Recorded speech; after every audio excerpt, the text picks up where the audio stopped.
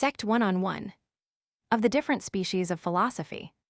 1. Moral philosophy, or the science of human nature, may be treated after two different manners, each of which has its peculiar merit and may contribute to the entertainment, instruction, and reformation of mankind. The one considers man chiefly as born for action, and as influenced in his measures by taste and sentiment, pursuing one object and avoiding another according to the value which these objects seem to possess and according to the light in which they present themselves. As virtue, of all objects, is allowed to be the most valuable, this species of philosophers paint her in the most amiable colors, borrowing all helps from poetry and eloquence, and treating their subject in an easy and obvious manner, and such as is best fitted to please the imagination and engage the affections. They select the most striking observations and instances from common life, place opposite characters in a proper contrast, and alluring us into the paths of virtue by the views of glory and happiness, direct our steps in these paths by the soundest precepts and most illustrious examples. They make us feel the difference between vice and virtue. They excite and regulate our sentiments. And so they can but bend our hearts to the love of probity and true honor. They think that they have fully attained the end of all their labors. 2. The other species of philosophers consider man in the light of a reasonable rather than an active being, and endeavor to form his understanding more than cultivate his manners. They regard human nature as a subject of speculation, and with a narrow scrutiny examine it in order to find those principles which regulate our understanding, excite our sentiments, and make us approve or blame any particular object, action, or behavior. They think it a reproach to all literature that philosophy should not yet have fixed, beyond controversy, the foundation of morals, reasoning, and criticism, and should forever talk of truth and falsehood, vice and virtue, beauty and deformity, without being able to determine the source of these distinctions. While they attempt this arduous task, they are deterred by no difficulties, but proceeding from particular instances to general principles, they still push on their inquiries to principles more general, and rest not satisfied till they arrive at those original principles, by which, in every science, all human curiosity must be bounded. Though their speculations seem abstract and even unintelligible to common readers, they aim at the approbation of the learned and the wise, and think themselves sufficiently compensated for the labor of their whole lives, if they can discover some hidden truths, which may contribute to the instruction of posterity. 3. It is certain that the easy and obvious philosophy will always, with the generality of mankind, have the preference above the accurate and abstruse, and by many will be recommended not only as more agreeable, but more useful than the other. It enters more into common life, molds the heart and affections, and, by touching those principles which actuate men, reforms their conduct, and brings them nearer to that model of perfection which it describes. On the contrary, the abstruse philosophy, being founded on a turn of mind, which cannot enter into business and action, vanishes when the philosopher leaves the shade and comes into open day. Nor can its principles easily retain any influence over our conduct and behavior. The feelings of our heart, the agitation of our passions, the vehemence of our affections, dissipate all its conclusions and reduce the profound philosopher to a mere plebeian. 4. This also must be confessed, that the most durable as well as justest fame has been acquired by the easy philosophy, and that abstract reasoners seem hitherto to have enjoyed only a momentary reputation, from the caprice or ignorance of their own age, but have not been able to support their renown with more equitable posterity. It is easy for a profound philosopher to commit a mistake in his subtle reasonings, and one mistake is the necessary parent of another, while he pushes on his consequences, and is not deterred from embracing any conclusion by its unusual appearance or its contradiction to popular opinion. But a philosopher, who purposes only to represent the common sense of mankind in more beautiful and more engaging colors, if by accident he falls into error, goes no farther, but renewing his appeal to common sense and the natural sentiments of the mind, returns into the right path and secures himself from any dangerous illusions. The fame of Cicero flourishes at present, but that of Aristotle is utterly decayed. La Bruyere passes the seas and still maintains his reputation, but the glory of Malebranche is confined to his own nation and to his own age, And Addison, perhaps, will be read with pleasure when Locke shall be entirely forgotten. The mere philosopher is a character, which is commonly but little acceptable in the world, as being supposed to contribute nothing either to the advantage or pleasure of society, while he lives remote from communication with mankind and is wrapped up in principles and notions equally remote from their comprehension. On the other hand, the mere ignorant is still more despised, nor is anything deemed a surer sign of an illiberal genius in an age and nation where the sciences flourish, than to be entirely destitute of all relish for those noble entertainments. The most perfect character is supposed to lie between those extremes, retaining an equal ability and taste for books, company, and business, preserving in conversation that discernment and delicacy which arise from polite letters, and in business, that probity and accuracy which are the natural result of a just philosophy.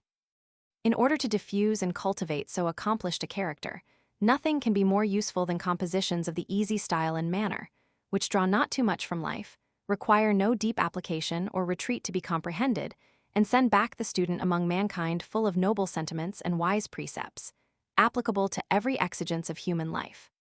By means of such compositions, virtue becomes amiable, science agreeable, company instructive, and retirement entertaining. Man is a reasonable being, and as such, receives from science his proper food and nourishment. But so narrow are the bounds of human understanding that little satisfaction can be hoped for in this particular, either from the extent of security or his acquisitions. Man is a sociable, no less than a reasonable being, but neither can he always enjoy company agreeable and amusing or preserve the proper relish for them. Man is also an active being, and from that disposition, as well as from the various necessities of human life, must submit to business and occupation. But the mind requires some relaxation, and cannot always support its bent to care and industry. It seems, then, that nature has pointed out a mixed kind of life as most suitable to the human race, and secretly admonished them to allow none of these biases to draw too much, so as to incapacitate them for other occupations and entertainments. Indulge your passion for science, says she, but let your science be human, and such as may have a direct reference to action and society. Abstruse thought and profound researches I prohibit, and will severely punish, by the pensive melancholy which they introduce, by the endless uncertainty in which they involve you, and by the cold reception which your pretended discoveries shall meet with when communicated. Be a philosopher, but amidst all your philosophy, be still a man. 5. Were the generality of mankind contented to prefer the easy philosophy to the abstract and profound, without throwing any blame or contempt on the latter, it might not be improper, perhaps, to comply with this general opinion, and allow every man to enjoy, without opposition, his own taste and sentiment. But as the matter is often carried farther, even to the absolute rejecting of all profound reasonings, or what is commonly called metaphysics, we shall now proceed to consider what can reasonably be pleaded in their behalf. We may begin with observing that one considerable advantage, which results from the accurate and abstract philosophy, is its subserviency to the easy and humane, which, without the former, can never attain a sufficient degree of exactness in its sentiments, precepts, or reasonings.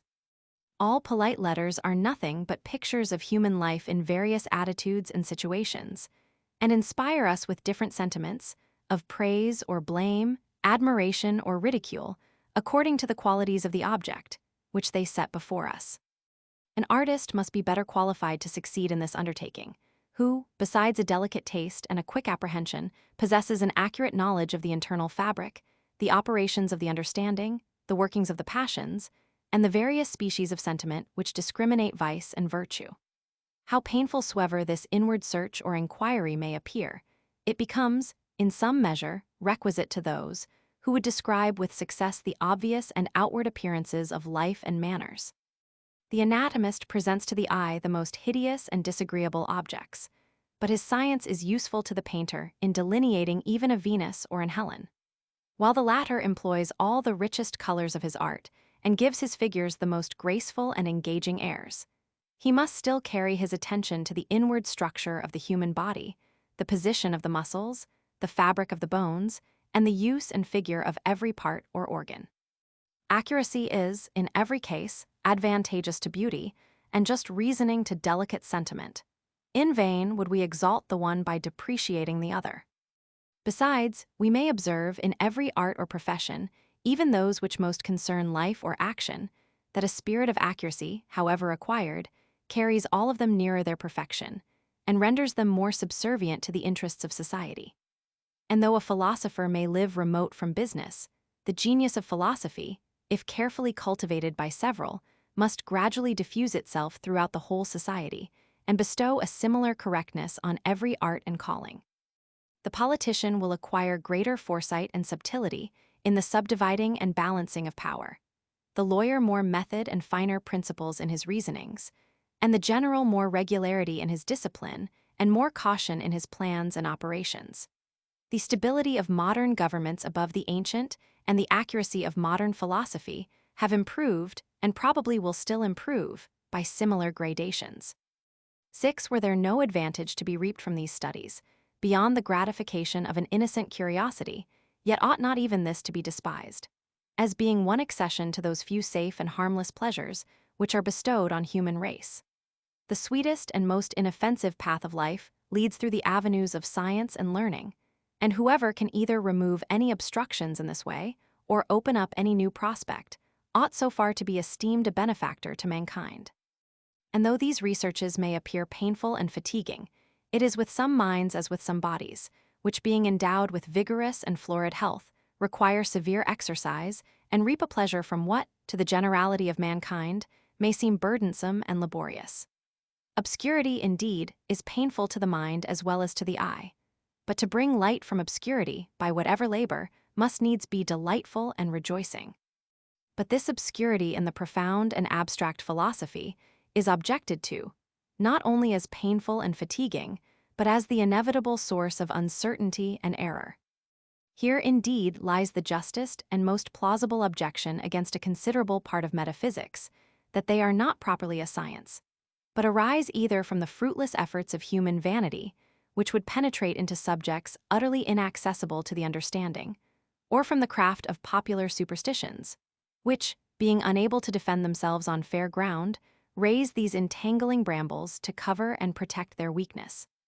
Chased from the open country, these robbers fly into the forest, and lie in wait to break in upon every unguarded avenue of the mind, and overwhelm it with religious fears and prejudices.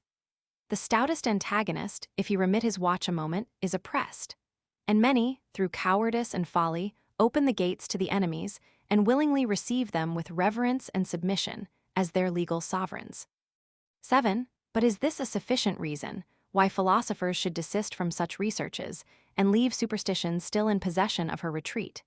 Is it not proper to draw an opposite conclusion and perceive the necessity of carrying the war into the most secret recesses of the enemy? In vain do we hope that men, from frequent disappointment, will at last abandon such airy sciences and discover the proper province of human reason. For besides that many persons find too sensible an interest in perpetually recalling such topics. Besides this, I say, the motive of blind despair can never reasonably have place in the sciences, since, however unsuccessful former attempts may have proved, there is still room to hope that the industry, good fortune, or improved sagacity of succeeding generations may reach discoveries unknown to former ages. Each adventurous genius will still leap at the arduous prize, and find himself stimulated, rather than discouraged, by the failures of his predecessors, while he hopes that the glory of achieving so hard an adventure is reserved for him alone.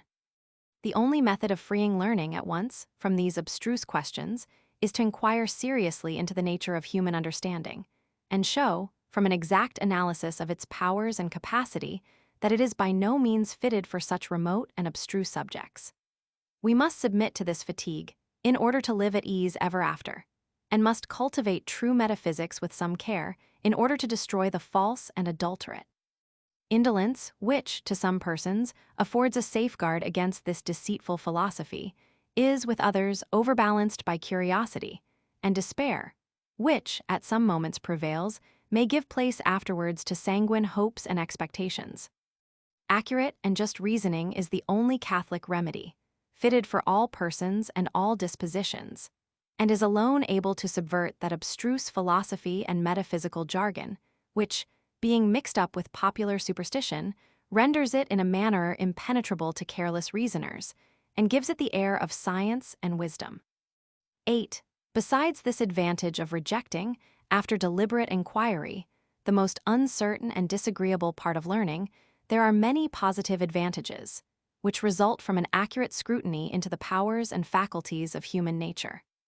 It is remarkable concerning the operations of the mind that though most intimately present to us, yet, whenever they become the object of reflection, they seem involved in obscurity, nor can the eye readily find those lines and boundaries which discriminate and distinguish them. The objects are too fine to remain long in the same aspect or situation, and must be apprehended in an instant by a superior penetration derived from nature and improved by habit and reflection. It becomes, therefore, no inconsiderable part of science barely to know the different operations of the mind, to separate them from each other, to class them under their proper heads, and to correct all that seeming disorder in which they lie involved when made the object of reflection and inquiry. This talk of ordering and distinguishing, which has no merit when performed with regard to external bodies, the objects of our senses, rises in its value, when directed towards the operations of the mind, in proportion to the difficulty and labor which we meet with in performing it. And if we can go no farther than this mental geography, or delineation of the distinct parts and powers of the mind, it is at least a satisfaction to go so far. And the more obvious this science may appear, and it is by no means obvious, the more contemptible still must the ignorance of it be esteemed in all pretenders to learning and philosophy. Nor can there remain any suspicion that this science is uncertain and chimerical, unless we should entertain such a skepticism as is entirely subversive of all speculation and even action. It cannot be doubted that the mind is endowed with several powers and faculties, that these powers are distinct from each other, that what is really distinct to the immediate perception may be distinguished by reflection, and consequently, that there is a truth and falsehood in all propositions on this subject, and a truth and falsehood which lie not beyond the compass of human understanding. There are many obvious distinctions of this kind, such as those between the will and understanding, the imagination and passions, which fall within the comprehension of every human creature. And the finer and more philosophical distinctions are no less real and certain, though more difficult to be comprehended. Some instances, especially late ones, of success in these inquiries may give us a juster notion of the certainty and solidity of this branch of learning.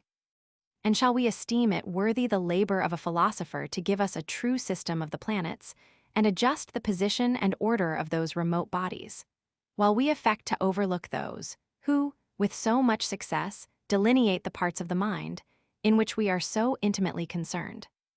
9. But may we not hope that philosophy, if cultivated with care and encouraged by the attention of the public, may carry its researches still farther, and discover, at least in some degree, the secret springs and principles by which the human mind is actuated in its operations. Astronomers had long contented themselves with proving, from the phenomena, the true motions, order, and magnitude of the heavenly bodies, till a philosopher, at last, arose, who seems, from the happiest reasoning, to have also determined the laws and forces by which the revolutions of the planets are governed and directed. The like has been performed with regard to other parts of nature. And there is no reason to despair of equal success in our inquiries concerning the mental powers and economy, if prosecuted with equal capacity and caution. It is probable that one operation and principle of the mind depends on another, which again may be resolved into one more general and universal. And how far these researches may possibly be carried, it will be difficult for us, before, or even after, a careful trial, exactly to determine. This is certain, that attempts of this kind are every day made even by those who philosophize the most negligently, and nothing can be more requisite than to enter upon the enterprise with thorough care and attention, that, if it lie within the compass of human understanding, it may at last be happily achieved. If not, it may, however, be rejected with some confidence and security. This last conclusion, surely, is not desirable, nor ought it to be embraced too rashly. For how much must we diminish from the beauty and value of this species of philosophy, upon such a supposition. Moralists have hitherto been accustomed, when they considered the vast multitude and diversity of those actions that excite our approbation or dislike, to search for some common principle, on which this variety of sentiments might depend. And though they have sometimes carried the matter too far, by their passion for some one general principle, it must, however, be confessed that they are excusable in expecting to find some general principles into which all the vices and virtues were justly to be resolved. The like has been the endeavor of critics, logicians, and even politicians, nor have their attempts been wholly unsuccessful, though perhaps longer time, greater accuracy, and more ardent application may bring these sciences still nearer their perfection. To throw up at once all pretensions of this kind may justly be deemed more rash, precipitate, and dogmatical than even the boldest and most affirmative philosophy that has ever attempted to impose its crude dictates and principles on mankind. 10. What though these reasonings concerning human nature seem abstract and of difficult comprehension, this affords no presumption of their falsehood. On the contrary, it seems impossible that what has hitherto escaped so many wise and profound philosophers can be very obvious and easy. And whatever pains these researches may cost us, we may think ourselves sufficiently rewarded, not only in point of profit but of pleasure, if, by that means, we can make any addition to our stock of knowledge in subjects of such unspeakable importance. But as, after all, the abstractedness of these speculations is no recommendation, but rather a disadvantage to them, and as this difficulty may perhaps be surmounted by care and art, and the avoiding of all unnecessary detail, we have, in the following inquiry, attempted to throw some light upon subjects, from which uncertainty has hitherto deterred the wise, and obscurity the ignorant. Happy if we can unite the boundaries of the different species of philosophy by reconciling profound inquiry with clearness and truth with novelty. And still more happy if, reasoning in this easy manner, we can undermine the foundations of an abstruse philosophy, which seems to have hitherto served only as a shelter to superstition and a cover to absurdity and error. Section 2. Of the origin of ideas. 11. Everyone will readily allow that there is a considerable difference between the perceptions of the mind when a man feels the pain of excessive heat or the pleasure of moderate warmth, and when he afterwards recalls to his memory this sensation or anticipates it by his imagination. These faculties may mimic or copy the perceptions of the senses, but they never can entirely reach the force and vivacity of the original sentiment. The utmost we say of them, even when they operate with greatest vigor, is that they represent their object in so lively a manner that we could almost say we feel or see it. But, except the mind be disordered by disease or madness, they never can arrive at such a pitch of vivacity as to render these perceptions altogether undistinguishable. All the colors of poetry, however splendid, can never paint natural objects in such a manner as to make the description be taken for a real landscape. The most lively thought is still inferior to the dullest sensation. We may observe a like distinction to run through all the other perceptions of the mind. A man in a fit of anger is actuated in a very different manner from one who only thinks of that emotion. If you tell me that any person is in love, I easily understand your meaning and form a just conception of his situation, but never can mistake that conception for the real disorders and agitations of the passion. When we reflect on our past sentiments and affections, our thought is a faithful mirror and copies its objects truly, but the colors which it employs are faint and dull in comparison of those in which our original perceptions were clothed. It requires no nice discernment or metaphysical head to mark the distinction between them. 12. Here therefore we may divide all the perceptions of the mind into two classes or species, which are distinguished by their different degrees of force and vivacity. The less forcible and lively are commonly denominated thoughts or ideas. The other species want a name in our language, and in most others, I suppose, because it was not requisite for any but philosophical purposes to rank them under a general term or appellation. Let us therefore use a little freedom and call them impressions, employing that word in a sense somewhat different from the usual. By the term impression, then, I mean all our more lively perceptions, when we hear or see or feel or love or hate or desire or will. And impressions are distinguished from ideas which are the less lively perceptions of which we are conscious when we reflect on any of those sensations or movements above mentioned. 13. Nothing, at first view, may seem more unbounded than the thought of man, which not only escapes all human power and authority, but is not even restrained within the limits of nature and reality. To form monsters and join incongruous shapes and appearances costs the imagination no more trouble than to conceive the most natural and familiar objects. And while the body is confined to one planet, along which it creeps with pain and difficulty, the thought can in an instant transport us into the most distant regions of the universe, or even beyond the universe, into the unbounded chaos, where nature is supposed to lie in total confusion. What never was seen or heard of may yet be conceived, nor is anything beyond the power of thought, except what implies an absolute contradiction. But though our thought seems to possess this unbounded liberty, we shall find, upon a nearer examination, that it is really confined within very narrow limits, and that all this creative power of the mind amounts to no more than the faculty of compounding, transposing, augmenting, or diminishing the materials afforded us by the senses and experience.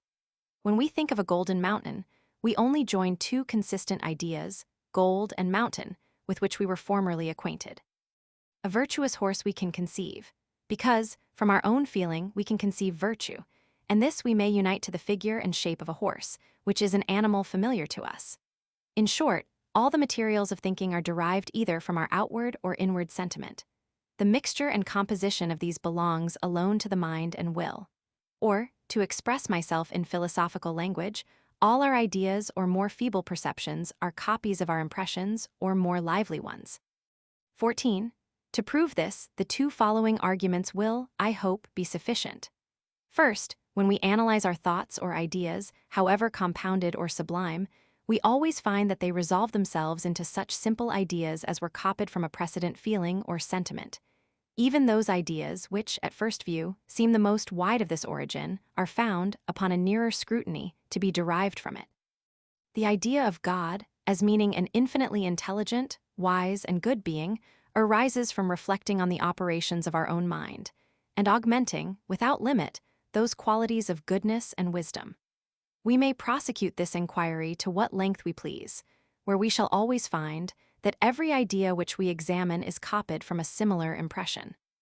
Those who would assert that this position is not universally true nor without exception have only one and that an easy method of refuting it, by producing that idea which, in their opinion, is not derived from the source. It will then be incumbent on us, if we would maintain our doctrine, to produce the impression or lively perception, which corresponds to it. 15. Secondly, if it happen, from a defect of the organ, that a man is not susceptible of any species of sensation, we always find that he is as little susceptible of the correspondent ideas. A blind man can form no notion of colors, a deaf man of sounds. Restore either of them that sense in which he is deficient. By opening this new inlet for his sensations, you also open an inlet for the ideas, and he finds no difficulty in conceiving these objects. The case is the same if the object, proper for exciting any sensation, has never been applied to the organ. A Laplander or Negro has no notion of the relish of wine, and though there are few or no instances of a like deficiency in the mind, where a person has never felt or is wholly incapable of a sentiment or passion that belongs to a species, yet we find the same observation to take place in a less degree. A man of mild manners can form no idea of inveterate revenge or cruelty, nor can a selfish heart easily conceive the heights of friendship and generosity. It is readily allowed that other beings may possess many senses of which we can have no conception, because the ideas of them have never been introduced to us in the only manner by which an idea can have access to the mind, to wit, by the actual feeling and sensation. 16. There is, however, one contradictory phenomenon, which may prove that it is not absolutely impossible for ideas to arise, independent of their correspondent impressions. I believe it will readily be allowed that the several distinct ideas of color, which enter by the eye, or those of sound, which are conveyed by the ear, are really different from each other, though, at the same time, resembling. Now, if this be true of different colors, it must be no less so of the different shades of the same color, and each shade produces a distinct idea, independent of the rest. For if this should be denied, it is possible, by the continual gradation of shades, to run a color insensibly into what is most remote from it. And if you will not allow any of the means to be different, you cannot, without absurdity, deny the extremes to be the same. Suppose, therefore, a person to have enjoyed his sight for 30 years, and to have become perfectly acquainted with colors of all kinds except one particular shade of blue, for instance, which it never has been his fortune to meet with. Let all the different shades of that color, except that single one, be placed before him, descending gradually from the deepest to the lightest. It is plain that he will perceive a blank, where that shade is wanting, and will be sensible that there is a greater distance in that place between the contiguous colors than in any other. Now I ask, whether it be possible for him, from his own imagination, to supply this deficiency, and raise up to himself the idea of that particular shade, though it had never been conveyed to him by his senses.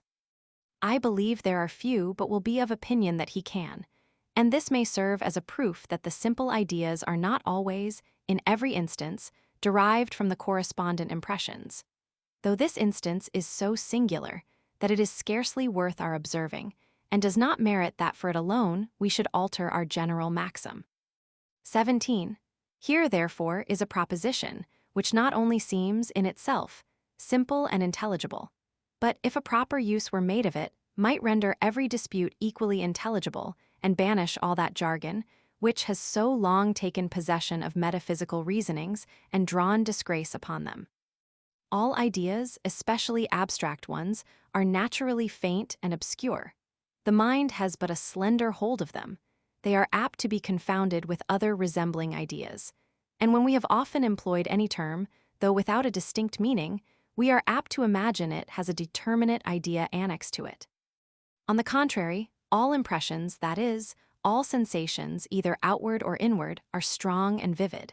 The limits between them are more exactly determined, nor is it easy to fall into any error or mistake with regard to them. When we entertain, therefore, any suspicion that a philosophical term is employed without any meaning or idea, as is but too frequent, we need but inquire, from what impression is that supposed idea derived? And if it be impossible to assign any, this will serve to confirm our suspicion. By bringing ideas into so clear a light, we may reasonably hope to remove all dispute, which may arise, concerning their nature and reality. It is probable that no more was meant by those who denied innate ideas than that all ideas were copies of our impressions, though it must be confessed that the terms which they employed were not chosen with such caution, nor so exactly defined, as to prevent all mistakes about their doctrine. For what is meant by innate? If innate be equivalent to natural, then all the perceptions and ideas of the mind must be allowed to be innate or natural, in whatever sense we take the latter word, whether in opposition to what is uncommon, artificial, or miraculous. If by innate be meant contemporary to our birth, the dispute seems to be frivolous, nor is it worth while to inquire at what time thinking begins, whether before, at, or after our birth. Again, the word idea seems to be commonly taken in a very loose sense by Locke and others, as standing for any of our perceptions, our sensations and passions, as well as thoughts. Now, in this sense, I should desire to know what can be meant by asserting that self-love or resentment of injuries or the passion between the sexes is not innate. But admitting these terms, impressions and ideas, in the sense above explained, and understanding by innate what is original or copied from no precedent perception, then may we assert that all our impressions are innate, and our ideas not innate. To be ingenuous, I must own it to be my opinion that Locke was betrayed into this question by the schoolmen, who, making use of undefined terms, draw out their disputes to a tedious length, without ever touching the point in question. Alike ambiguity and circumlocution seem to run through that philosopher's reasonings on this as well as most other subjects. Section 3. Of the association of ideas. 18. It is evident that there is a principle of connection between the different thoughts or ideas of the mind, and that, in their appearance to the memory or imagination, they introduce each other with a certain degree of method and regularity. In our more serious thinking or discourse, this is so observable that any particular thought, which breaks in upon the regular tract or chain of ideas, is immediately remarked and rejected. And even in our wildest and most wandering reveries, nay, in our very dreams, we shall find, if we reflect, that the imagination ran not altogether at adventures, but that there was still a connection upheld among the different ideas, which succeeded each other. Were the loosest and freest conversation to be transcribed, there would immediately be observed something which connected it in all its transitions. Or where this is wanting, the person who broke the thread of discourse might still inform you that there had secretly revolved in his mind a succession of thought, which had gradually led him from the subject of conversation. Among different languages, even where we cannot suspect the least connection or communication, it is found that the words expressive of ideas the most compounded do yet nearly correspond to each other. A certain proof that the simple ideas comprehended in the compound ones were bound together by some universal principle, which had an equal influence on all mankind. 19. Though it be too obvious to escape observation that different ideas are connected together, I do not find that any philosopher has attempted to enumerate or class all the principles of association. A subject, however, that seems worthy of curiosity. To me, there appear to be only 3 principles of connection among ideas, namely, resemblance, contiguity in time or place, and cause or effect. That these principles serve to connect ideas will not, I believe, be much doubted. A picture naturally leads our thoughts to the original. The mention of one apartment in a building naturally introduces an inquiry or discourse concerning the others. And if we think of a wound, we can scarcely forbear reflecting on the pain which follows it. But that this enumeration is complete, and that there are no other principles of association except these, may be difficult to prove to the satisfaction of the reader, or even to a man's own satisfaction. All we can do, in such cases, is to run over several instances, and examine carefully the principle which binds the different thoughts to each other, never stopping till we render the principle as general as possible. The more instances we examine, and the more care we employ, the more assurance shall we acquire that the enumeration which we form from the whole is complete and entire. Resemblance, contiguity, cause and effect. For instance, contrast or contrariety is also a connection among ideas, but it may perhaps be considered as a mixture of causation and resemblance. Where 2 objects are contrary, the one destroys the other. That is, the cause of its annihilation, and the idea of the annihilation of an object implies the idea of its former existence. Section 4. Skeptical doubts concerning the operations of the understanding. Part 1. 20. All the objects of human reason or inquiry may naturally be divided into 2 kinds, to wit, relations of ideas and matters of fact. Of the first kind are the sciences of geometry, algebra, and arithmetic, and, in short, every affirmation which is either intuitively or demonstratively certain. That the square of the hypotenuse is equal to the square of the 2 sides is a proposition which expresses a relation between these figures. That 3 times 5 is equal to the half of 30 expresses a relation between these numbers.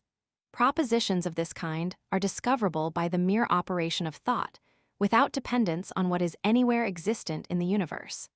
Though there never were a circle or triangle in nature, the truths demonstrated by Euclid would forever retain their certainty and evidence. 21. Matters of fact, which are the second objects of human reason, are not ascertained in the same manner. Nor is our evidence of their truth, however great, of a like nature with the foregoing. The contrary of every matter of fact is still possible, because it can never imply a contradiction and is conceived by the mind with the same facility and distinctness as if ever so conformable to reality. That the sun will not rise tomorrow is no less intelligible a proposition, and implies no more contradiction than the affirmation that it will rise. We should in vain, therefore, attempt to demonstrate its falsehood. Were it demonstratively false, it would imply a contradiction, and could never be distinctly conceived by the mind. It may, therefore, be a subject worthy of curiosity, to inquire what is the nature of that evidence which assures us of any real existence and matter of fact, beyond the present testimony of our senses or the records of our memory. This part of philosophy, it is observable, has been little cultivated, either by the ancients or moderns, and therefore our doubts and errors in the prosecution of so important an inquiry may be the more excusable, while we march through such difficult paths without any guide or direction. They may even prove useful by exciting curiosity and destroying that implicit faith and security which is the bane of all reasoning and free inquiry. The discovery of defects in the common philosophy, if any such there be, will not, I presume, be a discouragement, but rather an incitement, as is usual, to attempt something more full and satisfactory than has yet been proposed to the public. 22. All reasonings concerning matter of fact seem to be founded on the relation of cause and effect. By means of that relation alone, we can go beyond the evidence of our memory and senses. If you were to ask a man why he believes any matter of fact which is absent, for instance, that his friend is in the country or in France, he would give you a reason, and this reason would be some other fact, as a letter received from him or the knowledge of his former resolutions and promises. A man finding a watch or any other machine in a desert island would conclude that there had once been men in that island. All our reasonings concerning fact are of the same nature, and here it is constantly supposed that there is a connection between the present fact and that which is inferred from it. Were there nothing to bind them together, the inference would be entirely precarious. The hearing of an articulate voice and rational discourse in the dark assures us of the presence of some person. Why? Because these are the effects of the human make and fabric, and closely connected with it. If we anatomize all the other reasonings of this nature, we shall find that they are founded on the relation of cause and effect, and that this relation is either near or remote, direct or collateral. Heat and light are collateral effects of fire, and the one effect may justly be inferred from the other. 23. If we would satisfy ourselves, therefore, concerning the nature of that evidence, which assures us of matters of fact, we must inquire how we arrive at the knowledge of cause and effect. I shall venture to affirm, as a general proposition, which admits of no exception, that the knowledge of this relation is not, in any instance, attained by reasonings a priori, but arises entirely from experience when we find that any particular objects are constantly conjoined with each other. Let an object be presented to a man of ever so strong natural reason and abilities. If that object be entirely new to him, he will not be able, by the most accurate examination of its sensible qualities, to discover any of its causes or effects. Adam, though his rational faculties be supposed, at the very first, entirely perfect, could not have inferred from the fluidity and transparency of water that it would suffocate him, or from the light and warmth of fire that it would consume him. No object ever discovers, by the qualities which appear to the senses, either the causes which produced it, or the effects which will arise from it. Nor can our reason, unassisted by experience, ever draw any inference concerning real existence and matter of fact. 24. This proposition, that causes and effects are discoverable, not by reason but by experience, will readily be admitted with regard to such objects, as we remember to have once been altogether unknown to us, since we must be conscious of the utter inability, which we then lay under, of foretelling what would arise from them. Present 2 smooth pieces of marble to a man who has no tincture of natural philosophy. He will never discover that they will adhere together in such a manner as to require great force to separate them in a direct line, while they make so small a resistance to a lateral pressure. Such events, as bear little analogy to the common course of nature, are also readily confessed to be known only by experience. Nor does any man imagine that the explosion of gunpowder, or the attraction of a lodestone, could ever be discovered by arguments a priori. In like manner, when an effect is supposed to depend upon an intricate machinery or secret structure of parts, we make no difficulty in attributing all our knowledge of it to experience. Who will assert that he can give the ultimate reason why milk or bread is proper nourishment for a man, not for a lion or a tiger? But the same truth may not appear, at first sight, to have the same evidence with regard to events, which have become familiar to us from our first appearance in the world, which bear a close analogy to the whole course of nature, and which are supposed to depend on the simple qualities of objects, without any secret structure of parts. We are apt to imagine that we could discover these effects by the mere operation of our reason, without experience. We fancy that were we brought on a sudden into this world, we could at first have inferred that one billiard ball would communicate motion to another upon impulse, and that we needed not to have waited for the event in order to pronounce with certainty concerning it. Such is the influence of custom, that, where it is strongest, it not only covers our natural ignorance, but even conceals itself, and seems not to take place, merely because it is found in the highest degree. 25. But to convince us that all the laws of nature, and all the operations of bodies without exception, are known only by experience, the following reflections may, perhaps, suffice. Were any object presented to us, and were we required to pronounce concerning the effect, which will result from it, without consulting past observation, after what manner, I beseech you, must the mind proceed in this operation? It must invent or imagine some event, which it ascribes to the object as its effect, and it is plain that this invention must be entirely arbitrary. The mind can never possibly find the effect in the supposed cause by the most accurate scrutiny and examination, for the effect is totally different from the cause and consequently can never be discovered in it. Motion in the second billiard ball is a quite distinct event from motion in the first, nor is there anything in the one to suggest the smallest hint of the other. A stone or piece of metal raised into the air and left without any support immediately falls. But to consider the matter a priori, is there anything we discover in this situation which can beget the idea of a downward, rather than an upward, or any other motion, in the stone or metal? And as the first imagination or invention of a particular effect, in all natural operations, is arbitrary, where we consult not experience, so must we also esteem the supposed tie or connection between the cause and effect, which binds them together, and renders it impossible that any other effect could result from the operation of that cause.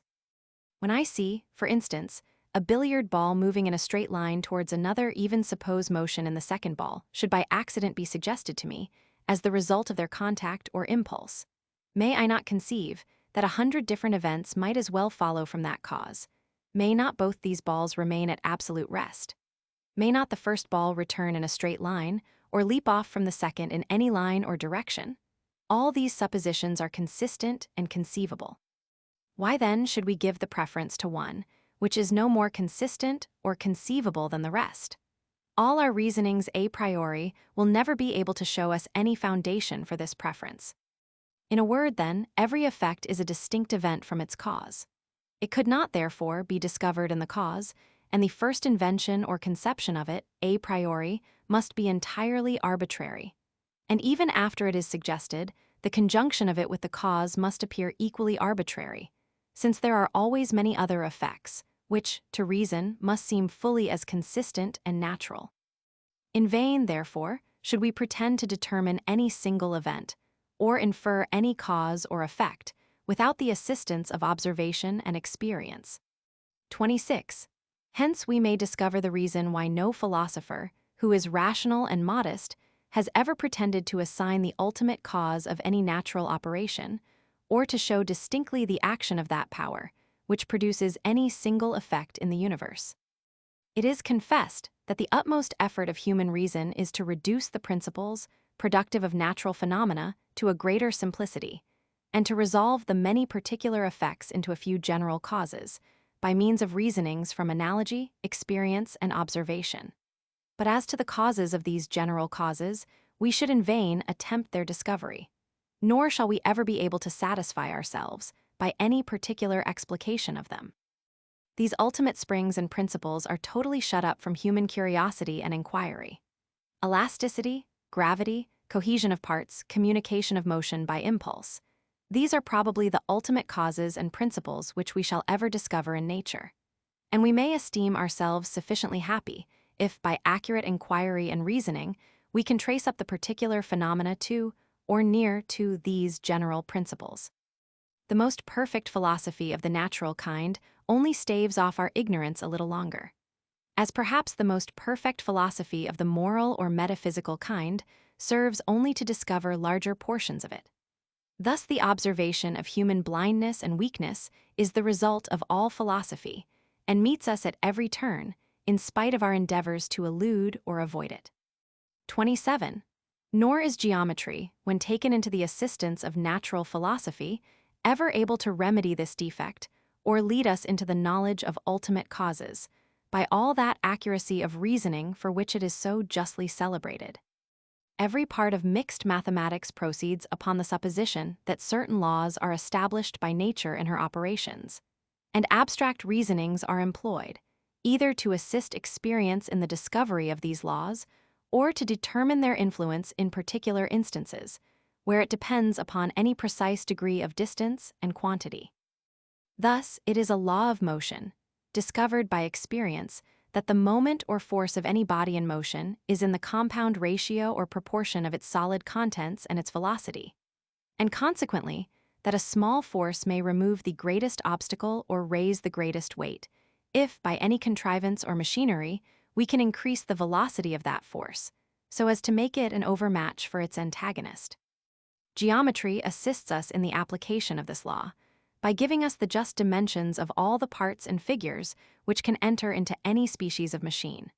But still, the discovery of the law itself is owing merely to experience, and all the abstract reasonings in the world could never lead us one step towards the knowledge of it.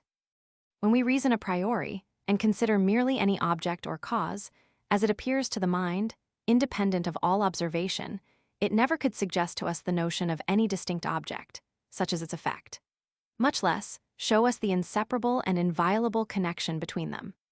A man must be very sagacious who could discover by reasoning that crystal is the effect of heat, and ice of cold, without being previously acquainted with the operation of these qualities.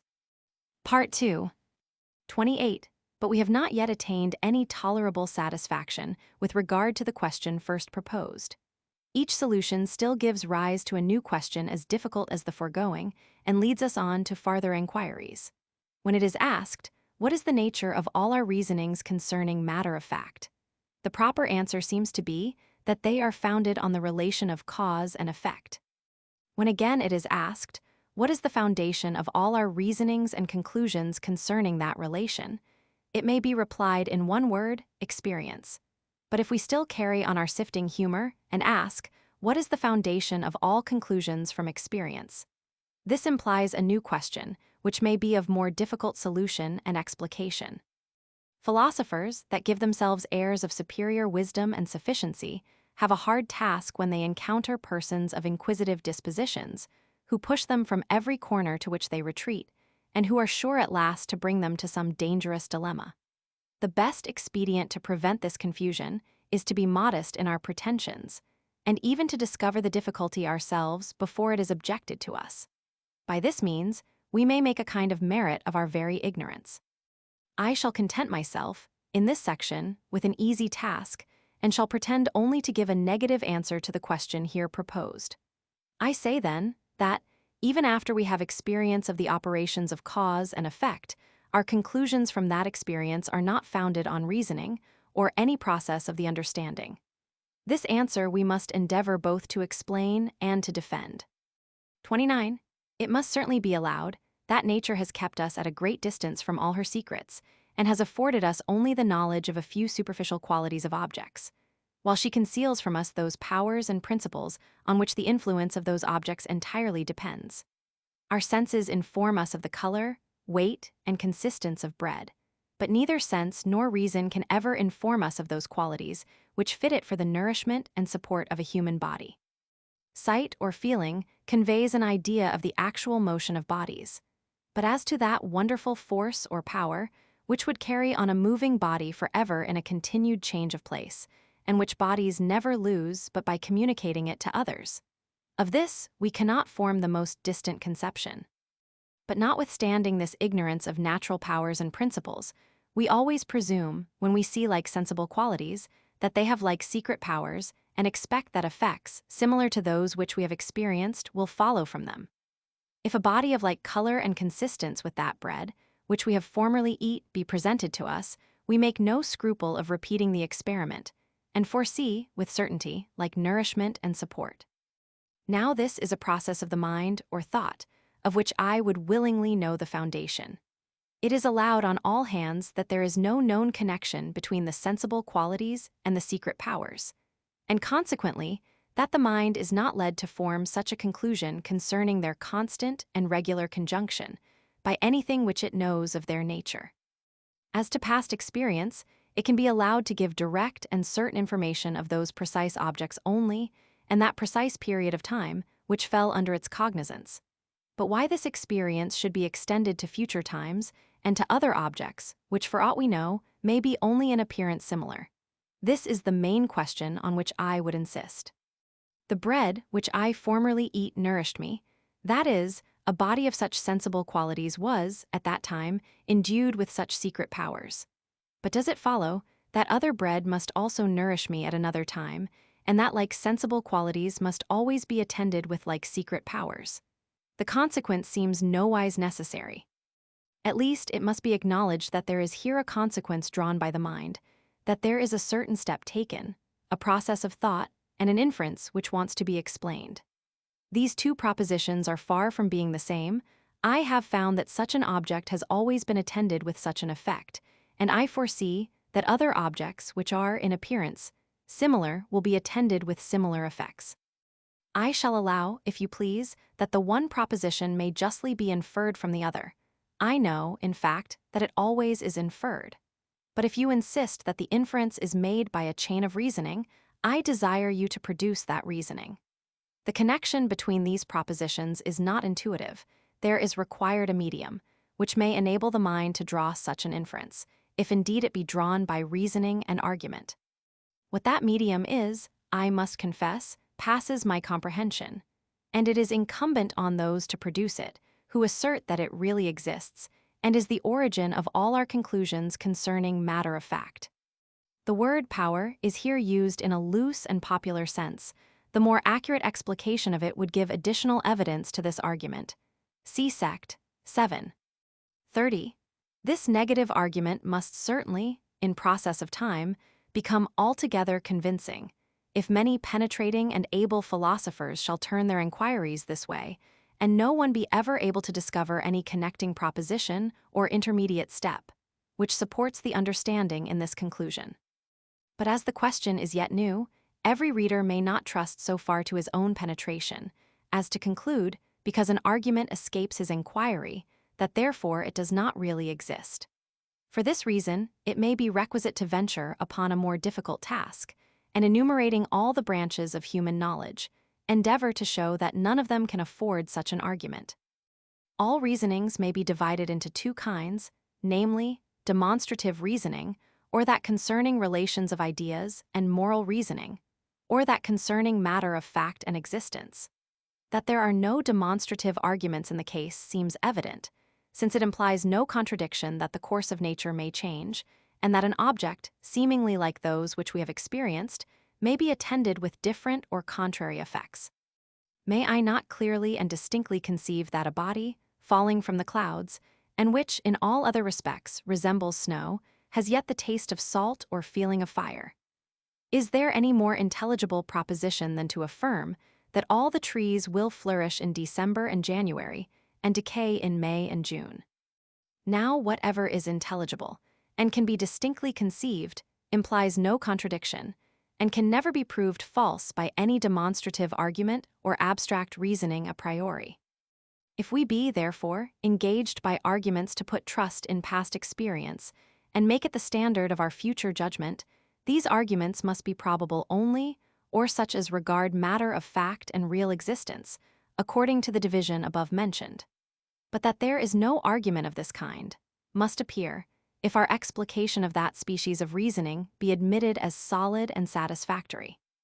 We have said that all arguments concerning existence are founded on the relation of cause and effect, that our knowledge of that relation is derived entirely from experience, and that all our experimental conclusions proceed upon the supposition that the future will be conformable to the past.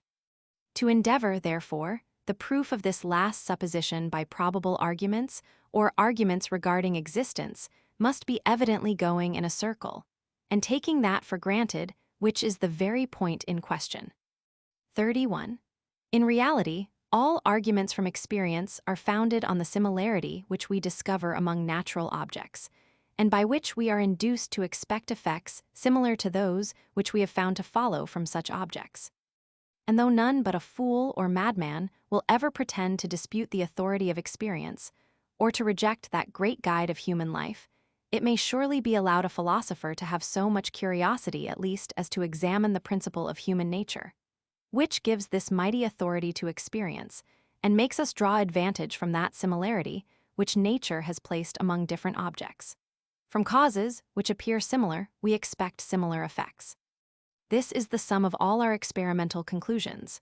Now it seems evident that, if this conclusion were formed by reason, it would be as perfect at first, and upon one instance, as after ever so long a course of experience. But the case is far otherwise. Nothing so like as eggs, yet no one, on account of this appearing similarity, expects the same taste and relish in all of them. It is only after a long course of uniform experiments in any kind that we attain a firm reliance and security with regard to a particular event. Now where is that process of reasoning which, from one instance, draws a conclusion, so different from that which it infers from 100 instances that are noise different from that single one? This question I propose as much for the sake of information, as with an intention of raising difficulties. I cannot imagine any such reasoning. But I keep my mind still open to instruction, if anyone will vouchsafe to bestow it on me. 32. Should it be said that, from a number of uniform experiments, we infer a connection between the sensible qualities and the secret powers, this, I must confess, seems the same difficulty, couched in different terms. The question still recurs, on what process of argument this inference is founded. Where is the medium, the interposing ideas, which join propositions so very wide of each other? It is confessed that the color, consistence, and other sensible qualities of bread appear not of themselves to have any connection with the secret powers of nourishment and support. For otherwise we could infer these secret powers from the first appearance of these sensible qualities, without the aid of experience, contrary to the sentiment of all philosophers, and contrary to plain matter of fact. Here, then, is our natural state of ignorance with regard to the powers and influence of all objects. How is this remedied by experience? It only shows us a number of uniform effects, resulting from certain objects, and teaches us that those particular objects, at that particular time, were endowed with such powers and forces. When a new object, endowed with similar sensible qualities, is produced, we expect similar powers and forces and look for a like effect. From a body of like color and consistence with bread, we expect like nourishment and support. But this surely is a step or progress of the mind, which wants to be explained. When a man says, I have found in all past instances such sensible qualities conjoined with such secret powers, and when he says, similar sensible qualities will always be conjoined with similar secret powers, he is not guilty of a tautology, nor are these propositions in any respect the same. You say that the one proposition is an inference from the other. But you must confess that the inference is not intuitive, neither is it demonstrative. Of what nature is it, then? To say it is experimental is begging the question. For all inferences from experience suppose, as their foundation, that the future will resemble the past, and that similar powers will be conjoined with similar sensible qualities. If there be any suspicion that the course of nature may change, and that the past may be no rule for the future, all experience becomes useless, and can give rise to no inference or conclusion. It is impossible, therefore, that any arguments from experience can prove this resemblance of the past to the future, since all these arguments are founded on the supposition of that resemblance. Let the course of things be allowed hitherto ever so regular, that alone, without some new argument or inference, proves not that, for the future it will continue so. In vain do you pretend to have learned the nature of bodies from your past experience. Their secret nature, and consequently all their effects and influence, may change without any change in their sensible qualities. This happens sometimes, and with regard to some objects. Why may it not happen always, and with regard to all objects? What logic, what process of argument secures you against this supposition? My practice, you say, refutes my doubts, but you mistake the purport of my question. As an agent, I am quite satisfied in the point, but as a philosopher, who has some share of curiosity, I will not say skepticism, I want to learn the foundation of this inference. No reading, no inquiry has yet been able to remove my difficulty or give me satisfaction in a matter of such importance. Can I do better than propose the difficulty to the public even though, perhaps, I have small hopes of obtaining a solution. We shall at least, by this means, be sensible of our ignorance if we do not augment our knowledge.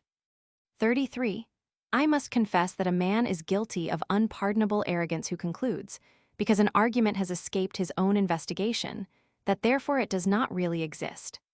I must also confess that, though all the learned, for several ages, should have employed themselves in fruitless search upon any subject, it may still, perhaps, be rash to conclude positively that the subject must therefore pass all human comprehension.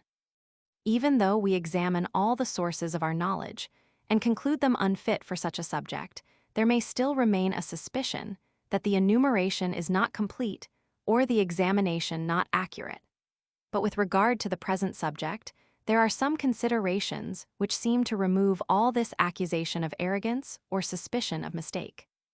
It is certain that the most ignorant and stupid peasants, nay infants, nay even brute beasts improve by experience and learn the qualities of natural objects, by observing the effects which result from them. When a child has felt the sensation of pain from touching the flame of a candle, he will be careful not to put his hand near any candle, but will expect a similar effect from a cause which is similar in its sensible qualities and appearance. If you assert, therefore, that the understanding of the child is led into this conclusion by any process of argument or ratiocination, I may justly require you to produce that argument, nor have you any pretense to refuse so equitable a demand. You cannot say that the argument is abstruse and may possibly escape your inquiry, since you confess that it is obvious to the capacity of a mere infant. If you hesitate, therefore, a moment, or if, after reflection, you produce any intricate or profound argument, you, in a manner, give up the question and confess that it is not reasoning which engages us to suppose the past resembling the future, and to expect similar effects from causes which are, to appearance, similar. This is the proposition which I intended to enforce in the present section. If I be right, I pretend not to have made any mighty discovery. And if I be wrong, I must acknowledge myself to be indeed a very backward scholar, since I cannot now discover an argument which, it seems, was perfectly familiar to me long before I was out of my cradle. Section 5. Skeptical solution of these doubts. Part 1. 34. The passion for philosophy, like that for religion, seems liable to this inconvenience, that though it aims at the correction of our manners and extirpation of our vices, it may only serve, by imprudent management, to foster a predominant inclination, and push the mind with more determined resolution towards that side which already draws too much by the bias and propensity of the natural temper. It is certain that, while we aspire to the magnanimous firmness of the philosophic sage, and endeavor to confine our pleasures altogether within our own minds, we may, at last, render our philosophy like that of Epictetus and other Stoics, only a more refined system of selfishness, and reason ourselves out of all virtue as well as social enjoyment. While we study with attention the vanity of human life, and turn all our thoughts towards the empty and transitory nature of riches and honors, we are, perhaps, all the while flattering our natural indolence, which, hating the bustle of the world and drudgery of business, seeks a pretense of reason to give itself a full and uncontrolled indulgence. There is, however, one species of philosophy which seems little liable to this inconvenience, and that because it strikes in with no disorderly passion of the human mind, nor can mingle itself with any natural affection or propensity, and that is the academic or skeptical philosophy.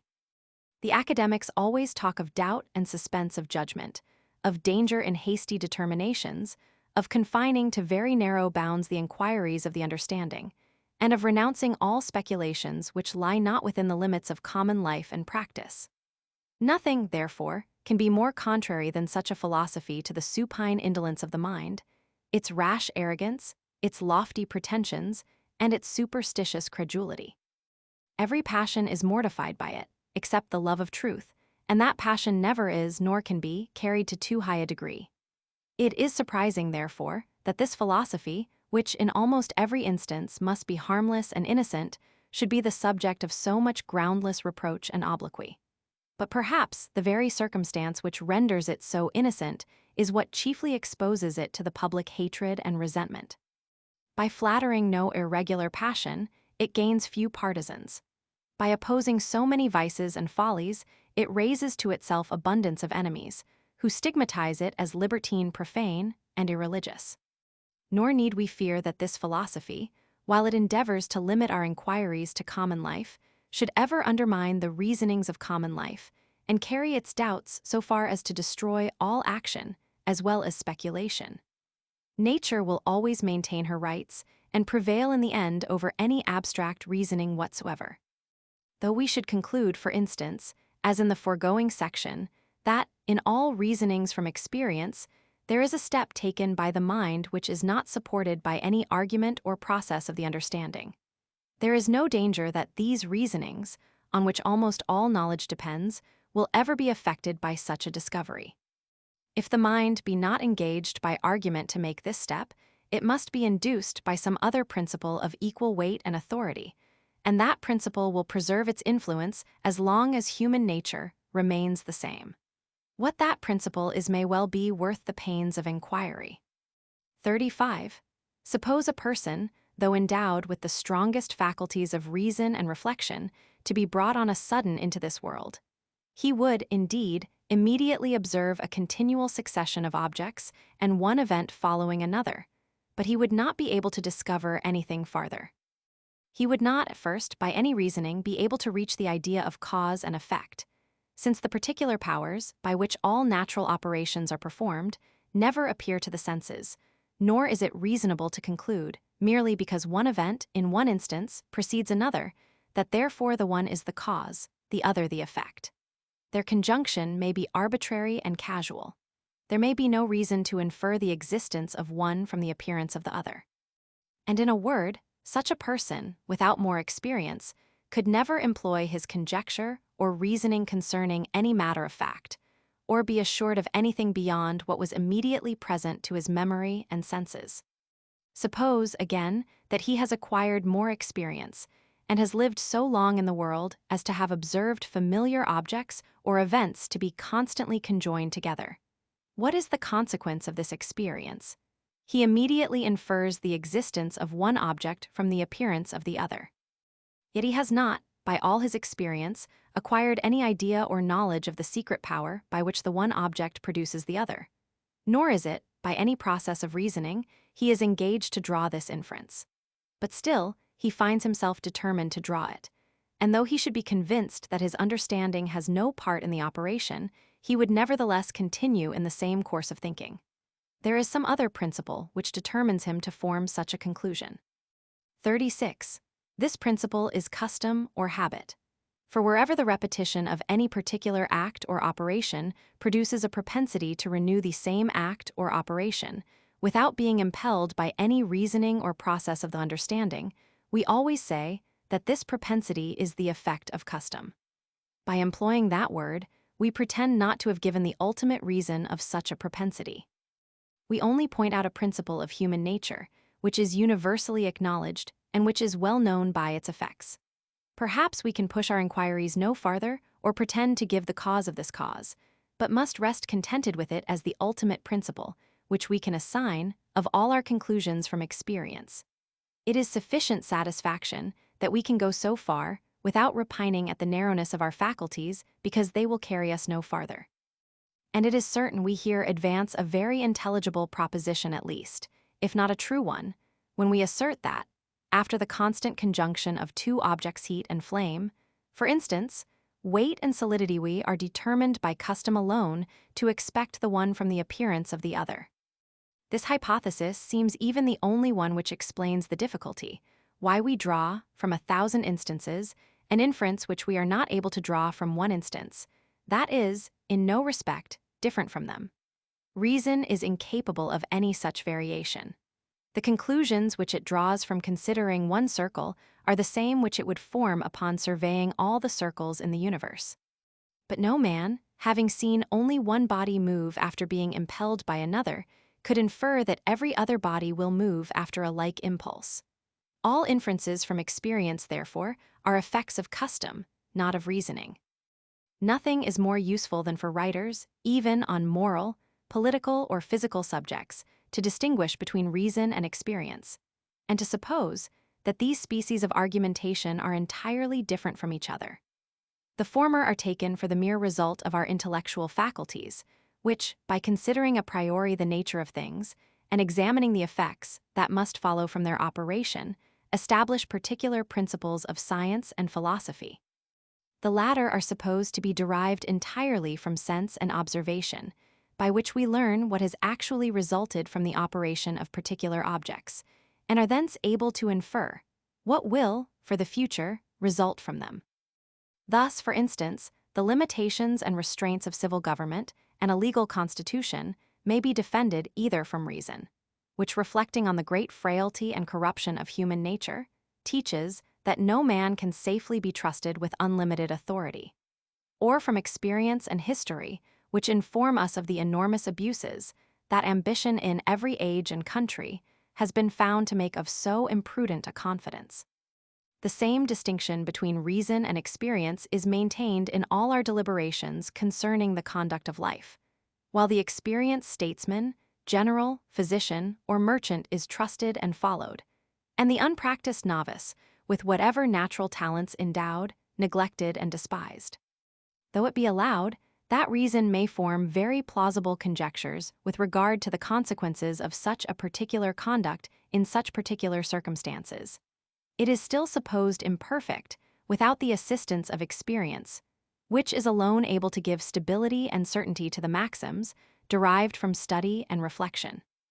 But notwithstanding that this distinction be thus universally received, both in the active speculative scenes of life, I shall not scruple to pronounce that it is, at bottom, erroneous, at least, superficial. If we examine those arguments, which, in any of the sciences above mentioned, are supposed to be the mere effects of reasoning and reflection, they will be found to terminate, at last, in some general principle or conclusion, for which we can assign no reason but observation and experience. The only difference between them and those maxims, which are vulgarly esteemed the result of pure experience, is that the former cannot be established without some process of thought, and some reflection on what we have observed, in order to distinguish its circumstances and trace its consequences. Whereas in the latter, the experienced event is exactly and fully familiar to that which we infer as the result of any particular situation.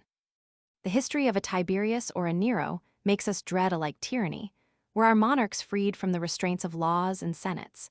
But the observation of any fraud or cruelty in private life is sufficient, with the aid of a little thought, to give us the same apprehension, while it serves as an instance of the general corruption of human nature, and shows us the danger which we must incur by reposing an entire confidence in mankind. In both cases, it is experience which is ultimately the foundation of our inference and conclusion. There is no man so young and unexperienced as not to have formed from observation many general and just maxims concerning human affairs and the conduct of life. But it must be confessed that, when a man comes to put these in practice, he will be extremely liable to error, till time and farther experience both enlarge these maxims and teach him their proper use and application. In every situation or incident, there are many particular and seemingly minute circumstances, which the man of greatest talent is, at first, apt to overlook, though on them the justness of his conclusions, and consequently the prudence of his conduct, entirely depend. Not to mention that, to a young beginner, the general observations and maxims occur not always on the proper occasions, nor can be immediately applied with due calmness and distinction. The truth is, an unexperienced reasoner could be no reasoner at all, were he absolutely unexperienced. And when we assign that character to anyone, we mean it only in a comparative sense, and suppose him possessed of experience in a smaller and more imperfect degree. Custom, then, is the great guide of human life. It is that principle alone which renders our experience useful to us and makes us expect, for the future, a similar train of events with those which have appeared in the past. Without the influence of custom, we should be entirely ignorant of every matter of fact beyond what is immediately present to the memory and senses. We should never know how to adjust means to ends, or to employ our natural powers in the production of any effect.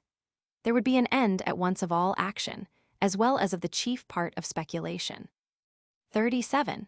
But here it may be proper to remark that though our conclusions from experience carry us beyond our memory and senses, and assure us of matters of fact which happened in the most distant places and most remote ages, yet some fact must always be present to the senses or memory, from which we may first proceed in drawing these conclusions. A man who should find in a desert country the remains of pompous buildings would conclude that the country had, in ancient times, been cultivated by civilized inhabitants. But did nothing of this nature occur to him, he could never form such an inference. We learn the events of former ages from history, but then we must peruse the volumes in which this instruction is contained, and thence carry up our inferences from one testimony to another, till we arrive at the eyewitnesses and spectators of these distant events. In a word, if we proceed not upon some fact, present to the memory or senses, our reasonings would be merely hypothetical. And however the particular links might be connected with each other, the whole chain of inferences would have nothing to support it, nor could we ever, by its means, arrive at the knowledge of any real existence. If I ask why you believe any particular matter of fact, which you relate, you must tell me some reason, and this reason will be some other fact connected with it. But as you cannot proceed after this manner, in infinitum, you must at last terminate in some fact, which is present to your memory or senses, or must allow that your belief is entirely without foundation. 38. What then is the conclusion of the whole matter? A simple one, though, it must be confessed, pretty remote from the common theories of philosophy. All belief of matter of fact or real existence is derived merely from some object, present to the memory or senses, and a customary conjunction between that and some other object. Or, in other words, having found in many instances that any two kinds of objects, flame and heat, snow and cold, have always been conjoined together. If flame or snow be presented anew to the senses, the mind is carried by custom to expect heat or cold, and to believe that such a quality does exist, and will discover itself upon a nearer approach. This belief is the necessary result of placing the mind in such circumstances. It is an operation of the soul, when we are so situated, as unavoidable as to feel the passion of love when we receive benefits, or hatred when we meet with injuries. All these operations are a species of natural instincts, which no reasoning or process of the thought and understanding is able either to produce or to prevent. At this point, it would be very allowable for us to stop our philosophical researches. In most questions, we can never make a single step farther, and in all questions, we must terminate here at last, after our most restless and curious inquiries. But still, our curiosity will be pardonable, perhaps commendable, if it carry us on to still farther researches, and make us examine more accurately the nature of this belief, and of the customary conjunction whence it is derived. By this means we may meet with some explications and analogies that will give satisfaction, at least to such as love the abstract sciences, and can be entertained with speculations, which, however accurate, may still retain a degree of doubt and uncertainty. As to readers of a different taste, the remaining part of this section is not calculated for them, and the following inquiries may well be understood, though it be neglected. Part 2. 39. Nothing is more free than the imagination of man, and though it cannot exceed that original stock of ideas furnished by the internal and external senses, it has unlimited power of mixing, compounding, separating, and dividing these ideas in all the varieties of fiction and vision. It can feign a train of events, with all the appearance of reality, ascribe to them a particular time and place, conceive them as existent, and paint them out to itself with every circumstance that belongs to any historical fact, which it believes with the greatest certainty. Wherein, therefore, consists the difference between such a fiction and belief? It lies not merely in any peculiar idea, which is annexed to such a conception as commands our assent, and which is wanting to every known fiction. For as the mind has authority over all its ideas, it could voluntarily annex this particular idea to any fiction, and consequently be able to believe whatever it pleases, contrary to what we find by daily experience. We can, in our conception, join the head of a man to the body of a horse, but it is not in our power to believe that such an animal has ever really existed. It follows, therefore, that the difference between fiction and belief lies in some sentiment or feeling, which is annexed to the latter, not to the former, and which depends not on the will, nor can be commanded at pleasure. It must be excited by nature, like all other sentiments, and must arise from the particular situation in which the mind is placed at any particular juncture. Whenever any object is presented to the memory or senses, it immediately, by the force of custom, carries the imagination to conceive that object, which is usually conjoined to it. And this conception is attended with a feeling or sentiment different from the loose reveries of the fancy. In this consists the whole nature of belief. For as there is no matter of fact which we believe so firmly that we cannot conceive the contrary, there would be no difference between the conception assented to and that which is rejected, were it not for some sentiment which distinguishes the one from the other. If I see a billiard ball moving towards another, on a smooth table, I can easily conceive it to stop upon contact. This conception implies no contradiction, but still it feels very differently from that conception by which I represent to myself the impulse and the communication of motion from one ball to another. 40.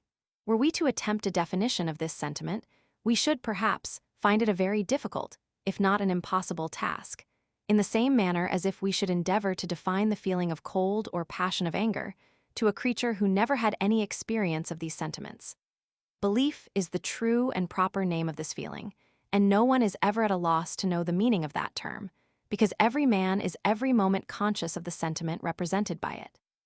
It may not, however, be improper to attempt a description of this sentiment, in hopes we may, by that means, arrive at some analogies which may afford a more perfect explication of it. I say, then, that belief is nothing but a more vivid, lively, forcible, firm, steady conception of an object than what the imagination alone is ever able to attain. This variety of terms, which may seem so unphilosophical, is intended only to express that act of the mind, which renders realities, or what is taken for such, more present to us than fictions, causes them to weigh more in the thought, and gives them a superior influence on the passions and imagination. Provided we agree about the thing, it is needless to dispute about the terms. The imagination has the command over all its ideas and can join and mix and vary them in all the ways possible. It may conceive fictitious objects with all the circumstances of place and time. It may set them, in a manner, before our eyes, in their true colors, just as they might have existed. But as it is impossible that this faculty of imagination can ever of itself reach belief, it is evident that belief consists not in the peculiar nature or order of ideas, but in the manner of their conception and in their feeling to the mind. I confess that it is impossible perfectly to explain this feeling or manner of conception. We may make use of words which express something near it, but its true and proper name, as we observed before, is belief, which is a term that everyone sufficiently understands in common life. And in philosophy, we can go no farther than assert that belief is something felt by the mind, which distinguishes the ideas of the judgment from the fictions of the imagination. It gives them more weight and influence, makes them appear of greater importance, enforces them in the mind, and renders them the governing principle of our actions. I hear at present, for instance, a person's voice with whom I am acquainted, and the sound comes as from the next room. This impression of my senses immediately conveys my thought to the person, together with all the surrounding objects.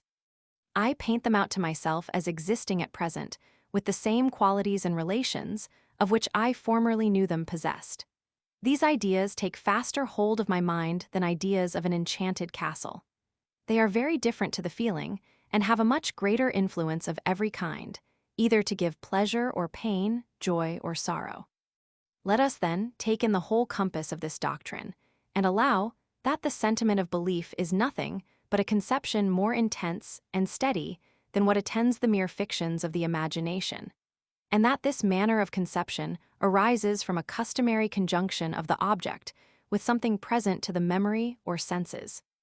I believe that it will not be difficult, upon these suppositions, to find other operations of the mind analogous to it, and to trace up these phenomena to principles still more general.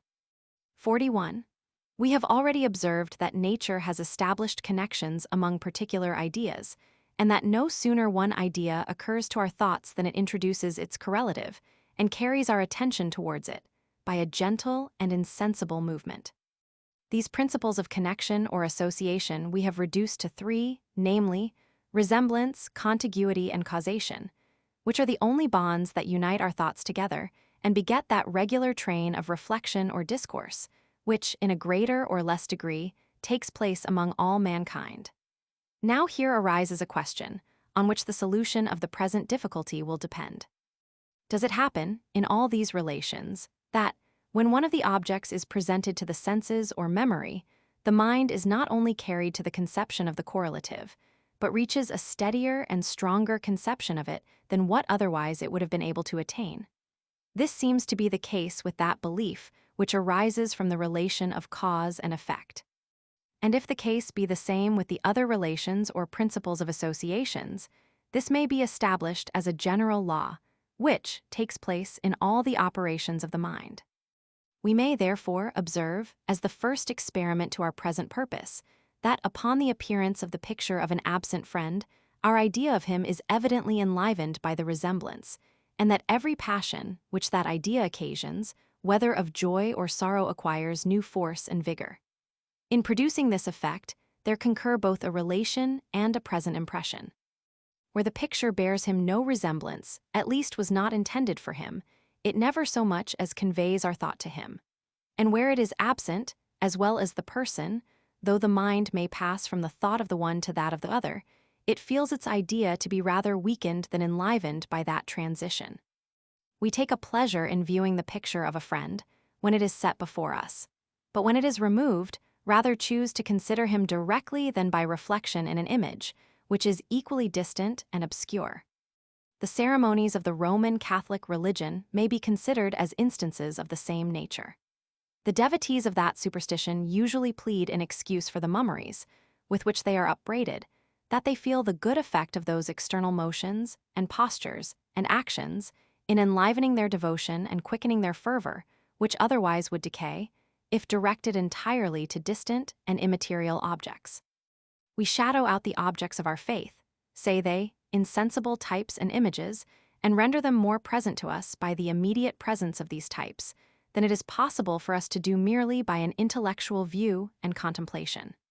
Sensible objects have always a greater influence on the fancy than any other, and this influence they readily convey to those ideas to which they are related and which they resemble.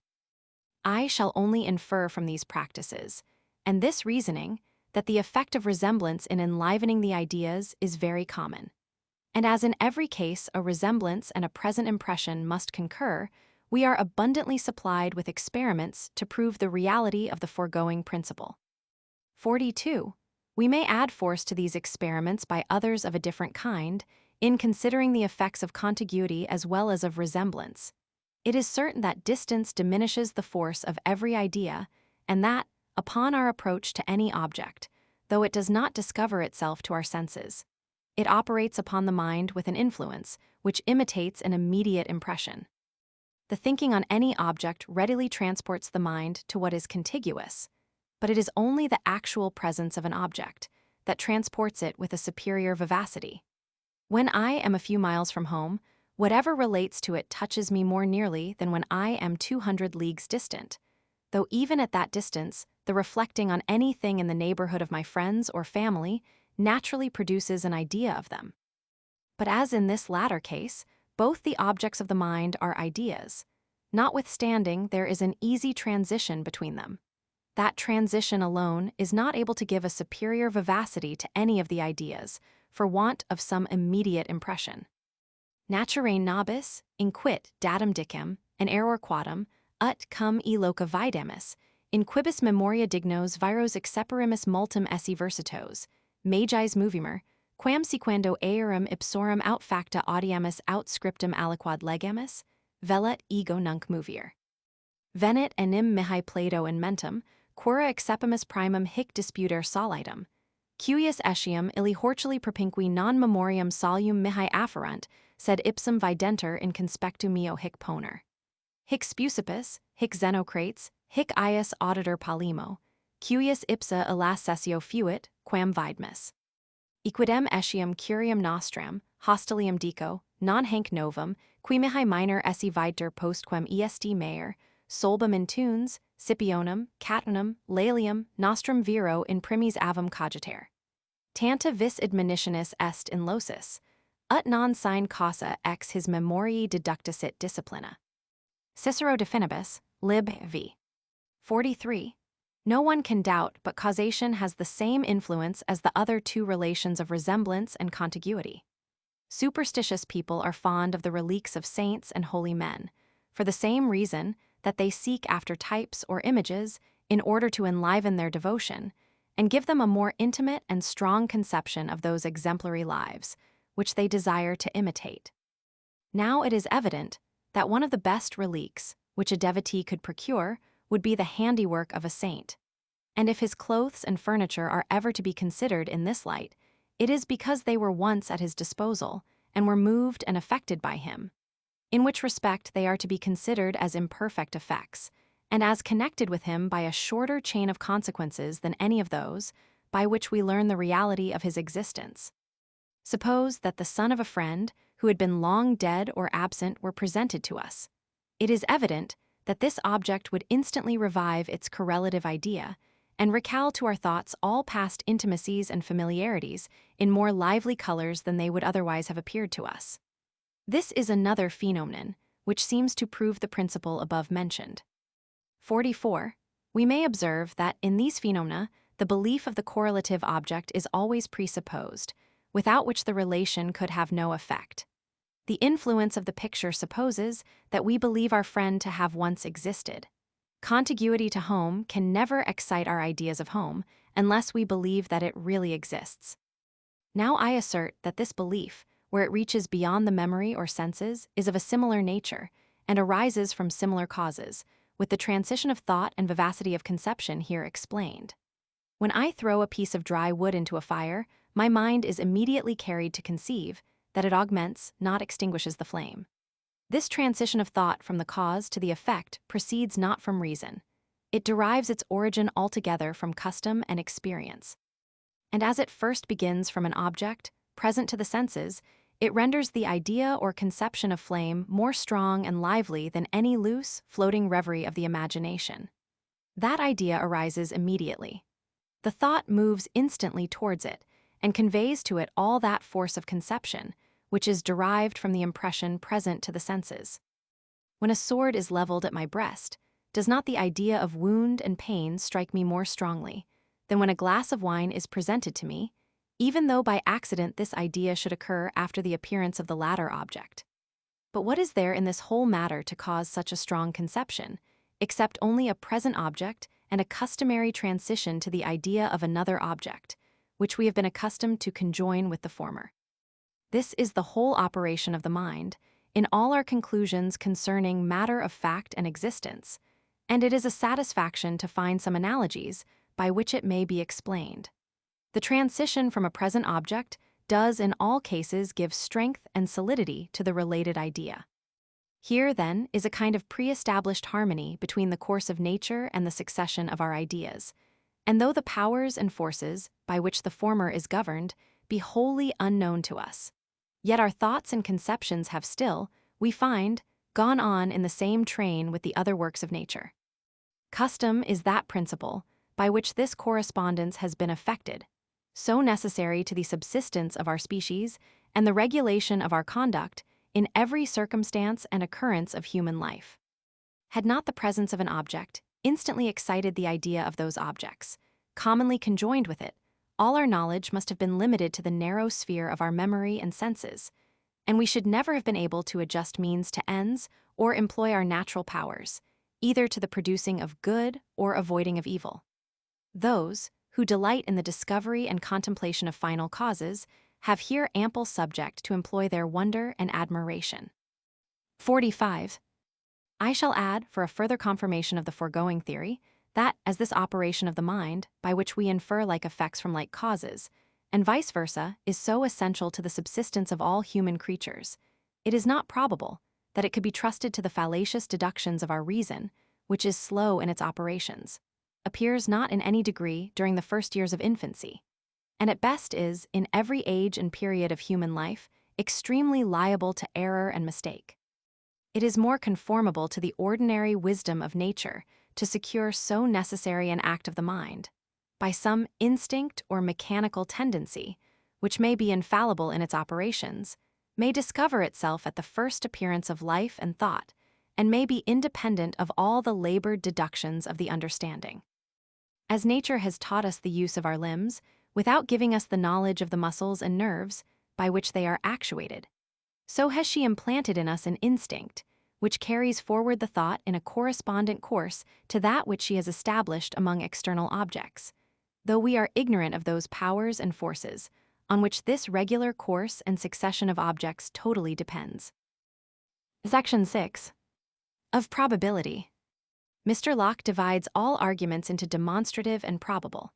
In this view, we must say that it is only probable all men must die, or that the sun will rise tomorrow. But to conform our language more to common use, we ought to divide arguments into demonstrations, proofs, and probabilities. By proofs meaning such arguments from experience as leave no room for doubt or opposition.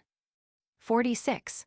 Though there be no such thing as chance in the world, our ignorance of the real cause of any event has the same influence on the understanding, and begets a like species of belief or opinion.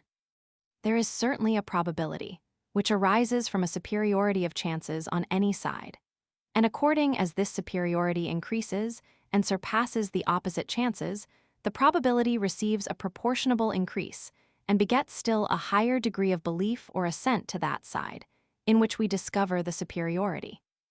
If a die were marked with one figure or number of spots on 4 sides, and with another figure or number of spots on the 2 remaining sides, it would be more probable that the former would turn up than the latter. Though, if it had 1,000 sides marked in the same manner, and only one side different, the probability would be much higher, and our belief or expectation of the event more steady and secure.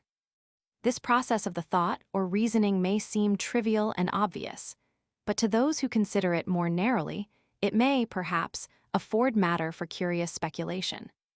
It seems evident that, when the mind looks forward to discover the event which may result from the throw of such a die, it considers the turning up of each particular side as alike probable.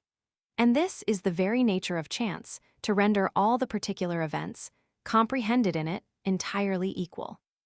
But finding a greater number of sides concur in the one event than in the other, the mind is carried more frequently to that event, and meets it oftener in revolving the various possibilities or chances on which the ultimate result depends. This concurrence of several views in one particular event begets immediately, by an inexplicable contrivance of nature, the sentiment of belief, and gives that event the advantage over its antagonist, which is supported by a smaller number of views and recurs less frequently to the mind. If we allow, that belief is nothing but a firmer and stronger conception of an object than what attends the mere fictions of the imagination, this operation may, perhaps, in some measure, be accounted for. The concurrence of these several views or glimpses imprints the idea more strongly on the imagination, gives it superior force and vigor, renders its influence on the passions and affections more sensible, and in a word, begets that reliance or security which constitutes the nature of belief and opinion. 47. The case is the same with the probability of causes as with that of chance. There are some causes which are entirely uniform and constant in producing a particular effect, and no instance has ever yet been found of any failure or irregularity in their operation. Fire has always burned, and water suffocated every human creature. The production of motion by impulse and gravity is an universal law, which has hitherto admitted of no exception. But there are other causes, which have been found more irregular and uncertain. Nor has rhubarb always proved a purge, or opium a soporific to everyone who has taken these medicines. It is true, when any cause fails of producing its usual effect, philosophers ascribe not this to any irregularity in nature. But suppose that some secret causes in the particular structure of parts have prevented the operation.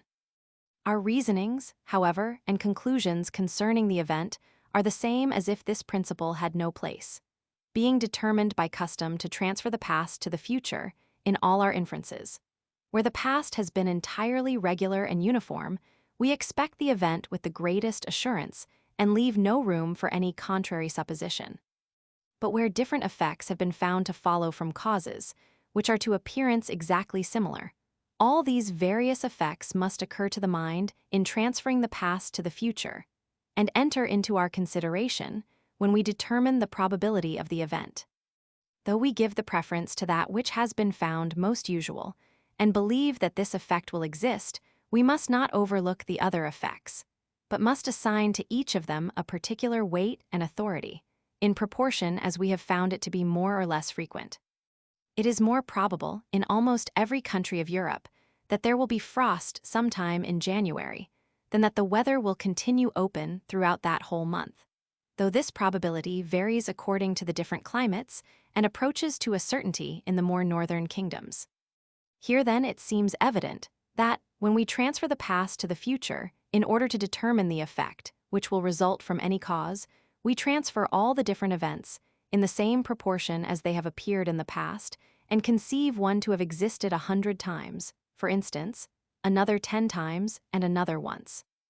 As a great number of views do here concur in one event, they fortify and confirm it to the imagination, beget that sentiment which we call belief, and give its object the preference above the contrary event, which is not supported by an equal number of experiments, and recurs not so frequently to the thought in transferring the past to the future.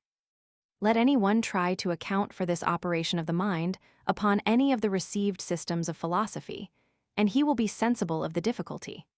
For my part, I shall think it sufficient, if the present hints excite the curiosity of philosophers, and make them sensible how defective all common theories are in treating of such curious and such sublime subjects. Section 7. Of the idea of necessary connection. Part 1. 48. The great advantage of the mathematical sciences above the moral consists in this, that the ideas of the former, being sensible, are always clear and determinate.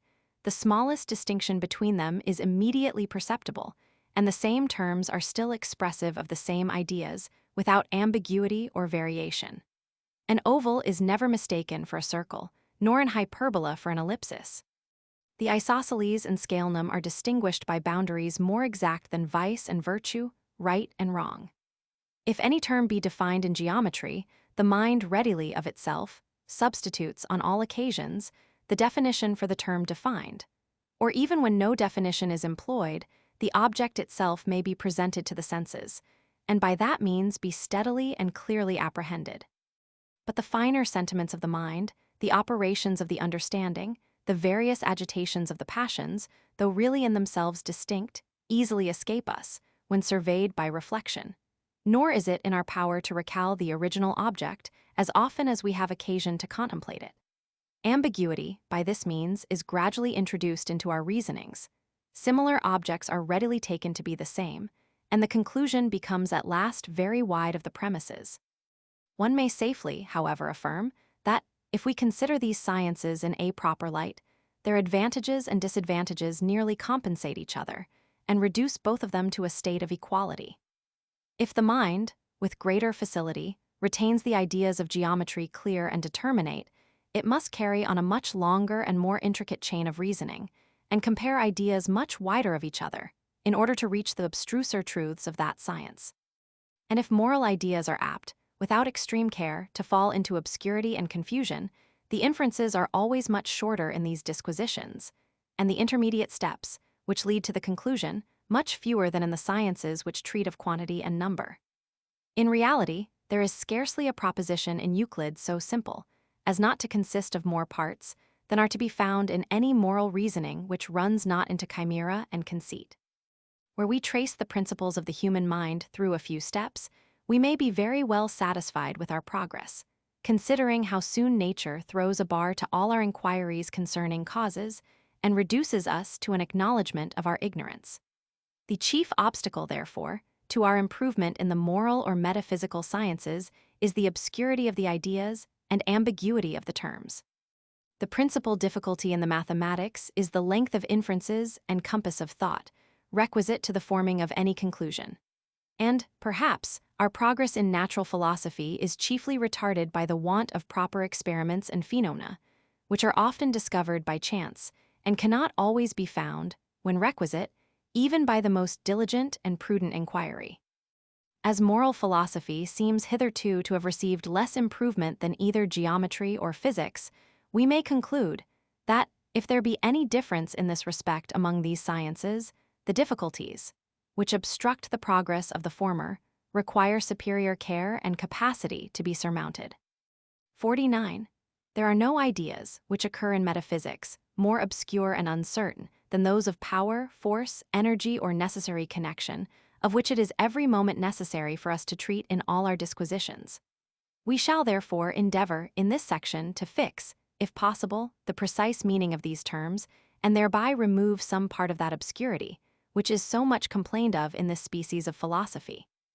It seems a proposition, which will not admit of much dispute, that all our ideas are nothing but copies of our impressions, or, in other words, that it is impossible for us to think of anything which we have not antecedently felt, either by our external or internal senses.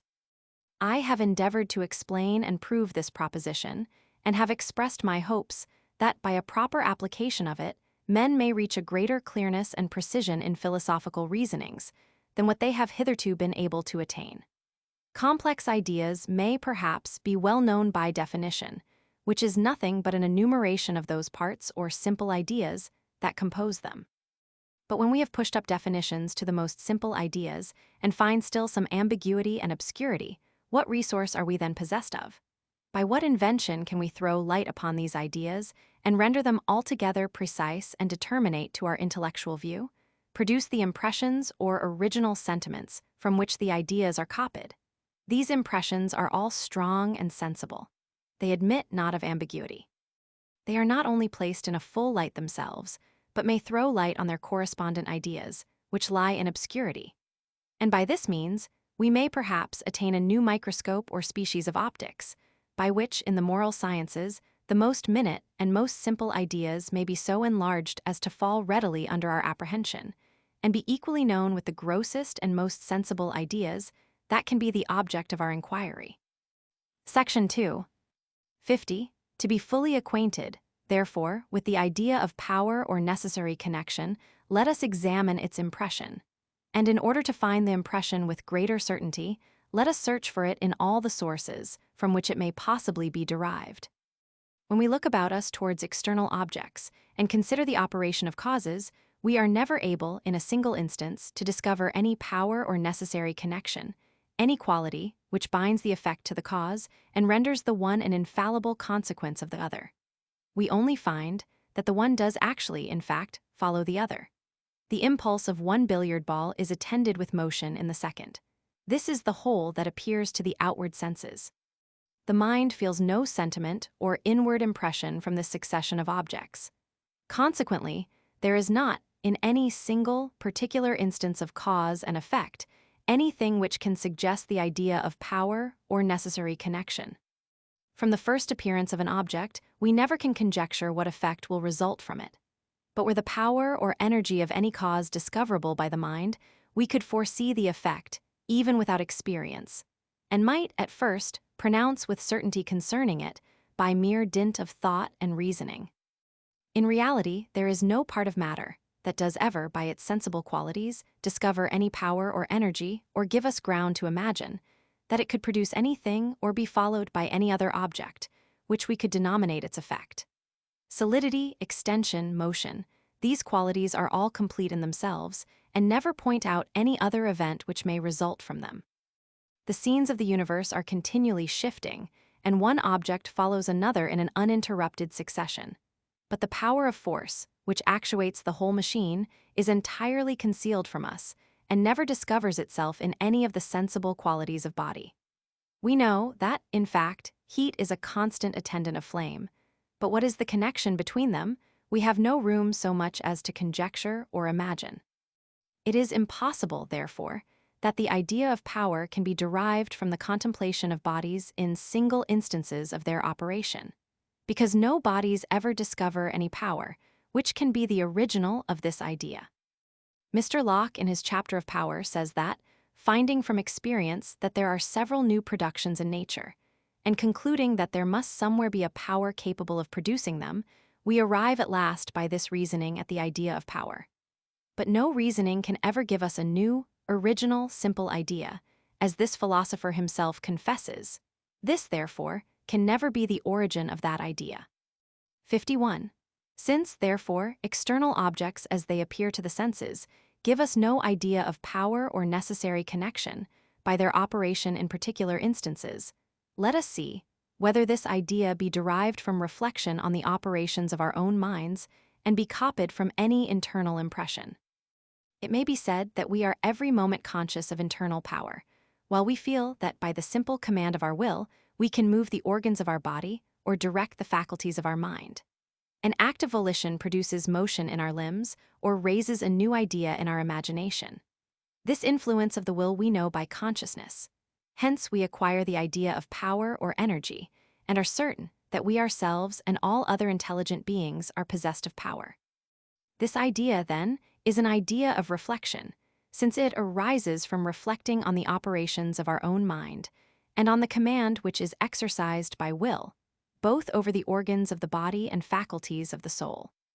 52. We shall proceed to examine this pretension, and first with regard to the influence of volition over the organs of the body. This influence, we may observe, is a fact which, like all other natural events, can be known only by experience, and can never be foreseen from any apparent energy or power in the cause, which connects it with the effect, and renders the one an infallible consequence of the other.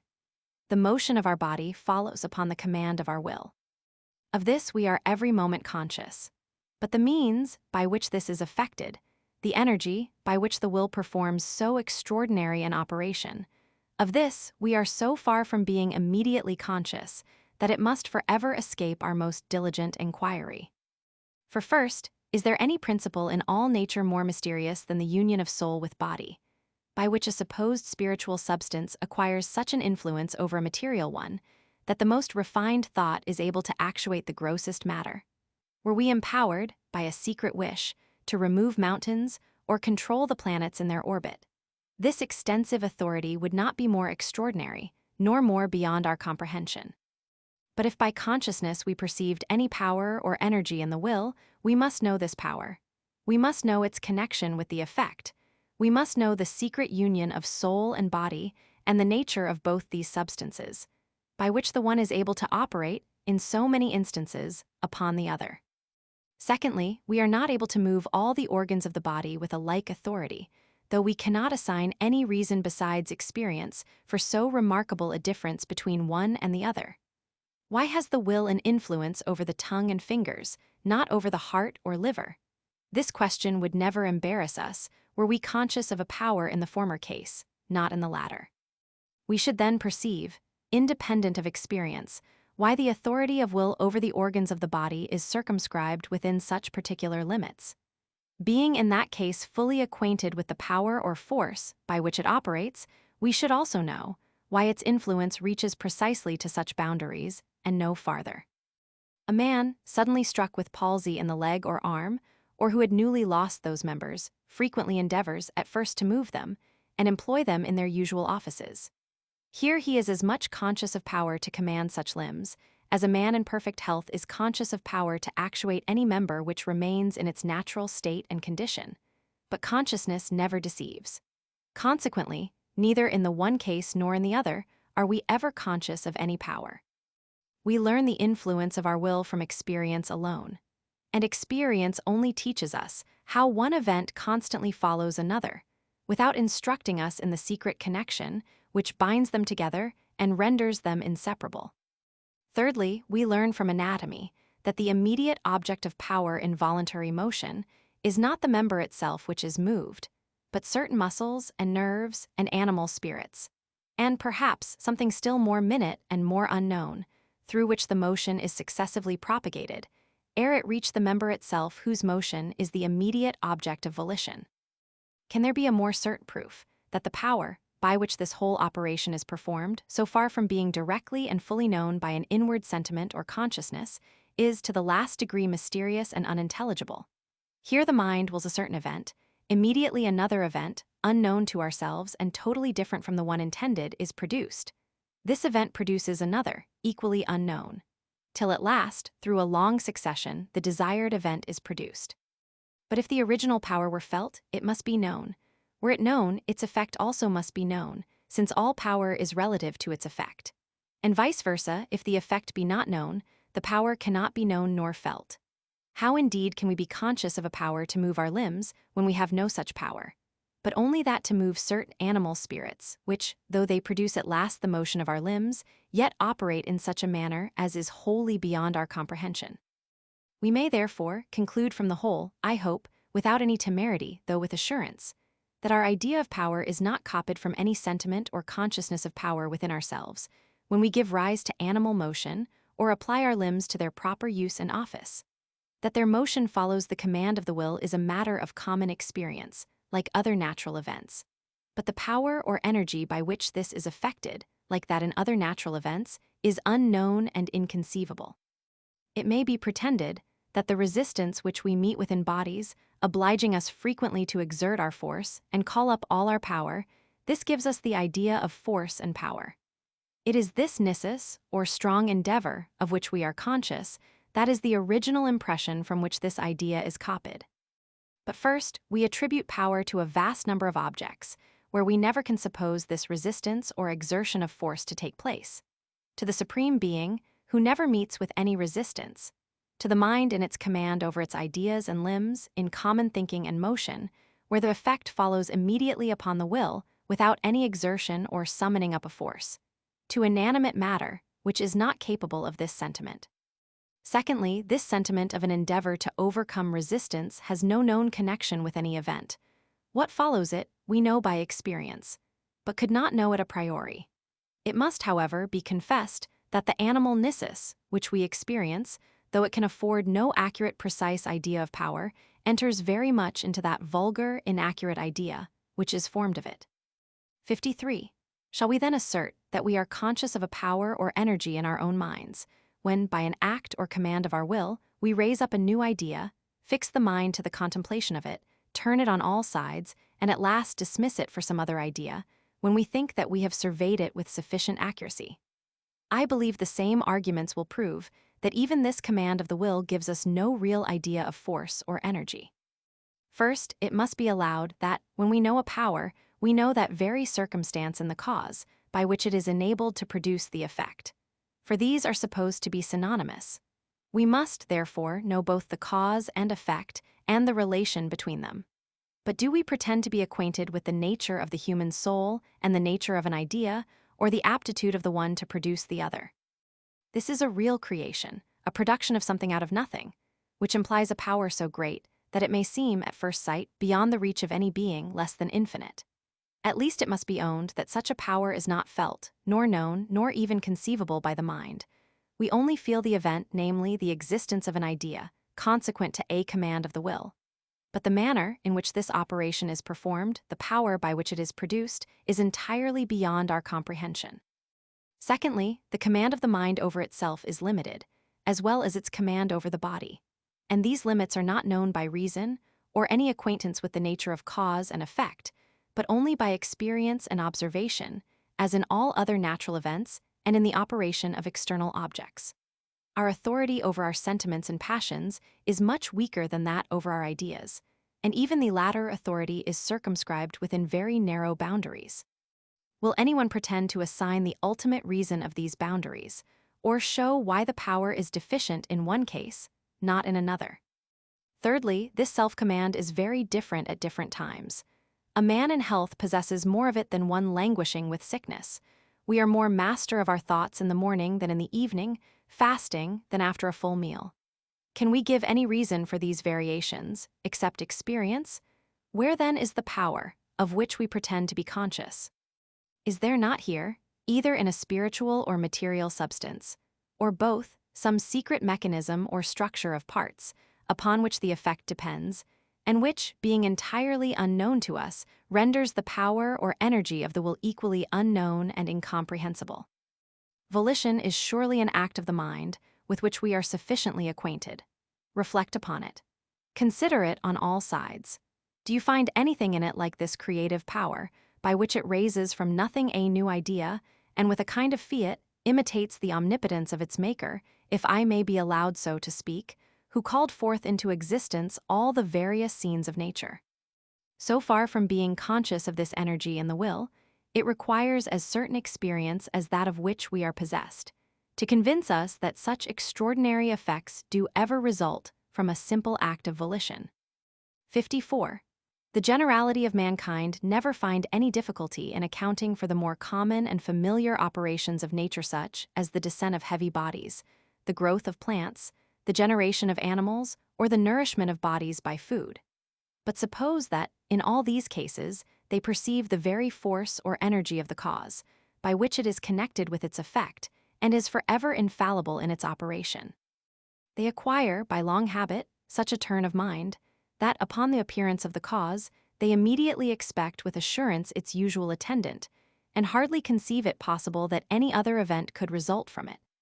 It is only on the discovery of extraordinary phenomena, such as earthquakes, pestilence, and prodigies of any kind, that they find themselves at a loss to assign a proper cause, and to explain the manner in which the effect is produced by it. It is usual for men, in such difficulties, to have recourse to some invisible intelligent principle as the immediate cause of that event which surprises them, and which, they think, cannot be accounted for from the common powers of nature. But philosophers, who carry their scrutiny a little farther, immediately perceive that, even in the most familiar events, the energy of the cause is as unintelligible as in the most unusual, and that we only learn by experience the frequent conjunction of objects, without being ever able to comprehend anything like connection between them. Here, then, many philosophers think themselves obliged by reason to have recourse, on all occasions, to the same principle, which the vulgar never appeal to but in cases that appear miraculous and supernatural. They acknowledge mind and intelligence to be, not only the ultimate and original cause of all things, but the immediate and sole cause of every event which appears in nature. They pretend that those objects which are commonly denominated causes are in reality nothing but occasions, and that the true and direct principle of every effect is not any power or force in nature, but a volition of the Supreme Being, who wills that such particular objects should forever be conjoined with each other. Instead of saying that one billiard ball moves another by a force which it has derived from the author of nature, it is the deity himself, they say, who, by a particular volition, moves the second ball, being determined to this operation by the impulse of the first ball, in consequence of those general laws which he has laid down to himself in the government of the universe. But philosophers advancing still in their inquiries discover that, as we are totally ignorant of the power on which depends the mutual operation of bodies, we are no less ignorant of that power on which depends the operation of mind on body, or of body on mind. Nor are we able, either from our senses or consciousness, to assign the ultimate principle in one case more than in the other. The same ignorance, therefore, reduces them to the same conclusion. They assert that the deity is the immediate cause of the union between soul and body, and that they are not the organs of sense, which, being agitated by external objects, produce sensations in the mind, but that it is a particular volition of our omnipotent Maker, which excites such a sensation, in consequence of such a motion in the organ. In like manner, it is not any energy in the will that produces local motion in our members. It is God himself, who is pleased to second our will, in itself impotent, and to command that motion which we erroneously attribute to our own power and efficacy. Nor do philosophers stop at this conclusion. They sometimes extend the same inference to the mind itself, in its internal operations. Our mental vision or conception of ideas is nothing but a revelation made to us by our Maker. When we voluntarily turn our thoughts to any object and raise up its image in the fancy, it is not the will which creates that idea. It is the universal Creator who discovers it to the mind and renders it present to us. 56. Thus, according to these philosophers, everything is full of God, not content with the principle that nothing exists but by his will, that nothing possesses any power but by his concession. They rob nature and all created beings of every power in order to render their dependence on the deity still more sensible and immediate. They consider not that, by this theory, they diminish, instead of magnifying, the grandeur of those attributes, which they affect so much to celebrate. It argues surely more power in the deity to delegate a certain degree of power to inferior creatures than to produce everything by his own immediate volition. It argues more wisdom to contrive at first the fabric of the world with such perfect foresight that of itself, and by its proper operation, it may serve all the purposes of providence, than if the great Creator were obliged every moment to adjust its parts, and animate by his breath all the wheels of that stupendous machine. But if we would have a more philosophical confutation of this theory, perhaps the two following reflections may suffice. 57. First, it seems to me that this theory of the universal energy and operation of the Supreme Being is too bold ever to carry conviction with it to a man, sufficiently apprised of the weakness of human reason, and the narrow limits to which it is confined in all its operations. Though the chain of arguments which conduct to it were ever so logical, there must arise a strong suspicion, if not an absolute assurance, that it has carried us quite beyond the reach of our faculties, when it leads to conclusions so extraordinary and so remote from common life and experience. We are got into fairyland, long ere we have reached the last steps of our theory, and there we have no reason to trust our common methods of argument, or to think that our usual analogies and probabilities have any authority. Our line is too short to fathom such immense abysses. And however we may flatter ourselves that we are guided, in every step which we take, by a kind of verisimilitude and experience, we may be assured that this fancied experience has no authority when we thus apply it to subjects that lie entirely out of the sphere of experience. But on this, we shall have occasion to touch afterwards. Section 12. Secondly, I cannot perceive any force in the arguments on which this theory is founded. We are ignorant, it is true, of the manner in which bodies operate on each other. Their force or energy is entirely incomprehensible. But are we not equally ignorant of the manner or force by which a mind, even the supreme mind, operates either on itself or on body? Whence, I beseech you, do we acquire any idea of it? We have no sentiment or consciousness of this power in ourselves. We have no idea of the Supreme Being, but what we learn from reflection on our own faculties. Were our ignorance, therefore, a good reason for rejecting anything, we should be led into that principle of denying all energy in the Supreme Being as much as in the grossest matter. We surely comprehend as little the operations of one as of the other. Is it more difficult to conceive that motion may arise from impulse than that it may arise from volition? All we know is our profound ignorance in both cases. I need not examine at length the vis inertiae which is so much talked of in the new philosophy, and which is ascribed to matter. We find by experience that a body at rest or in motion continues forever in its present state, till put from it by some new cause, and that a body impelled takes as much motion from the impelling body as it acquires itself. These are facts. When we call this a vis inertiae, we only mark these facts, without pretending to have any idea of the inert power, in the same manner as, when we talk of gravity, we mean certain effects, without comprehending that active power. It was never the meaning of Sir Isaac Newton to rob second causes of all force or energy, though some of his followers have endeavored to establish that theory upon his authority. On the contrary, that great philosopher had recourse to an ethereal active fluid to explain his universal attraction, though he was so cautious and modest as to allow that it was a mere hypothesis, not to be insisted on, without more experiments. I must confess that there is something in the fate of opinions a little extraordinary. Descartes insinuated that doctrine of the universal and sole efficacy of the deity, without insisting on it. Malebranche and other Cartesians made it the foundation of all their philosophy. It had, however, no authority in England.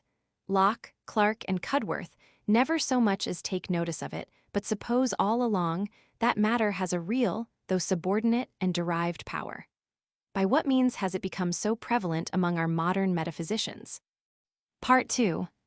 58. But to hasten to a conclusion of this argument, which is already drawn out to too great a length, we have sought in vain for an idea of power or necessary connection in all the sources from which we could suppose it to be derived. It appears that, in single instances of the operation of bodies, we never can, by our utmost scrutiny, discover anything but one event following another, without being able to comprehend any force or power by which the cause operates, or any connection between it and its supposed effect. The same difficulty occurs in contemplating the operations of mind on body where we observe the motion of the latter to follow upon the volition of the former. but are not able to observe or conceive the tie which binds together the motion and volition, or the energy by which the mind produces this effect. The authority of the will over its own faculties and ideas is not a whit more comprehensible, so that, upon the whole, there appears not, throughout all nature, any one instance of connection which is conceivable by us. All events seem entirely loose and separate. One event follows another, but we never can observe any tie between them. They seem conjoined, but never connected. And as we can have no idea of anything which never appeared to our outward sense or inward sentiment, the necessary conclusion seems to be that we have no idea of connection or power at all, and that these words are absolutely without any meaning, when employed either in philosophical reasonings or common life. 59. But there still remains one method of avoiding this conclusion, and one source which we have not yet examined. When any natural object or event is presented, it is impossible for us, by any sagacity or penetration, to discover, or even conjecture, without experience, what event will result from it, or to carry our foresight beyond that object which is immediately present to the memory and senses. Even after one instance or experiment where we have observed a particular event to follow upon another, we are not entitled to form a general rule or foretell what will happen in like cases, it being justly esteemed an unpardonable temerity to judge of the whole course of nature from one single experiment, however accurate or certain. But when one particular species of event has always, in all instances, been conjoined with another, we make no longer any scruple of foretelling one upon the appearance of the other, and of employing that reasoning which can alone assure us of any matter of fact or existence. We then call the one object, cause, the other, effect. We suppose that there is some connection between them, some power in the one, by which it infallibly produces the other, and operates with the greatest certainty and strongest necessity. It appears, then, that this idea of a necessary connection among events arises from a number of similar instances which occur of the constant conjunction of these events. Nor can that idea ever be suggested by any one of these instances, surveyed in all possible lights and positions. But there is nothing in a number of instances, different from every single instance, which is supposed to be exactly similar, except only that after a repetition of similar instances, the mind is carried by habit, upon the appearance of one event, to expect its usual attendant, and to believe that it will exist. This connection, therefore, which we feel in the mind, this customary transition of the imagination from one object to its usual attendant, is the sentiment or impression from which we form the idea of power or necessary connection. Nothing farther is in the case. Contemplate the subject on all sides, you will never find any other origin of that idea. This is the sole difference between one instance, from which we can never receive the idea of connection, and a number of similar instances, by which it is suggested.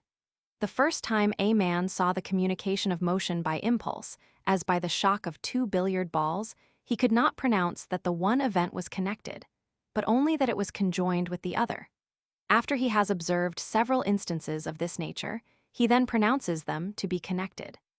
What alteration has happened to give rise to this new idea of connection? Nothing but that he now feels these events to be connected in his imagination, and can readily foretell the existence of one from the appearance of the other. When we say, therefore, that one object is connected with another, we mean only that they have acquired a connection in our thought, and give rise to this inference, by which they become proofs of each other's existence. A conclusion which is somewhat extraordinary, but which seems founded on sufficient evidence. Nor will its evidence be weakened by any general diffidence of the understanding or skeptical suspicion concerning every conclusion which is new and extraordinary. No conclusions can be more agreeable to skepticism than such as make discoveries concerning the weakness and narrow limits of human reason and capacity. 60. And what stronger instance can be produced of the surprising ignorance and weakness of the understanding than the present? For surely, if there be any relation among objects which it imports to us to know perfectly, it is that of cause and effect. On this are founded all our reasonings concerning matter of fact or existence. By means of it alone, we attain any assurance concerning objects which are removed from the present testimony of our memory and senses. The only immediate utility of all sciences is to teach us how to control and regulate future events by their causes. Our thoughts and inquiries are, therefore, every moment employed about this relation. Yet so imperfect are the ideas which we form concerning it that it is impossible to give any just definition of cause except what is drawn from something extraneous and foreign to it. Similar objects are always conjoined with similar. Of this we have experience. Suitably to this experience, therefore, we may define a cause to be an object, followed by another, and where all the objects similar to the first are followed by objects similar to the second. Or in other words, where, if the first object had not been, the second never had existed. The appearance of a cause always conveys the mind, by a customary transition, to the idea of the effect. Of this also we have experience. We may, therefore, suitably to this experience, form another definition of cause and call it an object followed by another, and whose appearance always conveys the thought to that other. But though both these definitions be drawn from circumstances foreign to the cause, we cannot remedy this inconvenience or attain any more perfect definition, which may point out that circumstance in the cause, which gives it a connection with its effect. We have no idea of this connection, nor even any distinct notion what it is we desire to know when we endeavor at a conception of it. We say, for instance, that the vibration of this string is the cause of this particular sound. But what do we mean by that affirmation?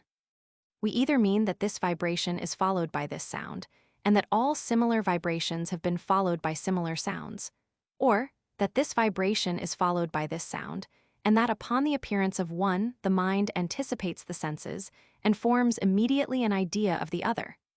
We may consider the relation of cause and effect in either of these two lights, but beyond these, we have no idea of it.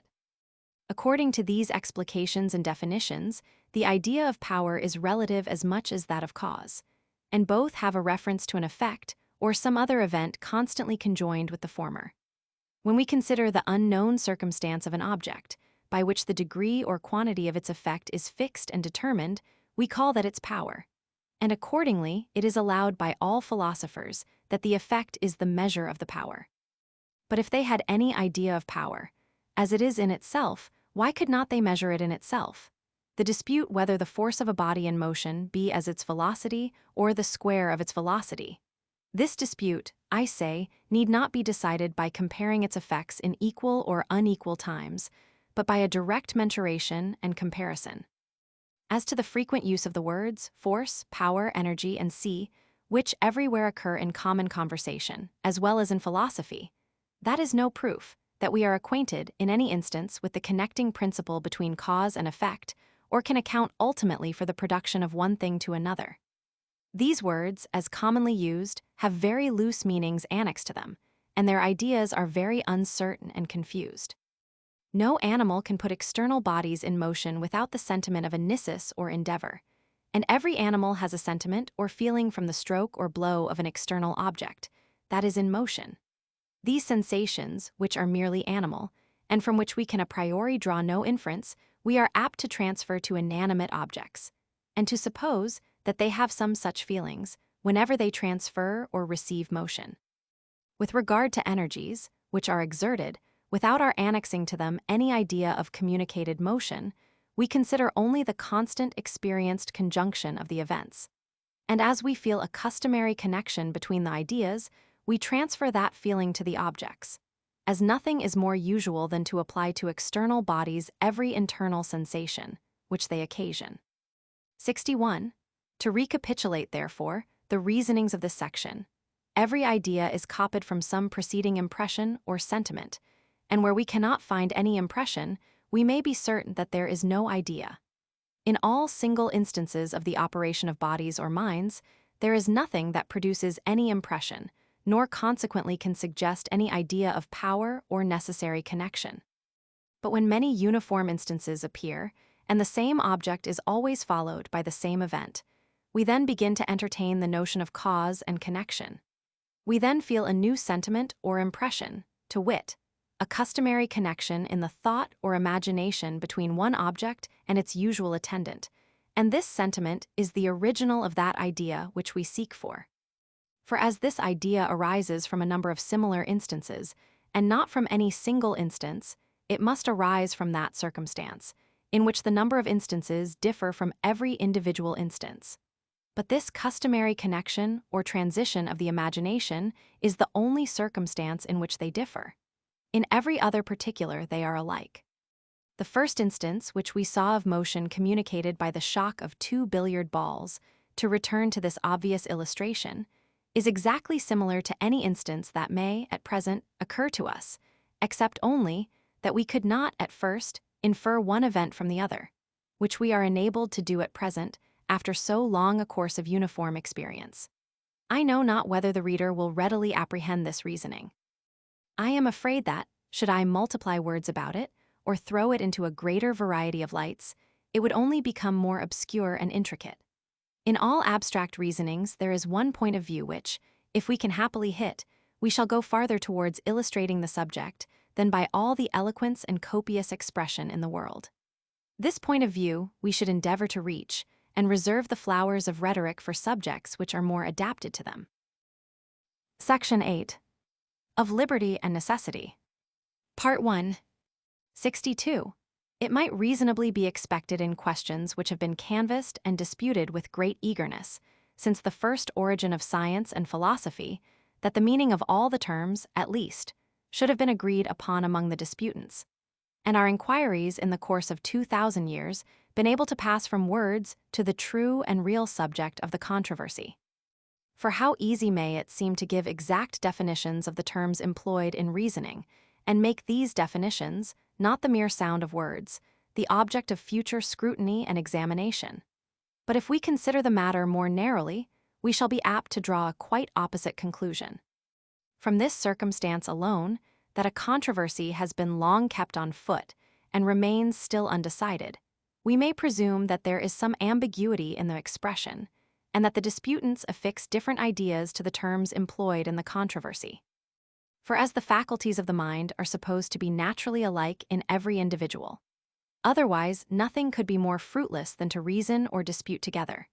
It were impossible, if men affixed the same ideas to their terms, that they could so long form different opinions of the same subject, especially when they communicate their views, and each party turn themselves on all sides, in search of arguments which may give them the victory over their antagonists. It is true, if men attempt the discussion of questions which lie entirely beyond the reach of human capacity, such as those concerning the origin of worlds, or the economy of the intellectual system or region of spirits, they may long beat the air in their fruitless contests, and never arrive at any determinate conclusion. But if the question regard any subject of common life and experience, nothing, one would think, could preserve the dispute so long undecided, but some ambiguous expressions, which keep the antagonists still at a distance and hinder them from grappling with each other. 63. This has been the case in the long disputed question concerning liberty and necessity, and to so remarkable a degree that, if I be not much mistaken, we shall find that all mankind, both learned and ignorant, have always been of the same opinion with regard to this subject, and that a few intelligible definitions would immediately have put an end to the whole controversy. I own that this dispute has been so much canvassed on all hands, and has led philosophers into such a labyrinth of obscure sophistry, that it is no wonder if a sensible reader indulge his ease so far as to turn a deaf ear to the proposal of such a question, from which he can expect neither instruction or entertainment. But the state of the argument here proposed may, perhaps, serve to renew his attention, as it has more novelty, promises at least some decision of the controversy, and will not much disturb his ease by any intricate or obscure reasoning.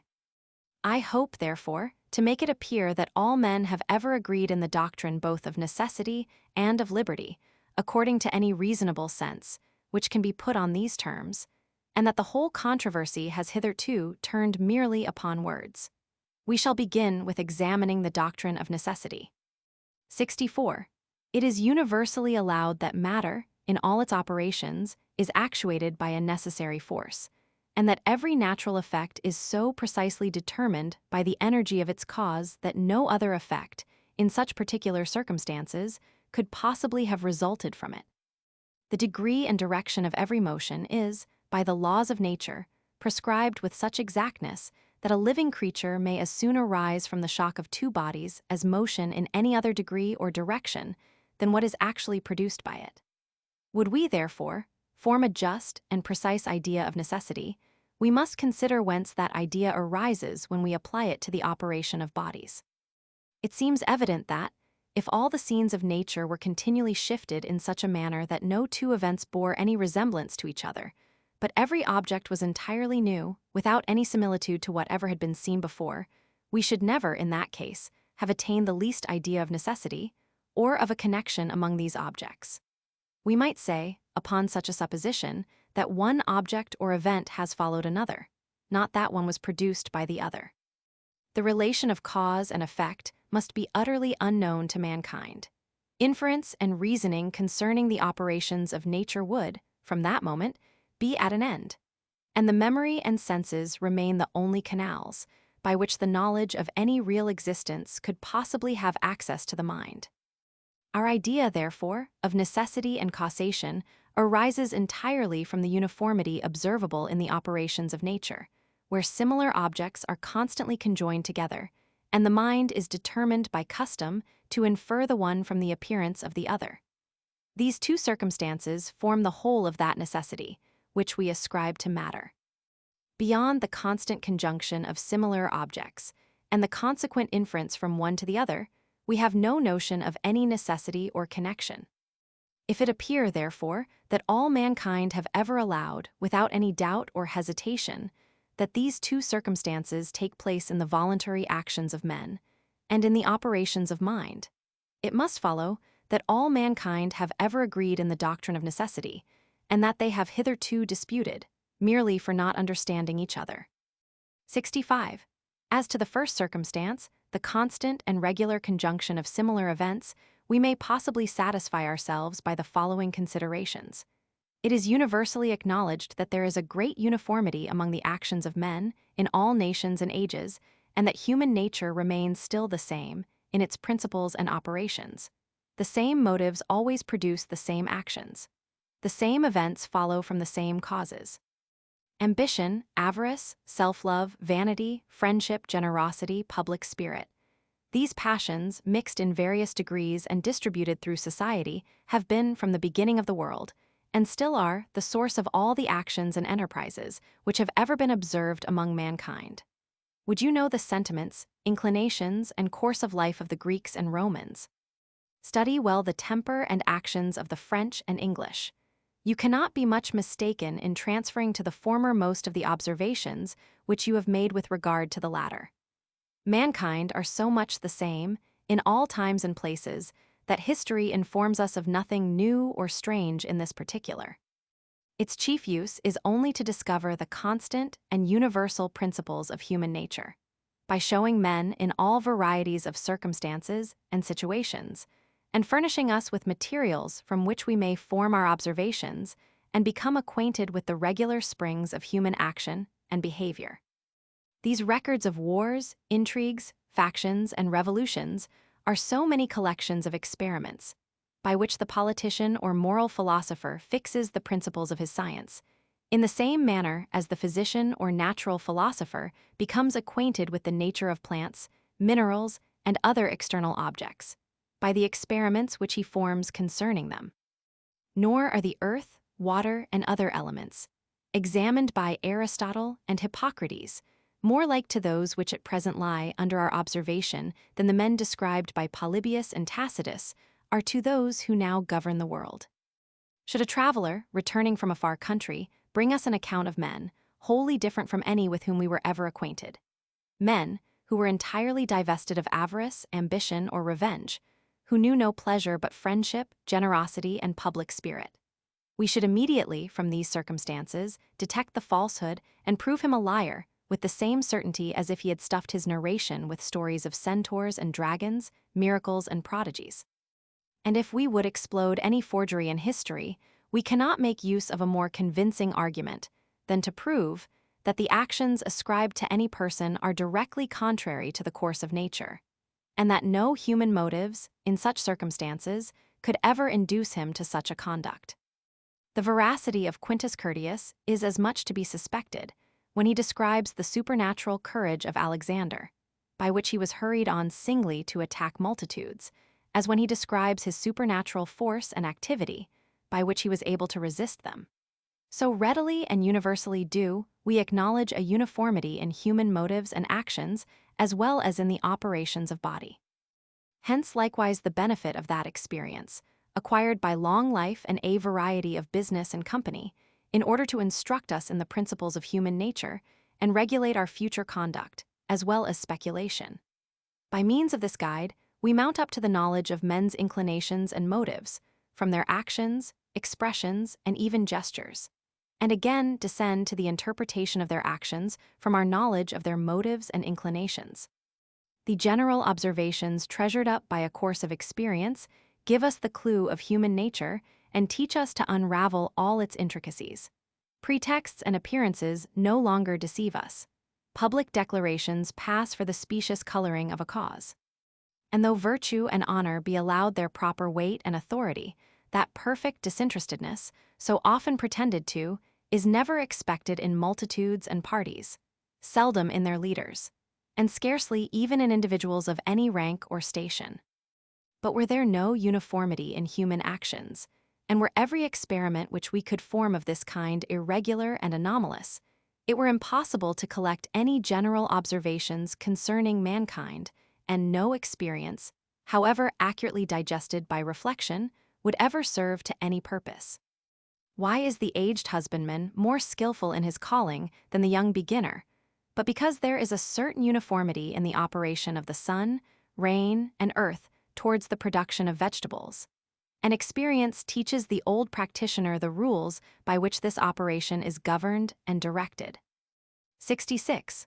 We must not, however, expect that this uniformity of human actions should be carried to such a length as that all men, in the same circumstances, will always act precisely in the same manner, without making any allowance for the diversity of characters, prejudices, and opinions. Such a uniformity in every particular is found in no part of nature.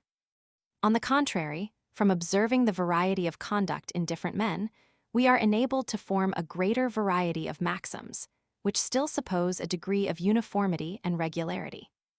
Are the manners of men different in different ages and countries? We learn thence the great force of custom and education, which mold the human mind from its infancy and form it into a fixed and established character. Is the behavior and conduct of the one sex very unlike that of the other? Is it, thence we become acquainted with the different characters which nature has impressed upon the sexes, and which she preserves with constancy and regularity? Are the actions of the same person much diversified in the different periods of his life, from infancy to old age? This affords room for many general observations concerning the gradual change of our sentiments and inclinations, and the different maxims which prevail in the different ages of human creatures. Even the characters, which are peculiar to each individual, have a uniformity in their influence. Otherwise, our acquaintance with the persons and our observation of their conduct could never teach us their dispositions or serve to direct our behavior with regard to them. 67. I grant it possible to find some actions, which seem to have no regular connection with any known motives, and are exceptions to all the measures of conduct which have ever been established for the government of men.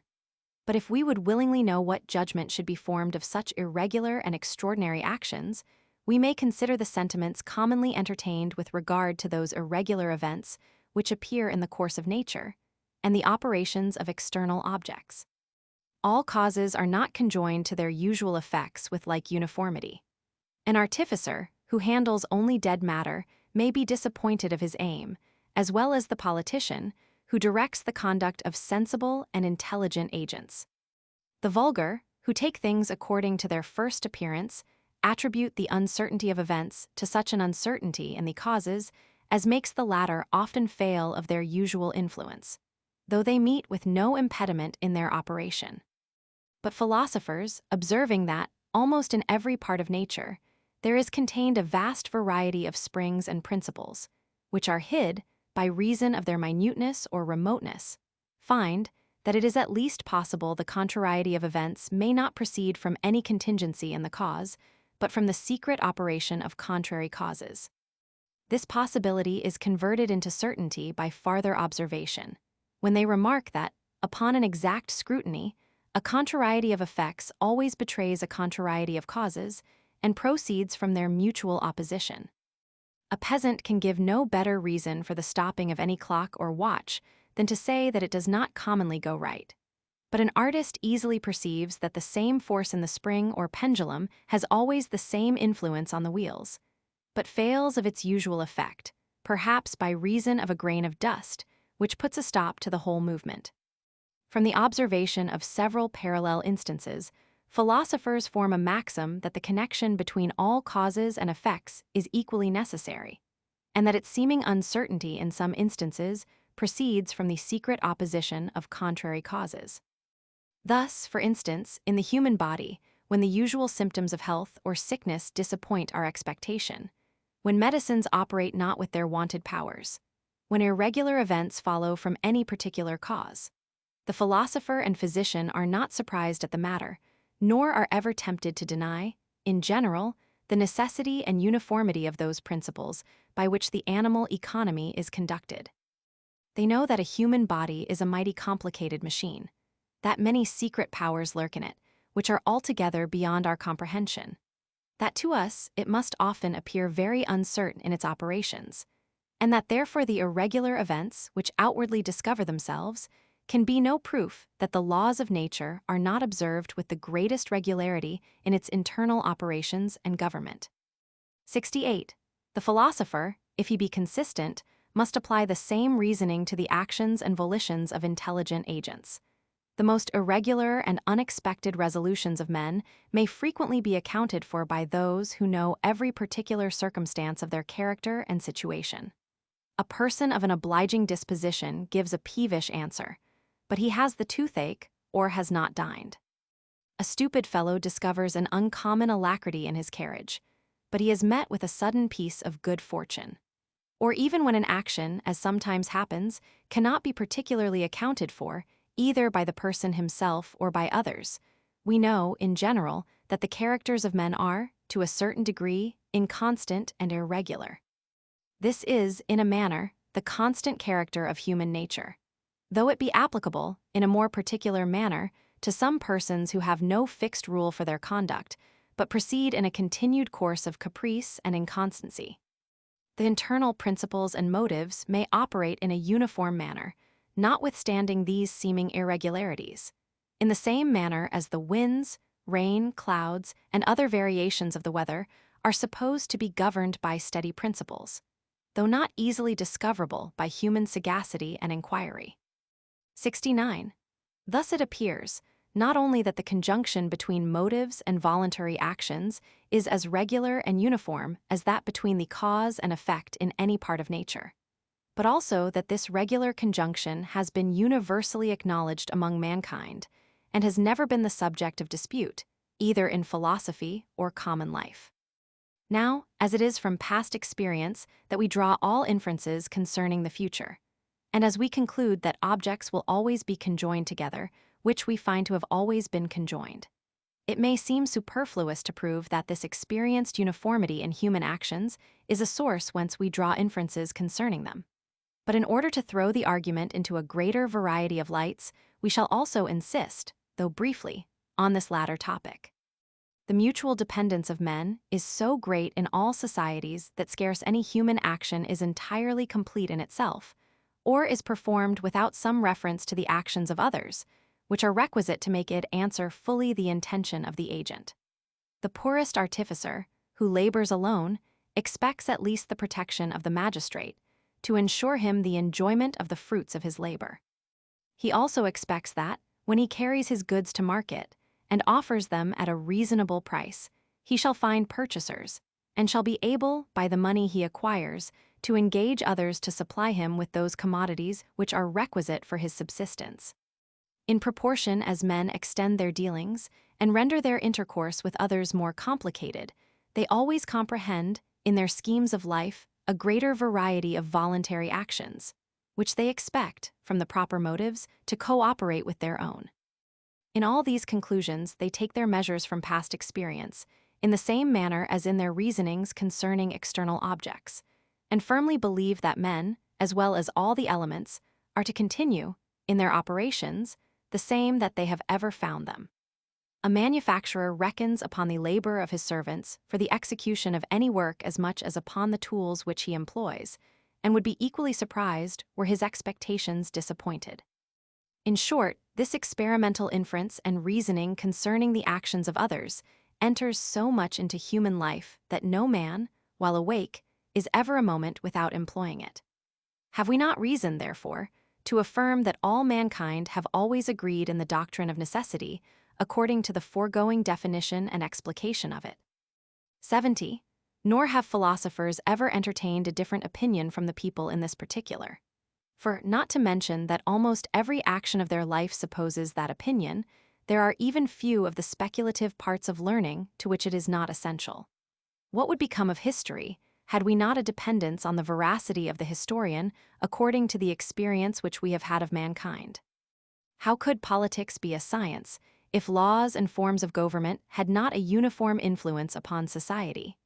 Where would be the foundation of morals, if particular characters had no certain or determinate power to produce particular sentiments, and if these sentiments had no constant operation on actions? And with what pretense could we employ our criticism upon any poet or polite author, if we could not pronounce the conduct and sentiments of his actors either natural or unnatural to such characters, and in such circumstances? It seems almost impossible, therefore, to engage either in science or action of any kind without acknowledging the doctrine of necessity, and this inference from motive to voluntary actions, from characters to conduct. And indeed, when we consider how aptly natural and moral evidence link together, and form only one chain of argument, we shall make no scruple to allow that they are of the same nature and derived from the same principles. A prisoner who has neither money nor interest discovers the impossibility of his escape, as well when he considers the obstinacy of the jailer, as the walls and bars with which he is surrounded, and, in all attempts for his freedom, chooses rather to work upon the stone and iron of the one than upon the inflexible nature of the other. The same prisoner, when conducted to the scaffold, foresees his death as certainly from the constancy and fidelity of his guards as from the operation of the axe or wheel. His mind runs along a certain train of ideas: the refusal of the soldiers to consent to his escape, the action of the executioner, the separation of the head and body, bleeding, convulsive motions, and death. Here is a connected chain of natural causes and voluntary actions, but the mind feels no difference between them in passing from one link to another, nor is less certain of the future event than if it were connected with the objects present to the memory or senses by a train of causes, cemented together by what we are pleased to call a physical necessity. The same experienced union has the same effect on the mind, whether the united objects be motives, volition, and actions, or figure and motion. We may change the name of things, but their nature and their operation on the understanding never change. Were a man, whom I know to be honest and opulent, and with whom I live in intimate friendship, to come into my house, where I am surrounded with my servants, I rest assured that he is not to stab me before he leaves it in order to rob me of my silver standish. And I no more suspect this event than the falling of the house itself, which is new, and solidly built and founded, but he may have been seized with a sudden and unknown frenzy, so may a sudden earthquake arise, and shake and tumble my house about my ears. I shall therefore change the suppositions. I shall say that I know with certainty that he is not to put his hand into the fire and hold it there till it be consumed. And this event, I think I can foretell with the same assurance, as that, if he throw himself out at the window, and meet with no obstruction, he will not remain a moment suspended in the air. No suspicion of an unknown frenzy can give the least possibility to the former event, which is so contrary to all the known principles of human nature. A man who at noon leaves his purse full of gold on the pavement at Charing Cross may as well expect that it will fly away like a feather, as that he will find it untouched an hour after. Above one half of human reasonings contain inferences of a similar nature, attended with more or less degrees of certainty, proportioned to our experience of the usual conduct of mankind in such particular situations. 71. I have frequently considered what could possibly be the reason why all mankind, though they have ever, without hesitation, acknowledged the doctrine of necessity in their whole practice and reasoning, have yet discovered such a reluctance to acknowledge it in words, and have rather shown a propensity, in all ages, to profess the contrary opinion. The matter, I think, may be accounted for after the following manner. If we examine the operations of body, and the production of effects from their causes, we shall find that all our faculties can never carry us farther in our knowledge of this relation than barely to observe that particular objects are constantly conjoined together, and that the mind is carried, by a customary transition, from the appearance of one to the belief of the other. But though this conclusion concerning human ignorance be the result of the strictest scrutiny of this subject, men still entertain a strong propensity to believe that they penetrate farther into the powers of nature, and perceive something like a necessary connection between the cause and the effect. When again they turn their reflections towards the operations of their own minds, and feel no such connection of the motive and the action, they are thence apt to suppose that there is a difference between the effects which result from material force and those which arise from thought and intelligence. But being once convinced that we know nothing farther of causation of any kind than merely the constant conjunction of objects, and the consequent inference of the mind from one to another, and finding that these two circumstances are universally allowed to have place in voluntary actions, we may be more easily led to own the same necessity common to all causes. And though this reasoning may contradict the systems of many philosophers in ascribing necessity to the determinations of the will, we shall find, upon reflection, that they dissent from it in words only, not in their real sentiment. Necessity, according to the sense in which it is here taken, has never yet been rejected, nor can ever, I think, be rejected by any philosopher. It may only, perhaps, be pretended that the mind can perceive, in the operations of matter, some farther connection between the cause and effect, and connection that has not place in voluntary actions of intelligent beings. Now, whether it be so or not, can only appear upon examination, and it is incumbent on these philosophers to make good their assertion by defining or describing that necessity and pointing it out to us in the operations of material causes. 72. It would seem, indeed, that men begin at the wrong end of this question concerning liberty and necessity, when they enter upon it by examining the faculties of the soul, the influence of the understanding, and the operations of the will. Let them first discuss a more simple question, namely, the operations of body and of brute unintelligent matter, and try whether they can there form any idea of causation and necessity, except that of a constant conjunction of objects, and subsequent inference of the mind from one to another. If these circumstances form, in reality, the whole of that necessity, which we conceive in matter, and if these circumstances be also universally acknowledged to take place in the operations of the mind, the dispute is at an end, at least, must be owned to be thenceforth merely verbal. But as long as we will rashly suppose that we have some farther idea of necessity and causation in the operations of external objects, at the same time that we can find nothing farther in the voluntary actions of the mind, there is no possibility of bringing the question to any determinate issue while we proceed upon so erroneous a supposition. The only method of undeceiving us is to mount up higher, to examine the narrow extent of science when applied to material causes, and to convince ourselves that all we know of them is the constant conjunction and inference above mentioned. We may, perhaps, find that it is with difficulty we are induced to fix such narrow limits to human understanding, but we can afterwards find no difficulty when we come to apply this doctrine to the actions of the will. For as it is evident that these have a regular conjunction with motives and circumstances and characters, and as we always draw inferences from one to the other, we must be obliged to acknowledge in words that necessity, which we have already avowed, in every deliberation of our lives, and in every step of our conduct and behavior. The prevalence of the doctrine of liberty may be accounted for from another cause, viz., a false sensation or seeming experience which we have, or may have, of liberty or indifference in many of our actions. The necessity of any action, whether of matter or of mind, is not, properly speaking, a quality in the agent, but in any thinking or intelligent being who may consider the action. and it consists chiefly in the determination of his thoughts to infer the existence of that action from some preceding objects. As liberty, when opposed to necessity, is nothing but the want of that determination, and a certain looseness or indifference, which we feel, in passing or not passing, from the idea of one object to that of any succeeding one. Now we may observe that, though in reflecting on human actions, we seldom feel such a looseness or indifference, but are commonly able to infer them with considerable certainty from their motives, and from the dispositions of the agent. Yet it frequently happens that, in performing the actions themselves, we are sensible of something like it. And as all resembling objects are readily taken for each other, this has been employed as a demonstrative and even intuitive proof of human liberty. We feel that our actions are subject to our will on most occasions, and imagine we feel that the will itself is subject to nothing, because, when by a denial of it we are provoked to try, we feel that it moves easily every way and produces an image of itself, or a velleity, as it is called in the schools, even on that side, on which it did not settle.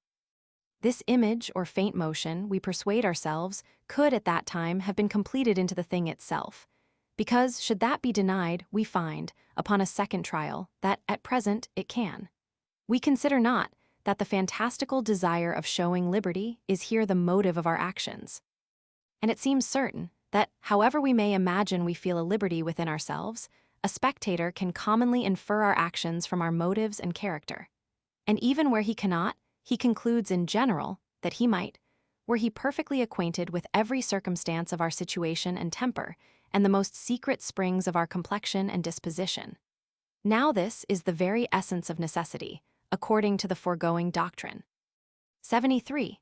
But to proceed in this reconciling project with regard to the question of liberty and necessity, the most contentious question of metaphysics, the most contentious science, it will not require many words to prove that all mankind have ever agreed in the doctrine of liberty as well as in that of necessity, and that the whole dispute, in this respect also, has been hitherto merely verbal.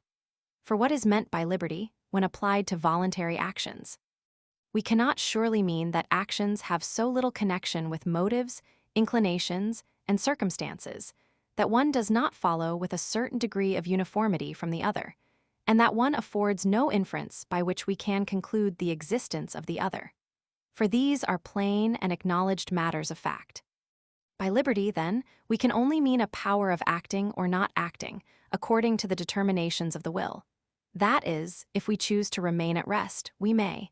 If we choose to move, we also may. Now this hypothetical liberty is universally allowed to belong to everyone who is not a prisoner and in chains. Here, then, is no subject of dispute. 74.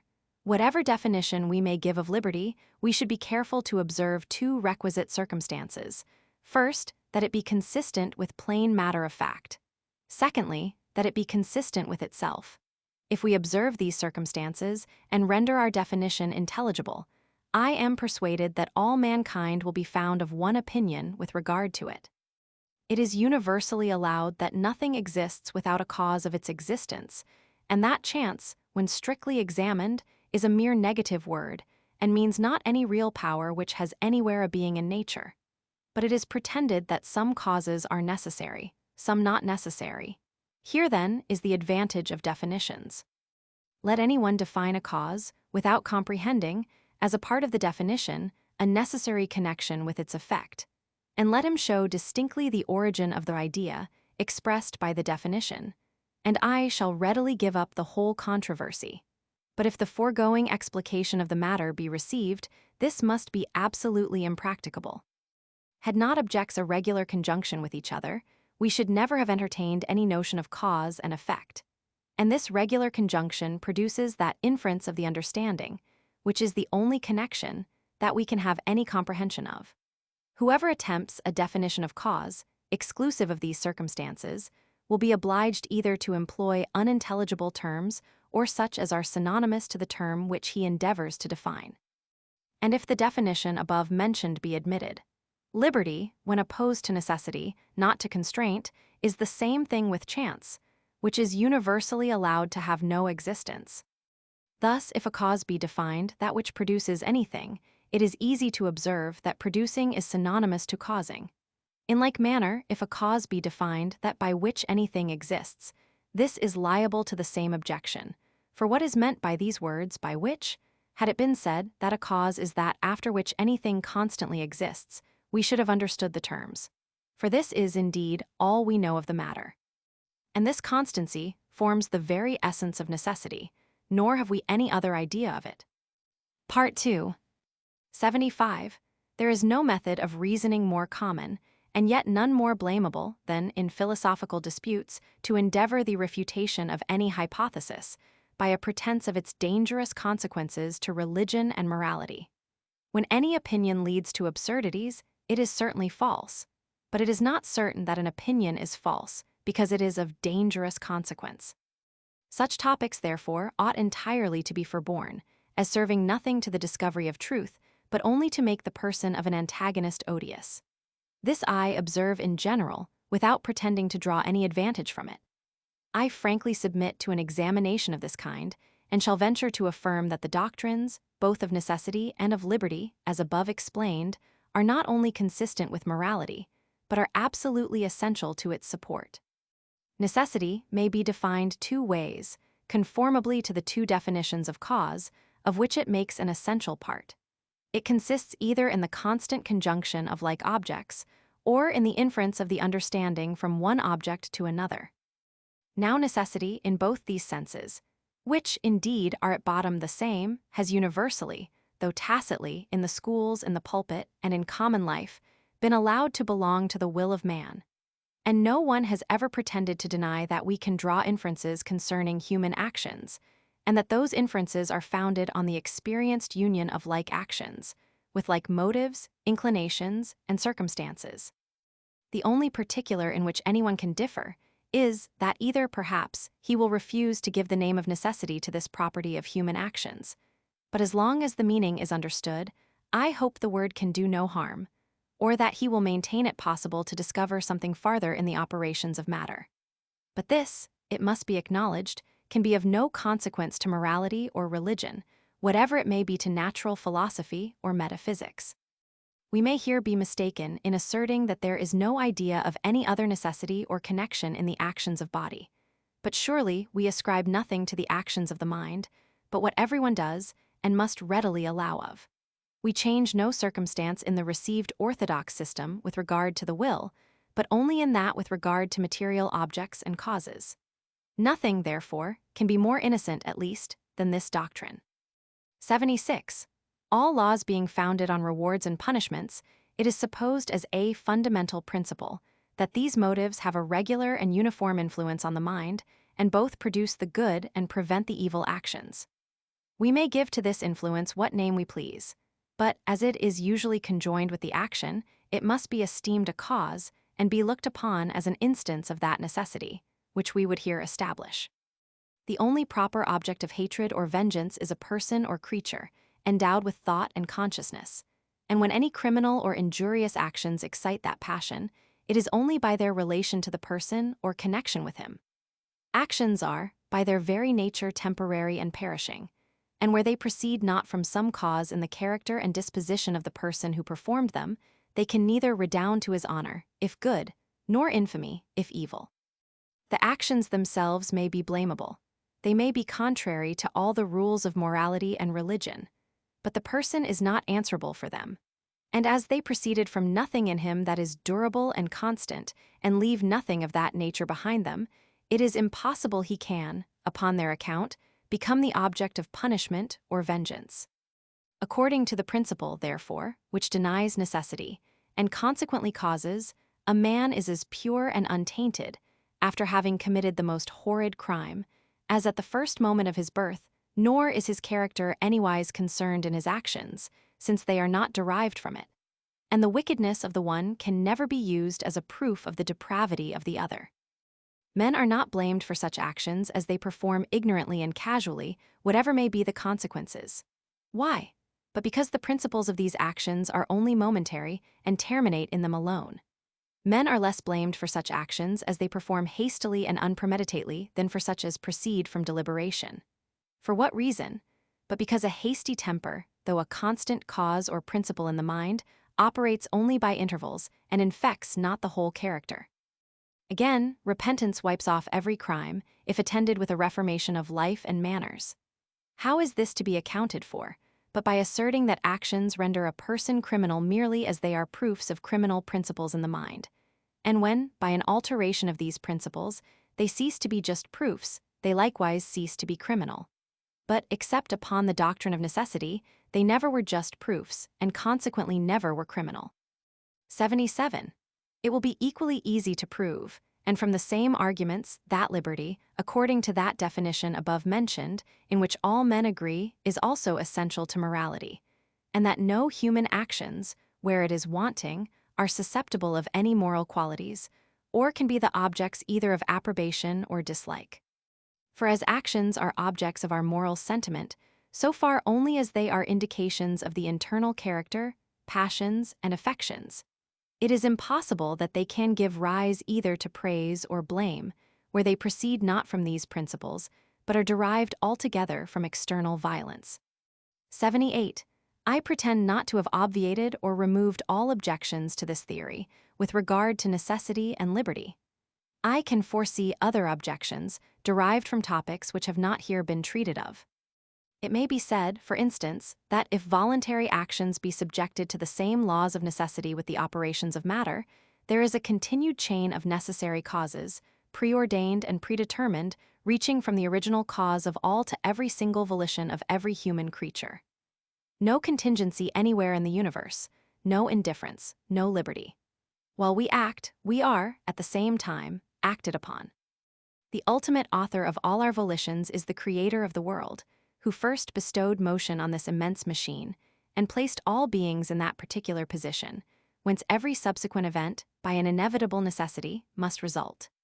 Human actions, therefore, either can have no moral turpitude at all, as proceeding from so good a cause, or if they have any turpitude, they must involve our Creator in the same guilt, while he is acknowledged to be their ultimate cause and author. For as a man, who fired a mine, is answerable for all the consequences whether the train he employed be long or short, so wherever a continued chain of necessary causes is fixed, that being, either finite or infinite, who produces the first, is likewise the author of all the rest, and must both bear the blame and acquire the praise which belong to them. Our clear and unalterable ideas of morality establish this rule, upon unquestionable reasons, when we examine the consequences of any human action, and these reasons must still have greater force when applied to the volitions and intentions of a being infinitely wise and powerful.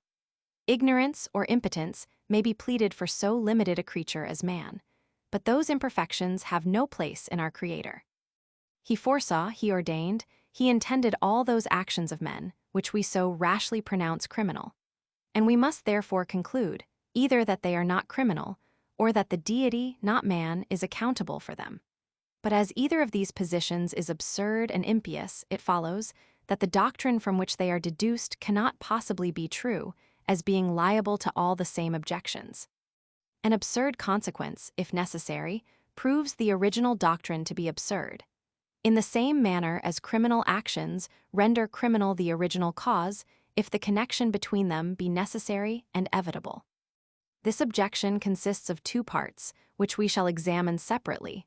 First, that if human actions can be traced up by a necessary chain to the deity, they can never be criminal, on account of the infinite perfection of that being from whom they are derived, and who can intend nothing but what is altogether good and laudable. Or, secondly, if they be criminal, we must retract the attribute of perfection, which we ascribe to the deity, and must acknowledge him to be the ultimate author of guilt and moral turpitude in all his creatures. 79. The answer to the first objection seems obvious and convincing.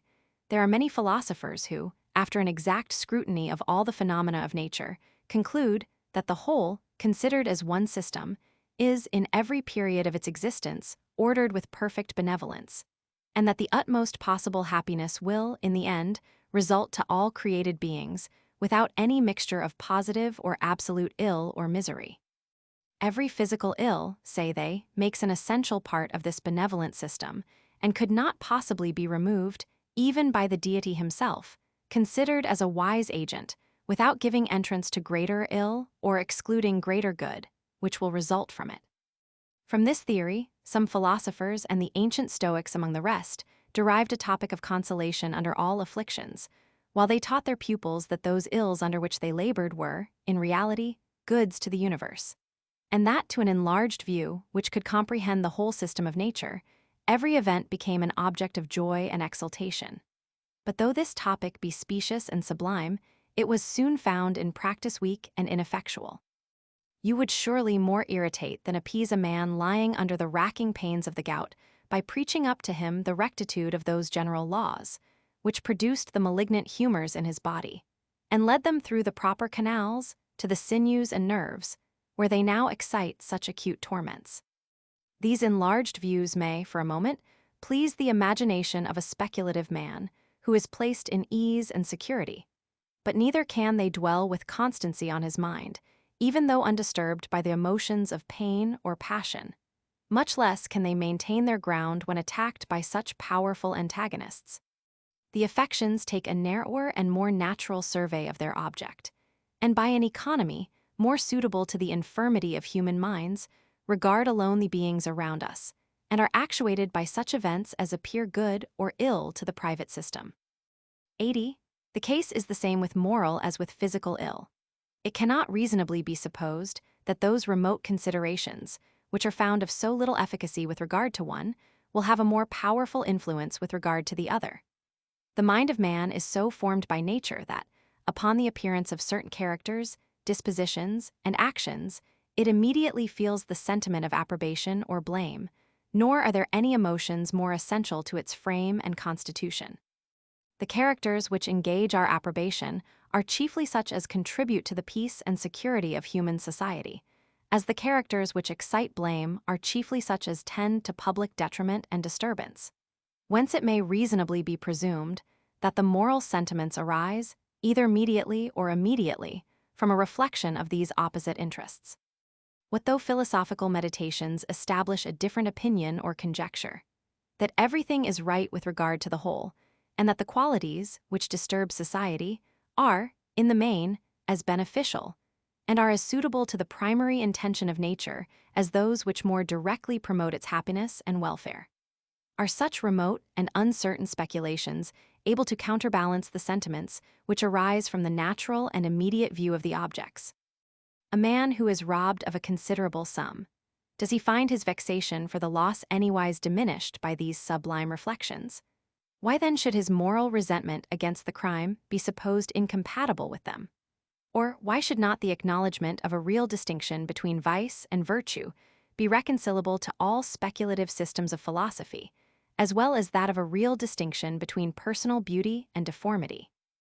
Both these distinctions are founded in the natural sentiments of the human mind, and these sentiments are not to be controlled or altered by any philosophical theory or speculation whatsoever. 81. The second objection admits not of so easy and satisfactory an answer, nor is it possible to explain distinctly how the deity can be the mediate cause of all the actions of men without being the author of sin and moral turpitude.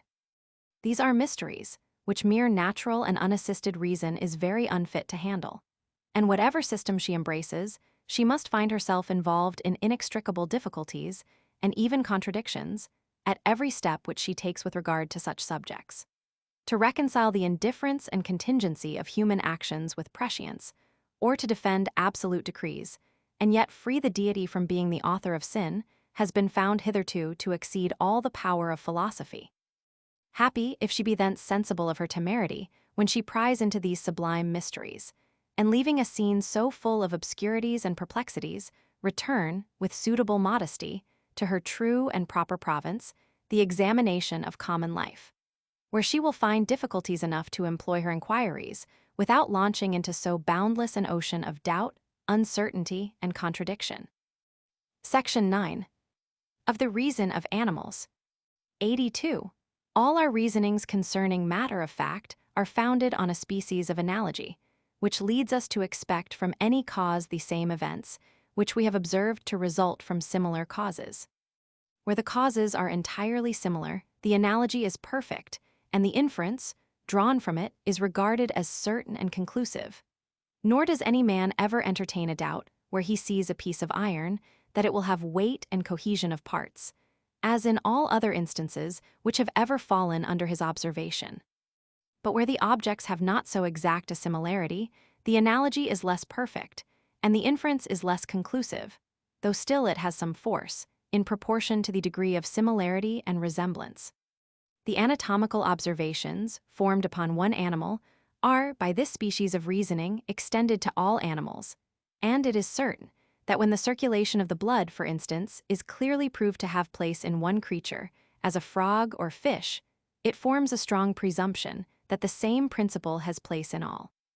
These analogical observations may be carried farther, even to this science, of which we are now treating. And any theory, by which we explain the operations of the understanding, or the origin and connection of the passions in man, will acquire additional authority, if we find that the same theory is requisite to explain the same phenomena in all other animals. We shall make trial of this with regard to the hypothesis, by which we have, in the foregoing discourse, endeavored to account for all experimental reasonings, and it is hoped that this new point of view will serve to confirm all our former observations. 83. First, it seems evident that animals as well as men learn many things from experience, and infer that the same events will always follow from the same causes. By this principle, they become acquainted with the more obvious properties of external objects, and gradually from their birth, treasure up a knowledge of the nature of fire, water, earth, stones, heights, depths, and sea, and of the effects which result from their operation. The ignorance and inexperience of the young are here plainly distinguishable from the cunning and sagacity of the old, who have learned, by long observation, to avoid what hurt them, and to pursue what gave ease or pleasure. A horse, that has been accustomed to the field, becomes acquainted with the proper height which he can leap, and will never attempt what exceeds his force and ability. An old greyhound will trust the more fatiguing part of the chase to the younger, and will place himself so as to meet the hare in her doubles, nor are the conjectures, which he forms on this occasion, founded in anything but his observation and experience. This is still more evident from the effects of discipline and education on animals, who, by the proper application of rewards and punishments, may be taught any course of action, and most contrary to their natural instincts and propensities. Is it not experience which renders a dog apprehensive of pain when you menace him or lift up the whip to beat him? Is it not even experience which makes him answer to his name, and infer from such an arbitrary sound that you mean him rather than any of his fellows, and intend to call him when you pronounce it in a certain manner and with a certain tone and accent? In all these cases, we may observe that the animal infers some fact beyond what immediately strikes his senses, and that this inference is altogether founded on past experience, while the creature expects from the present object the same consequences, which it has always found in its observation to result from similar objects. 84. Secondly, it is impossible that this inference of the animal can be founded on any process of argument or reasoning, by which he concludes that like events must follow like objects, and that the course of nature will always be regular in its operations. For if there be in reality any arguments of this nature, they surely lie too abstruse for the observation of such imperfect understandings, since it may well employ the utmost care and attention of a philosophically genius to discover and observe them. Animals, therefore, are not guided in these inferences by reasoning, neither are children, neither are the generality of mankind in their ordinary actions and conclusions, neither are philosophers themselves, who, in all the active parts of life, are, in the main, the same with the vulgar, and are governed by the same maxims. Nature must have provided some other principle, of more ready and more general use and application. Nor can an operation of such immense consequence in life as that of inferring effects from causes be trusted to the uncertain process of reasoning and argumentation. Were this doubtful with regard to men, it seems to admit of no question with regard to the brute creation. And the conclusion being once firmly established in the one, we have a strong presumption, from all the rules of analogy, that it ought to be universally admitted, without any exception or reserve. It is custom alone, which engages animals from every object that strikes their senses to infer its usual attendant, and carries their imagination from the appearance of the one to conceive the other in that particular manner, which we denominate belief. No other explication can be given of this operation in all the higher as well as lower classes of sensitive beings, which fall under our notice and observation. Since all reasonings concerning facts or causes is derived merely from custom, it may be asked how it happens that men so much surpass animals in reasoning, and one man so much surpasses another. Has not the same custom the same influence on all? We shall here endeavor briefly to explain the great difference in human understandings, after which the reason of the difference between men and animals will easily be comprehended. When we have lived any time, and have been accustomed to the uniformity of nature, we acquire a general habit, by which we always transfer the known to the unknown, and conceive the latter to resemble the former. By means of this general habitual principle, we regard even one experiment as the foundation of reasoning, and expect a similar event with some degree of certainty, where the experiment has been made accurately and free from all foreign circumstances. It is therefore considered as a matter of great importance to observe the consequences of things. And as one man may very much surpass another in attention and memory and observation, this will make a very great difference in their reasoning. Where there is a complication of causes to produce any effect, one mind may be much larger than another, and better able to comprehend the whole system of objects, and to infer justly their consequences. One man is able to carry on a chain of consequences to a greater length than another. Few men can think long without running into a confusion of ideas and mistaking one for another, and there are various degrees of this infirmity. The circumstance on which the effect depends is frequently involved in other circumstances, which are foreign and extrinsic. The separation of it often requires great attention, accuracy, and subtlety. The forming of general maxims from particular observation is a very nice operation, and nothing is more usual from haste or a narrowness of mind, which sees not on all sides, than to commit mistakes in this particular. When we reason from analogies, the man who has the greater experience or the greater promptitude of suggesting analogies will be the better reasoner. Biases from prejudice, education, passion, party, and see hang more upon one mind than another.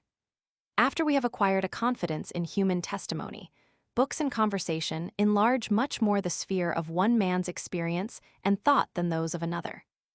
It would be easy to discover many other circumstances that make a difference in the understandings of men. 85. But though animals learn many parts of their knowledge from observation, there are also many parts of it, which they derive from the original hand of nature, which much exceed the share of capacity they possess on ordinary occasions, and in which they improve, little or nothing, by the longest practice and experience. These we denominate instincts, and are so apt to admire as something very extraordinary and inexplicable by all the disquisitions of human understanding. But our wonder will, perhaps, cease or diminish when we consider that the experimental reasoning itself, which we possess in common with beasts, and on which the whole conduct of life depends, is nothing but a species of instinct or mechanical power, that acts in us unknown to ourselves, and in its chief operations is not directed by any such relations or comparisons of ideas as are the proper objects of our intellectual faculties. Though the instinct be different, yet still it is an instinct which teaches a man to avoid the fire, as much as that which teaches a bird with such exactness the art of incubation and the whole economy and order of its nursery. Section 10. Of Miracles. Part 1. 86. There is in Dr. Tillotson's writings an argument against the real presence, which is as concise and elegant and strong as any argument can possibly be supposed against a doctrine so little worthy of a serious refutation. It is acknowledged on all hands, says that learned prelate, that the authority, either of the Scripture or of tradition, is founded merely in the testimony of the apostles, who were eyewitnesses to those miracles of our Savior, by which he proved his divine mission. Our evidence, then, for the truth of the Christian religion is less than the evidence for the truth of our senses, because, even in the first authors of our religion, it was no greater, and it is evident it must diminish in passing from them to their disciples. Nor can anyone rest such confidence in their testimony as in the immediate object of his senses. But a weaker evidence can never destroy a stronger. And therefore, were the doctrine of the real presence ever so clearly revealed in Scripture, it were directly contrary to the rules of just reasoning to give our assent to it. It contradicts sense, though both the Scripture and tradition, on which it is supposed to be built, carry not such evidence with them as sense. When they are considered merely as external evidences and are not brought home to everyone's breast by the immediate operation of the Holy Spirit. Nothing is so convenient as a decisive argument of this kind, which must at least silence the most arrogant bigotry and superstition and free us from their impertinent solicitations. I flatter myself that I have discovered an argument of a like nature, which, if just, will, with the wise and learned, be an everlasting check to all kinds of superstitious delusion, and consequently will be useful as long as the world endures. For so long, I presume, will the accounts of miracles and prodigies be found in all history, sacred and profane. 87. Though experience be our only guide in reasoning concerning matters of fact, it must be acknowledged that this guide is not altogether infallible, but in some cases is apt to lead us into errors. One, who in our climate should expect better weather in any week of June than in one of December, would reason justly and conformably to experience. But it is certain that he may happen, in the event, to find himself mistaken. However, we may observe that in such a case, he would have no cause to complain of experience, because it commonly informs us beforehand of the uncertainty, by that contrariety of events, which we may learn from a diligent observation. All effects follow not with like certainty from their supposed causes. Some events are found, in all countries and all ages, to have been constantly conjoined together. Others are found to have been more variable, and sometimes to disappoint our expectations. So that, in our reasonings concerning matter of fact, there are all imaginable degrees of assurance, from the highest certainty to the lowest species of moral evidence. A wise man, therefore, proportions his belief to the evidence. In such conclusions as are founded on an infallible experience, he expects the event with the last degree of assurance, and regards his past experience as a full proof of the future existence of that event. In other cases, he proceeds with more caution. He weighs the opposite experiments. He considers which side is supported by the greater number of experiments. To that side he inclines, with doubt and hesitation, and when at last he fixes his judgment, the evidence exceeds not what we properly call probability. All probability, then, supposes an opposition of experiments and observations, where the one side is found to overbalance the other, and to produce a degree of evidence proportioned to the superiority. 100 instances or experiments on one side, and 50 on another, afford a doubtful expectation of any event, though 100 uniform experiments, with only one that is contradictory, reasonably beget a pretty strong degree of assurance. In all cases, we must balance the opposite experiments, where they are opposite, and deduct the smaller number from the greater, in order to know the exact force of the superior evidence. 88. To apply these principles to a particular instance, we may observe that there is no species of reasoning more common, more useful, and even necessary to human life, than that which is derived from the testimony of men and the reports of eyewitnesses and spectators. This species of reasoning, perhaps, one may deny to be founded on the relation of cause and effect. I shall not dispute about a word. It will be sufficient to observe that our assurance in any argument of this kind is derived from no other principle than our observation of the veracity of human testimony, and of the usual conformity of facts to the reports of witnesses. It being a general maxim that no objects have any discoverable connection together, and that all the inferences, which we can draw from one to another, are founded merely on our experience of their constant and regular conjunction. It is evident that we ought not to make an exception to this maxim in favor of human testimony, whose connection with any event seems, in itself, as little necessary as any other. Were not the memory tenacious to a certain degree, had not men commonly an inclination to truth and a principle of probity, were they not sensible to shame when detected in a falsehood? Were not these, I say, discovered by experience to be qualities inherent in human nature, we should never repose the least confidence in human testimony. A man delirious or noted for falsehood and villainy has no manner of authority with us. And as the evidence, derived from witnesses and human testimony, is founded on past experience, so it varies with the experience and is regarded either as a proof or a probability, according as the conjunction between any particular kind of report and any kind of object has been found to be constant or variable.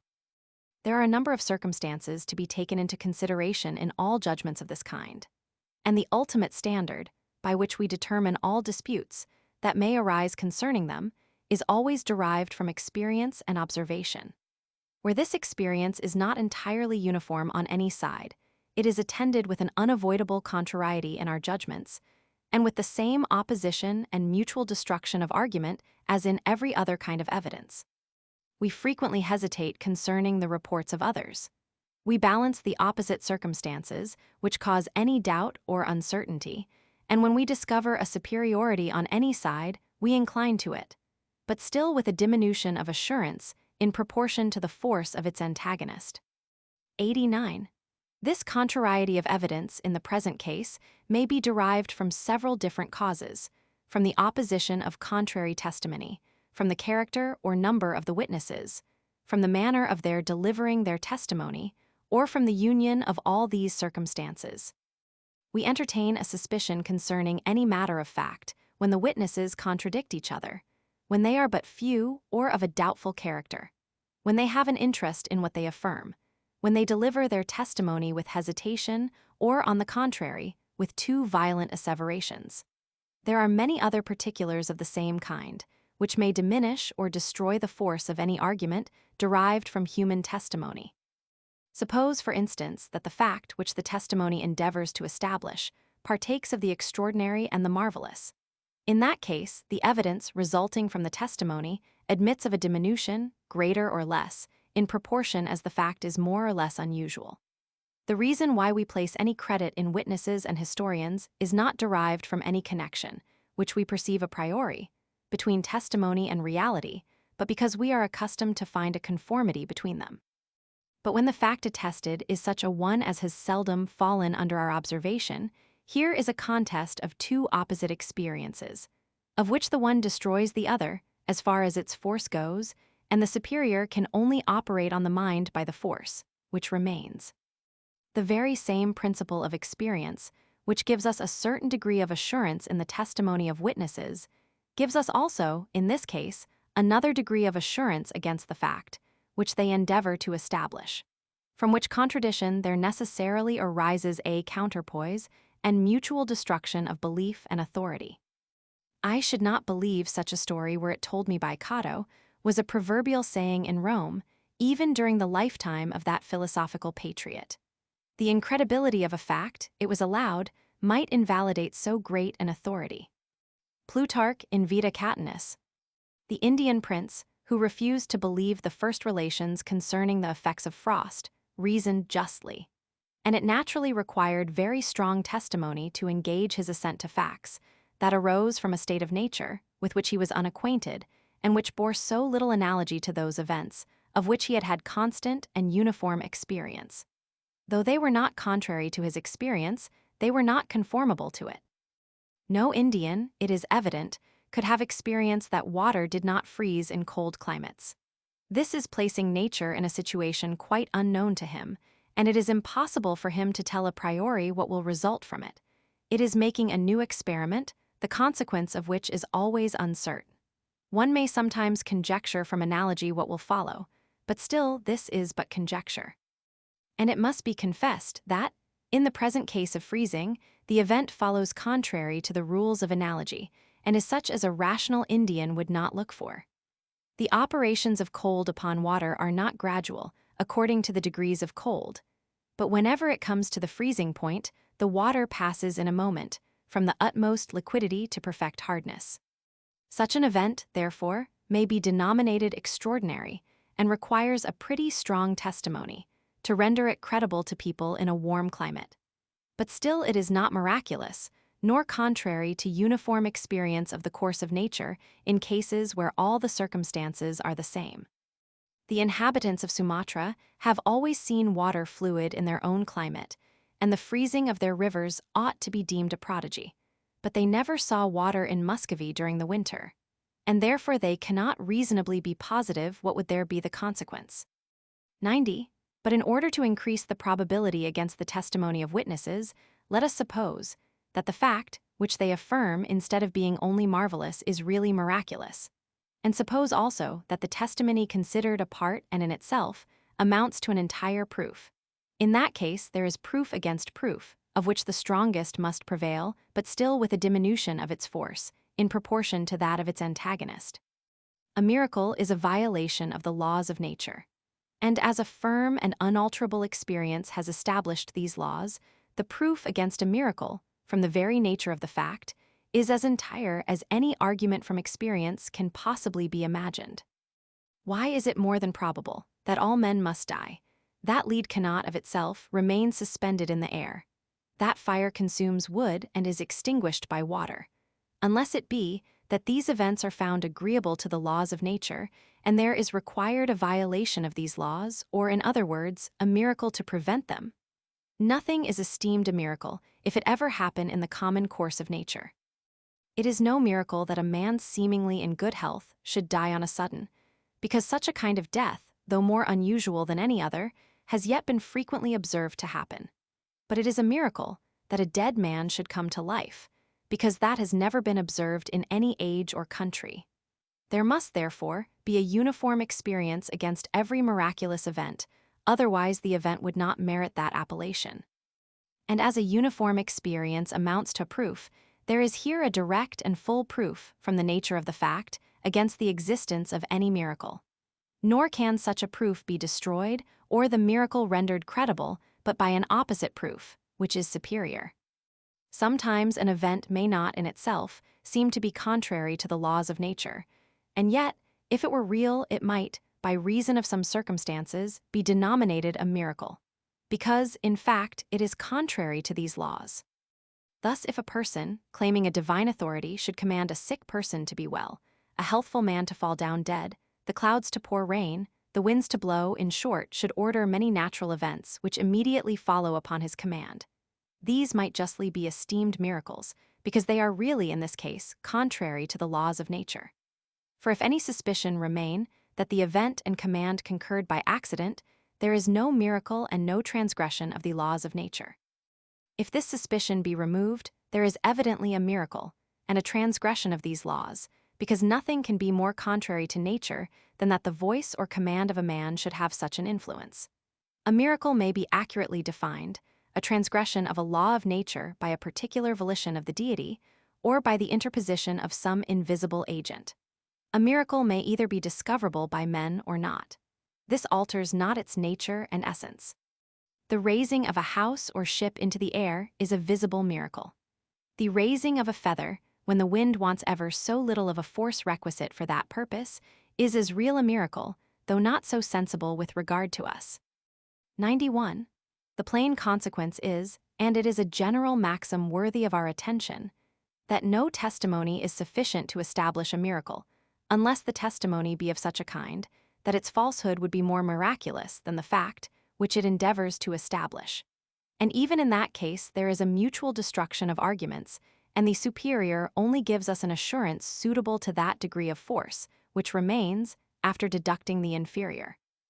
When anyone tells me that he saw a dead man restored to life, I immediately consider with myself whether it be more probable that this person should either deceive or be deceived, or that the fact which he relates should really have happened. I weigh the one miracle against the other, and according to the superiority which I discover, I pronounce my decision and always reject the greater miracle. If the falsehood of his testimony would be more miraculous than the event which he relates, then, and not till then, can he pretend to command my belief or opinion. Part 2. 92. In the foregoing reasoning we have supposed that the testimony upon which a miracle is founded may possibly amount to an entire proof, and that the falsehood of that testimony would be a real prodigy. But it is easy to show that we have been a great deal too liberal in our concession, and that there never was a miraculous event established on so full an evidence.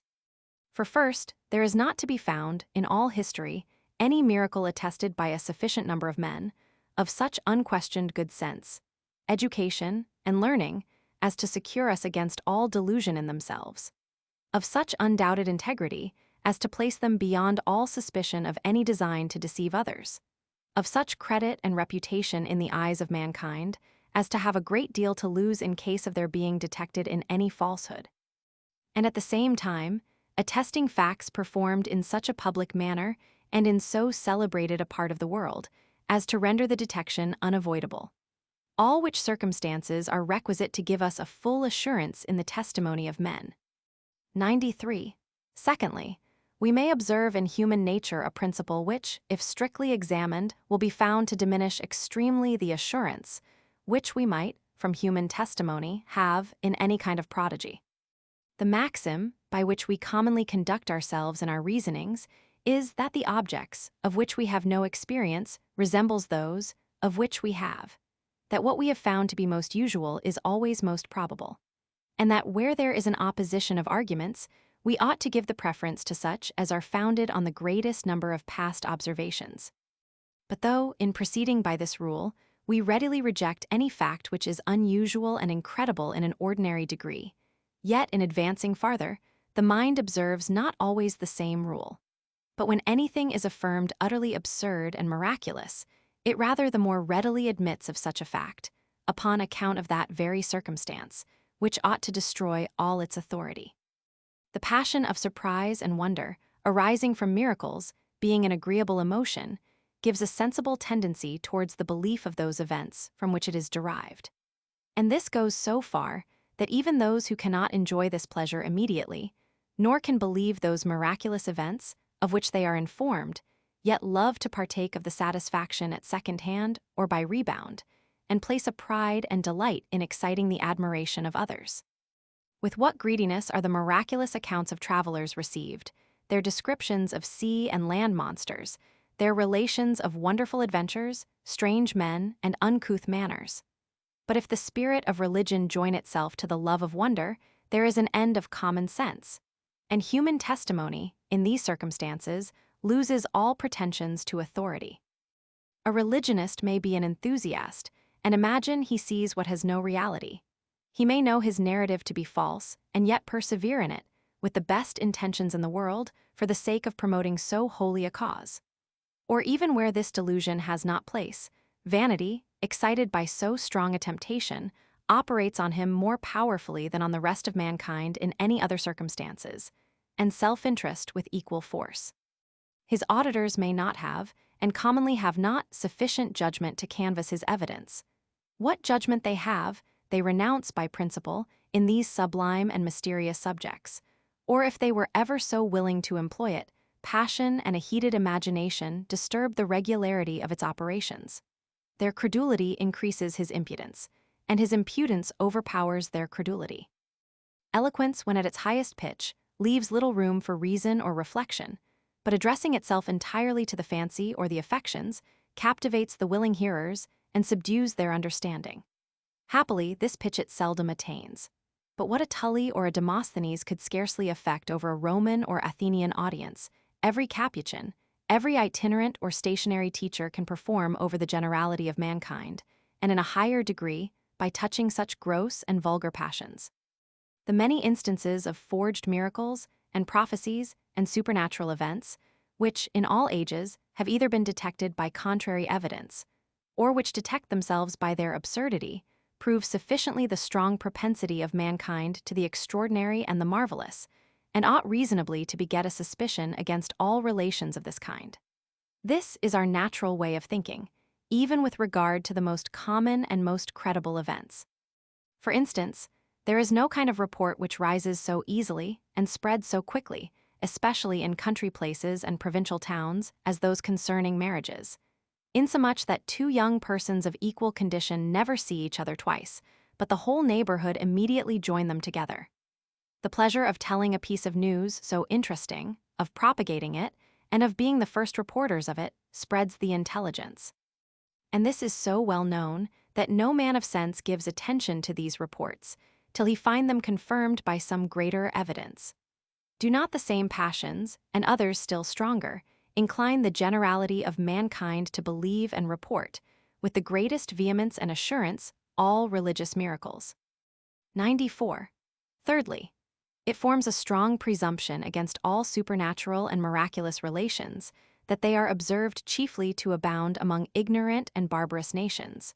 Or if a civilized people has ever given admission to any of them, that people will be found to have received them from ignorant and barbarous ancestors, who transmitted them with that inviolable sanction and authority which always attend received opinions.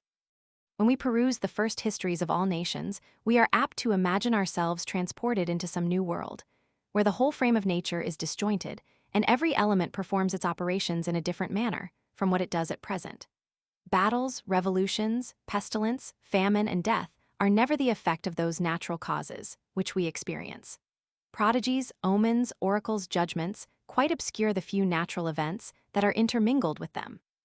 But as the former grow thinner every page, in proportion as we advance nearer the enlightened ages, we soon learn that there is nothing mysterious or supernatural in the case, but that all proceeds from the usual propensity of mankind towards the marvelous, and that, though this inclination may at intervals receive a check from sense and learning, it can never be thoroughly extirpated from human nature.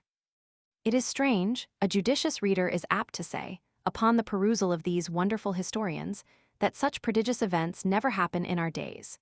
But it is nothing strange, I hope, that men should lie in all ages. You must surely have seen instances enough of that frailty. You have yourself heard many such marvelous relations started, which, being treated with scorn by all the wise and judicious, have at last been abandoned even by the vulgar. Be assured that those renowned lies, which have spread and flourished to such a monstrous height, arose from like beginnings, but being sown in a more proper soil, shot up at last into prodigies almost equal to those which they relate. It was a wise policy in that false prophet, Alexander, who though now forgotten was once so famous, to lay the first scene of his impostures in Paphlagonia, where, as Lucian tells us, the people were extremely ignorant and stupid, and ready to swallow even the grossest delusion. People at a distance, who are weak enough to think the matter at all worth inquiry, have no opportunity of receiving better information. The stories come magnified to them by 100 circumstances. Fools are industrious in propagating the imposture, while the wise and learned are contented, in general, to deride its absurdity, without informing themselves of the particular facts, by which it may be distinctly refuted. And thus the impostor above mentioned was enabled to proceed, from his ignorant Paphlagonians, to the enlisting of votaries, even among the Grecian philosophers, and men of the most eminent rank and distinction in Rome. Nay, could engage the attention of that sage Emperor Marcus Aurelius, so far as to make him trust the success of a military expedition to his delusive prophecies. The advantages are so great of starting an imposture among an ignorant people that, even though the delusion should be too gross to impose on the generality of them, which, though seldom, is sometimes the case, it has a much better chance for succeeding in remote countries than if the first scene had been laid in a city renowned for arts and knowledge. The most ignorant and barbarous of these barbarians carry the report abroad. None of their countrymen have a large correspondence or sufficient credit and authority to contradict and beat down the delusion. Men's inclination to the marvelous has full opportunity to display itself, and thus a story, which is universally exploded in the place where it was first started, shall pass for certain at 1,000 miles distance. But had Alexander fixed his residence at Athens, the philosophers of that renowned mart of learning had immediately spread, throughout the whole Roman Empire, their sense of the matter, which being supported by so great authority and displayed by all the force of reason and eloquence, had entirely opened the eyes of mankind. It is true, Lucian, passing by chance through Paphlagonia, had an opportunity of performing this good office. But though much to be wished, it does not always happen that every Alexander meets with a Lucian, ready to expose and detect his impostures. 95. I may add as a fourth reason, which diminishes the authority of prodigies, that there is no testimony for any, even those which have not been expressly detected, that is not opposed by an infinite number of witnesses, so that not only the miracle destroys the credit of testimony, but the testimony destroys itself. To make this the better understood, let us consider that, In matters of religion, whatever is different is contrary, and that it is impossible the religions of ancient Rome, of Turkey, of Siam, and of China should all of them be established on any solid foundation. Every miracle, therefore, pretended to have been wrought in any of these religions, and all of them abound in miracles, as its direct scope is to establish the particular system to which it is attributed, so has it the same force, though more indirectly, to overthrow every other system. In destroying a rival system, it likewise destroys the credit of those miracles, on which that system was established, so that all the prodigies of different religions are to be regarded as contrary facts, and the evidences of these prodigies, whether weak or strong, as opposite to each other. According to this method of reasoning, when we believe any miracle of Mahomet or his successors, we have for our warrant the testimony of a few barbarous Arabians, and on the other hand, we are to regard the authority of Titus Livius, Plutarch, Tacitus, and, in short, of all the authors and witnesses, Grecian, Chinese, and Roman Catholic, who have related any miracle in their particular religion. I say, we are to regard their testimony in the same light as if they had mentioned that Mahometan miracle, and had in express terms contradicted it, with the same certainty as they have for the miracle they relate. This argument may appear over subtle and refined, but is not in reality different from the reasoning of a judge who supposes that the credit of two witnesses maintaining a crime against anyone is destroyed by the testimony of two others, who affirm him to have been 200 leagues distant at the same instant when the crime is said to have been committed. 96. One of the best attested miracles in all profane history is that which Tacitus reports of Vespasian, who cured a blind man in Alexandria, by means of his spittle, and a lame man by the mere touch of his foot, in obedience to a vision of the god Serapis, who had enjoined them to have recourse to the emperor for these miraculous cures. The story may be seen in that fine historian, where every circumstance seems to add weight to the testimony, and might be displayed at large with all the force of argument and eloquence, if anyone were now concerned to enforce the evidence of that exploded and idolatrous superstition. The gravity, solidity, age, and probity of so great an emperor, who, through the whole course of his life, conversed in a familiar manner with his friends and courtiers, and never affected those extraordinary airs of divinity assumed by Alexander and Demetrius.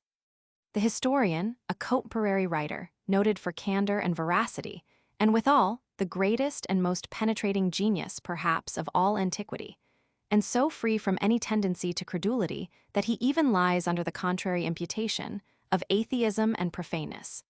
The persons, from whose authority he related the miracle, of established character for judgment and veracity, as we may well presume. Eyewitnesses of the fact, and confirming their testimony, after the Flavian family was despoiled of the empire, and could no longer give any reward as the price of a lie. Utrumque, qui interfera, nunc quoque memorant, postquam nullum mendatio pretium. To which if we add the public nature of the facts, as related, it will appear that no evidence can well be supposed stronger for so gross and so palpable a falsehood. Hist. Lib. Roman 4, cap. 81, Suetonius gives nearly the same account in Vita Vesp. There is also a memorable story related by Cardinal de Retz, which may well deserve our consideration. When that intriguing politician fled into Spain to avoid the persecution of his enemies, he passed through Saragossa, the capital of Aragon, where he was shewn in the cathedral, a man who had served 7 years as a doorkeeper, and was well known to every body in town that had ever paid his devotions at that church. He had been seen, for so long a time, wanting a leg, but recovered that limb by the rubbing of holy oil upon the stump, and the cardinal assures us that he saw him with 2 legs.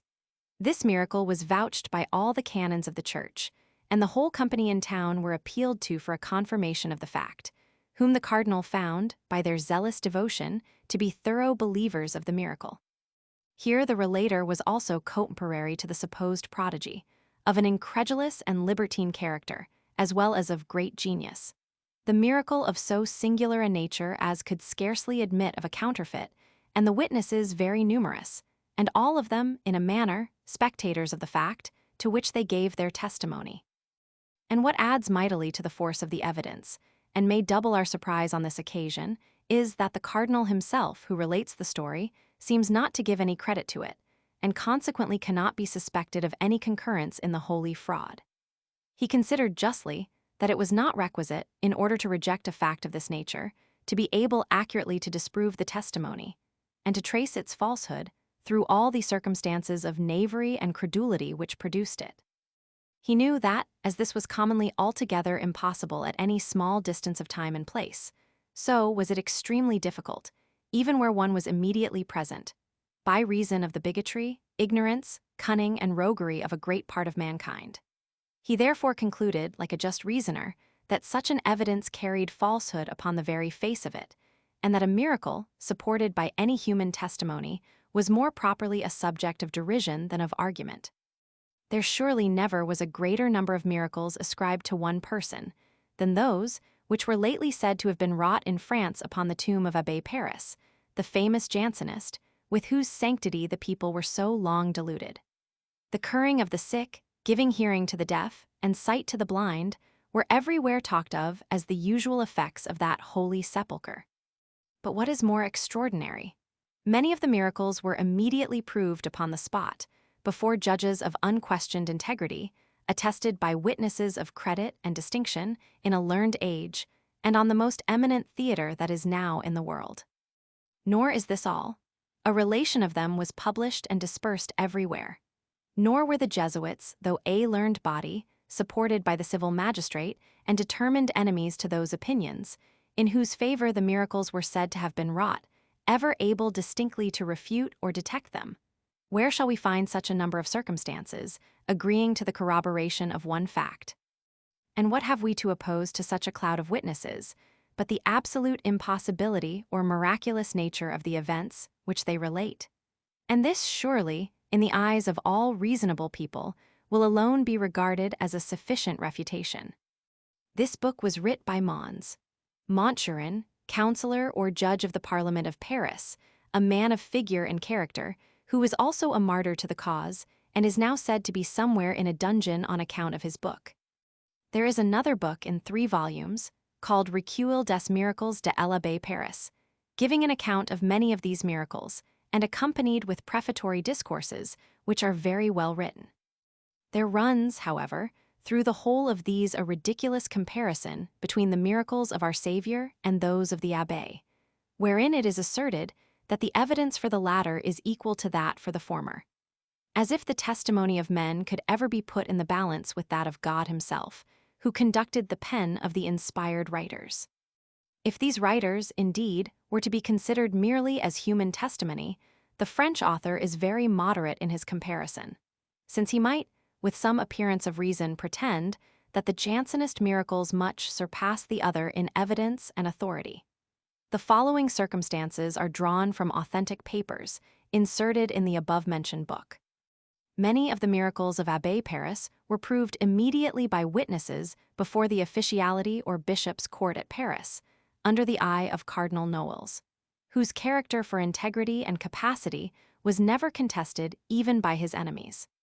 His successor in the archbishopric was an enemy to the Jansenists, and for that reason promoted to the see by the court. Yet 22 rectors or curés of Paris, with infinite earnestness, press him to examine those miracles, which they assert to be known to the whole world and undisputably certain, but he wisely forbore. The Molinist party had tried to discredit these miracles in one instance, that of Mademoiselle Lefranc. But besides that their proceedings were in many respects the most irregular in the world, particularly in citing only a few of the Jansenist witnesses, whom they tampered with. Besides this, I say, they soon found themselves overwhelmed by a cloud of new witnesses, 120 in number, most of them persons of credit and substance in Paris, who gave oath for the miracle. This was accompanied with a solemn and earnest appeal to the Parliament. But the Parliament were forbidden by authority to meddle in the affair. It was at last observed that where men are heated by zeal and enthusiasm, there is no degree of human testimony so strong as may not be procured for the greatest absurdity. And those who will be so silly as to examine the affair by that medium, and seek particular flaws in the testimony, are almost sure to be confounded. It must be a miserable imposture, indeed, that does not prevail in that contest. All who have been in France about that time have heard of the reputation of Mons. Hérault, the lieutenant de police, whose vigilance, penetration, activity, and extensive intelligence have been much talked of. This magistrate, who by the nature of his office is almost absolute, was vested with full powers, on purpose to suppress or discredit these miracles, and he frequently seized immediately and examined the witnesses and subjects of them, but never could reach anything satisfactory against them. In the case of Mademoiselle Thibaut, he sent the famous de Silva to examine her, whose evidence is very curious. The physician declares that it was impossible she could have been so ill as was proved by witnesses, because it was impossible she could, in so short a time, have recovered so perfectly as he found her. He reasoned like a man of sense from natural causes, but the opposite party told him that the whole was a miracle, and that his evidence was the very best proof of it. The Molinists were in a sad dilemma. They durst not assert the absolute insufficiency of human evidence to prove a miracle. They were obliged to say that these miracles were wrought by witchcraft and the devil. But they were told that this was the resource of the Jews of old. No Jansenist was ever embarrassed to account for the cessation of the miracles when the churchyard was shut up by the king's edict. It was the touch of the tomb which produced these extraordinary effects, and when no one could approach the tomb, no effects could be expected. God, indeed, could have thrown down the walls in a moment, but he is master of his own graces and works, and it belongs not to us to account for them. He did not throw down the walls of every city like those of Jericho, on the sounding of the ram's horns, nor break up the prison of every apostle, like that of St. Paul. No less a man than the Duc de Chatelain, a duke and peer of France of the highest rank and family, gives evidence of a miraculous cure, performed upon a servant of his who had lived several years in his house with a visible and palpable infirmity.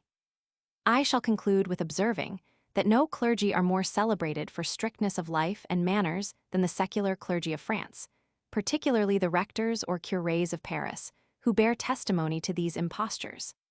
The learning, genius, and probity of the gentlemen, and the austerity of the nuns of Port-Royal have been much celebrated all over Europe.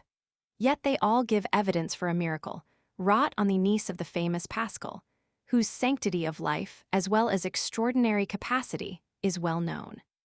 The famous Racine gives an account of this miracle in his famous History of Port-Royal, and fortifies it with all the proofs, which a multitude of nuns, priests, physicians, and men of the world, all of them of undoubted credit, could bestow upon it.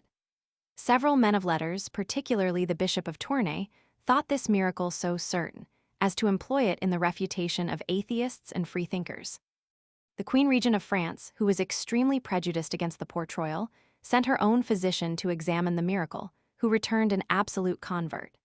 In short, the supernatural cure was so uncontestable that it saved, for a time, that famous monastery from the ruin with which it was threatened by the Jesuits. Had it been a cheat, it had certainly been detected by such sagacious and powerful antagonists, and must have hastened the ruin of the contrivers. Our divines, who can build up a formidable castle from such despicable materials, what a prodigious fabric could they have reared from these and many other circumstances, which I have not mentioned? How often would the great names of Pascal, Racine, Amade, Nicole have resounded in our ears? But if they be wise, they had better adopt the miracle, as being more worth 1,000 times than all the rest of the collection. Besides, it may serve very much to their purpose. For that miracle was really performed by the touch of an authentic holy prickle of the holy thorn, which composed the holy crown, which, and c. 97, is the consequence just, because some human testimony has the utmost force and authority in some cases, when it relates the battle of Philippi or Pharsalia, for instance, that therefore all kinds of testimony must, in all cases, have equal force and authority. Suppose that the Caesarian and Pompeian factions had, each of them, claimed the victory in these battles, and that the historians of each party had uniformly ascribed the advantage to their own side. How could mankind, at this distance, have been able to determine between them? The contrariety is equally strong between the miracles related by Herodotus or Plutarch and those delivered by Mariana, Bede, or any monkish historian. The wise lend a very academic faith to every report which favors the passion of the reporter, whether it magnifies his country, his family, or himself, or in any other way strikes in with his natural inclinations and propensities. But what greater temptation than to appear a missionary, a prophet, an ambassador from heaven? Who would not encounter many dangers and difficulties in order to attain so sublime a character? Or if, by the help of vanity and a heated imagination, a man has first made a convert of himself and entered seriously into the delusion, whoever scruples to make use of pious frauds in support of so holy and meritorious a cause? The smallest spark may here kindle into the greatest flame, because the materials are always prepared for it. The avidum genus auricularum, the gazing populace, receive greedily, without examination, whatever soothes superstition and promotes wonder. Lucret. How many stories of this nature have, in all ages, been detected and exploded in their infancy? How many more have been celebrated for a time, and have afterwards sunk into neglect and oblivion? Where such reports, therefore, fly about, the solution of the phenomenon is obvious, and we judge in conformity to regular experience and observation when we account for it by the known and natural principles of credulity and delusion. And shall we, rather than have a recourse to so natural a solution, allow of a miraculous violation of the most established laws of nature? I need not mention the difficulty of detecting a falsehood in any private or even public history, at the place where it is said to happen, much more when the scene is removed to ever so small a distance. Even a court of judicature, with all the authority, accuracy, and judgment which they can employ, find themselves often at a loss to distinguish between truth and falsehood in the most recent actions. But the matter never comes to any issue, if trusted to the common method of altercations and debate and flying rumors, especially when men's passions have taken part on either side. In the infancy of new religions, the wise and learned commonly esteem the matter too inconsiderable to deserve their attention or regard. And when afterwards they would willingly detect the cheat, in order to undeceive the deluded multitude, the season is now past, and the records and witnesses, which might clear up the matter, have perished beyond recovery. No means of detection remain, but those which must be drawn from the very testimony itself of the reporters. And these, though always sufficient with the judicious and knowing, are commonly too fine to fall under the comprehension of the vulgar. 98.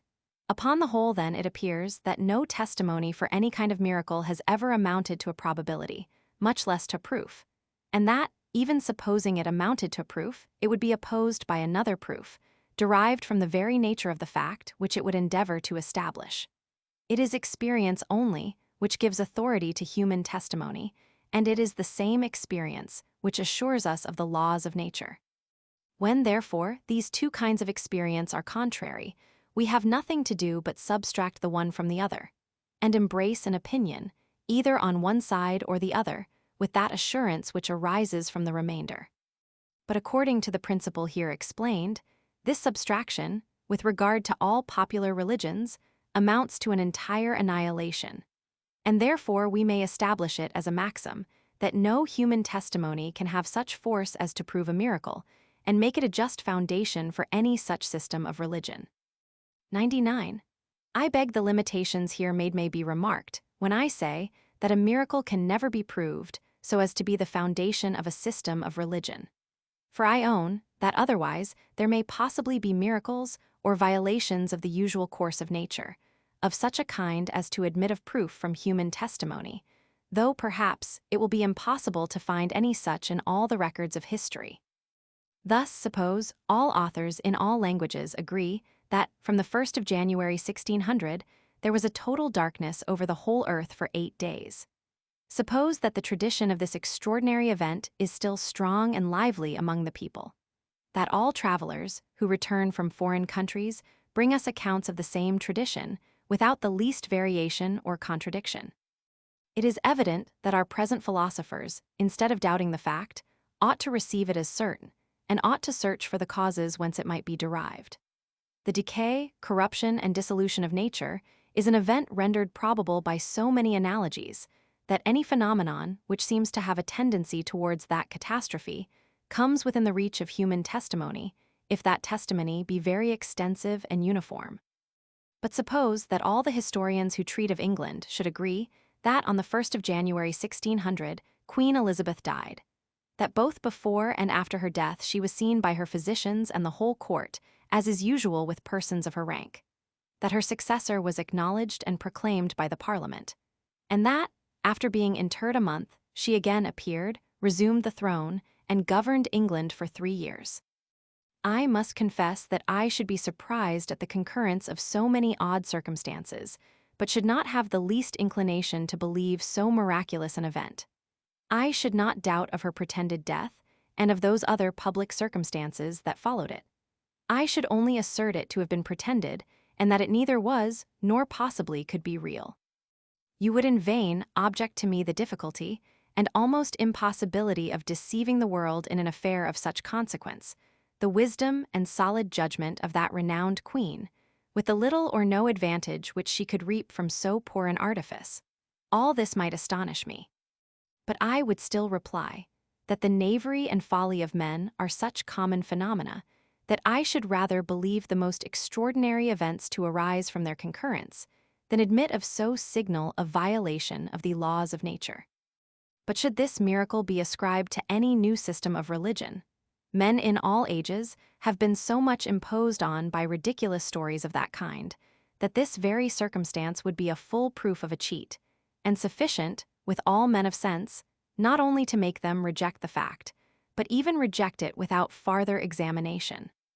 Though the being to whom the miracle is ascribed be, in this case, almighty, it does not, upon that account, become a whit more probable, since it is impossible for us to know the attributes or actions of such a being, otherwise than from the experience which we have of his productions in the usual course of nature. This still reduces us to past observation, and obliges us to compare the instances of the violation of truth in the testimony of men, with those of the violation of the laws of nature by miracles, in order to judge which of them is most likely and probable. As the violations of truth are more common in the testimony concerning religious miracles than in that concerning any other matter of fact, this must diminish very much the authority of the former testimony, and make us form a general resolution never to lend any attention to it, with whatever specious pretense it may be covered. Lord Bacon seems to have embraced the same principles of reasoning. We ought, says he, to make a collection or particular history of all monsters and prodigious births or productions, and in a word of everything new, rare, and extraordinary in nature. But this must be done with the most severe scrutiny, lest we depart from truth. Above all, every relation must be considered as suspicious, which depends in any degree upon religion, as the prodigies of Livy. And no less so, everything that is to be found in the writers of natural magic or alchemy, or such authors, who seem, all of them, to have an unconquerable appetite for falsehood and fable. Nav. Org. Lib. Roman 2, APH, 29. 100. I am the better pleased with the method of reasoning here delivered, as I think it may serve to confound those dangerous friends or disguised enemies to the Christian religion, who have undertaken to defend it by the principles of human reason. Our most holy religion is founded on faith, not on reason, and it is a sure method of exposing it to put it to such a trial as it is, by no means, fitted to endure. To make this more evident, let us examine those miracles, related in Scripture, and not to lose ourselves in too wide a field, let us confine ourselves to such as we find in the Pentateuch, which we shall examine, according to the principles of these pretended Christians, not as the word or testimony of God himself, but as the production of a mere human writer and historian. Here then we are first to consider a book, presented to us by a barbarous and ignorant people, written in an age when they were still more barbarous, and in all probability long after the facts which it relates, corroborated by no concurring testimony, and resembling those fabulous accounts, which every nation gives of its origin. Upon reading this book, we find it full of prodigies and miracles. It gives an account of a state of the world and of human nature entirely different from the present, of our fall from that state, of the age of man, extended to near 1,000 years, of the destruction of the world by a deluge, of the arbitrary choice of one people as the favorites of heaven, and that people the countrymen of the author, of their deliverance from bondage by prodigies the most astonishing imaginable. I desire anyone to lay his hand upon his heart, and after a serious consideration declare, Whether he thinks that the falsehood of such a book, supported by such a testimony, would be more extraordinary and miraculous than all the miracles it relates, which is, however, necessary to make it be received, according to the measures of probability above established. 101. What we have said of miracles may be applied, without any variation, to prophecies, and indeed, all prophecies are real miracles, and as such only can be admitted as proofs of any revelation. If it did not exceed the capacity of human nature to foretell future events, it would be absurd to employ any prophecy as an argument for a divine mission or authority from heaven. So that, upon the whole, we may conclude that the Christian religion not only was at first attended with miracles, but even at this day cannot be believed by any reasonable person without one. Mere reason is insufficient to convince us of its veracity, and whoever is moved by faith to assent to it is conscious of a continued miracle in his own person, which subverts all the principles of his understanding and gives him a determination to believe what is most contrary to custom and experience. Section 11. Of a particular providence and of a future state. 102. I was lately engaged in conversation with a friend who loves skeptical paradoxes, where, though he advanced many principles, of which I can by no means approve, yet as they seem to be curious, and to bear some relation to the chain of reasoning carried on throughout this inquiry, I shall here copy them from my memory as accurately as I can in order to submit them to the judgment of the reader. Our conversation began with my admiring the singular good fortune of philosophy, which, as it requires entire liberty above all other privileges, and chiefly flourishes from the free opposition of sentiments and argumentation, received its first birth in an age and country of freedom and toleration, and was never cramped, even in its most extravagant principles, by any creeds, concessions, or penal statutes. For except the banishment of Protagoras and the death of Socrates, which last event proceeded partly from other motives, there are scarcely any instances to be met with in ancient history of this bigoted jealousy, with which the present age is so much infested. Epicurus lived at Athens to an advanced age, in peace and tranquility. Epicureans were even admitted to receive the sacerdotal character, and to officiate at the altar in the most sacred rites of the established religion. And the public encouragement of pensions and salaries was afforded equally by the wisest of all the Roman emperors to the professors of every sect of philosophy. How requisite such kind of treatment was to philosophy in her early youth will easily be conceived if we reflect that even at present, when she may be supposed more hardy and robust, she bears with much difficulty the inclemency of the seasons, and those harsh winds of calumny and persecution, which blow upon her. Luciani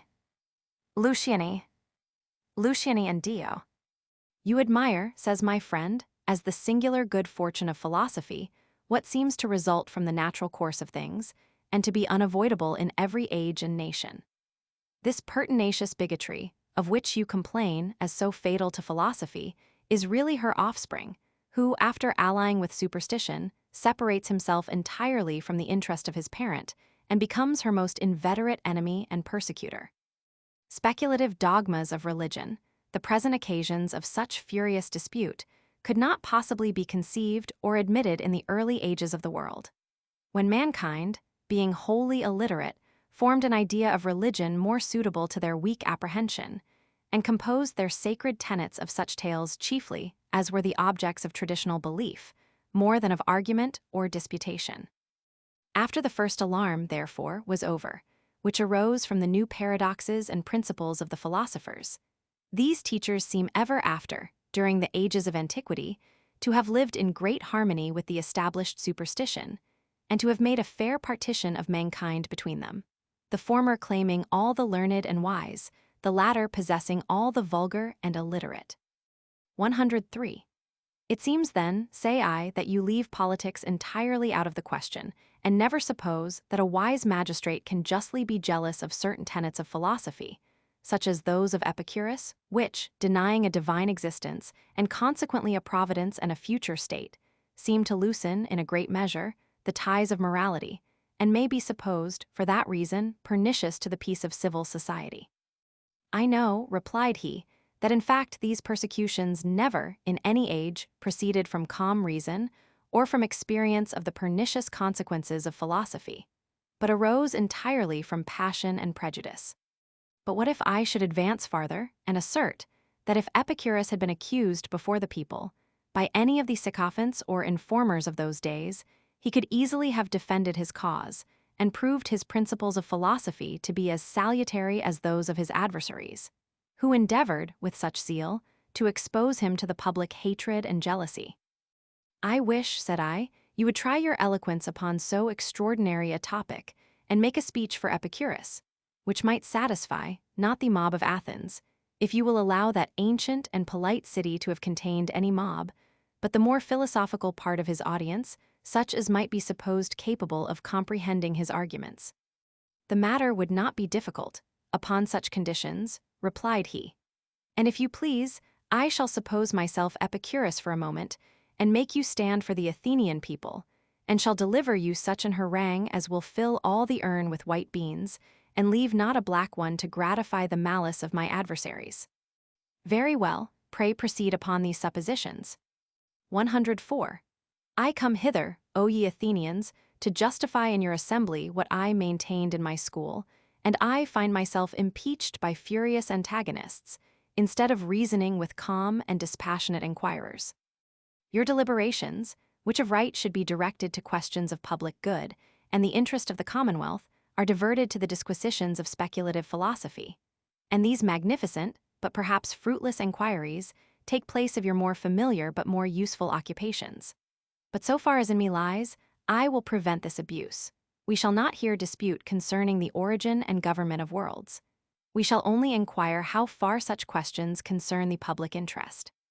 And if I can persuade you that they are entirely indifferent to the peace of society and security of government, I hope that you will presently send us back to our schools, there to examine, at leisure, the question the most sublime, but at the same time, the most speculative of all philosophy. The religious philosophers, not satisfied with the tradition of your forefathers and doctrine of your priests, in which I willingly acquiesce, indulge a rash curiosity in trying how far they can establish religion upon the principles of reason, and they thereby excite, instead of satisfying, the doubts which naturally arise from a diligent and scrutinous inquiry. They paint, in the most magnificent colors, the order, beauty, and wise arrangement of the universe, and then ask if such a glorious display of intelligence could proceed from the fortuitous concourse of atoms, or if chance could produce what the greatest genius can never sufficiently admire. I shall not examine the justness of this argument. I shall allow it to be as solid as my antagonists and accusers can desire.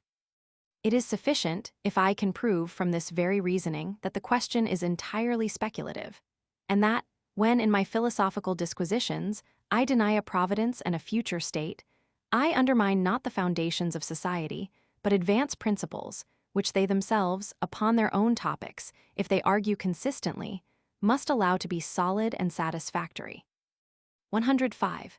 You then, who are my accusers, have acknowledged that the chief or sole argument for a divine existence, which I never questioned, is derived from the order of nature, where there appear such marks of intelligence and design that you think it extravagant to assign for its cause either chance or the blind and unguided force of matter. You allow that this is an argument drawn from effects to causes. From the order of the work you infer that there must have been project and forethought in the workman. If you cannot make out this point, you allow that your conclusion fails, and you pretend not to establish the conclusion in a greater latitude than the phenomena of nature will justify. These are your concessions. I desire you to mark the consequences.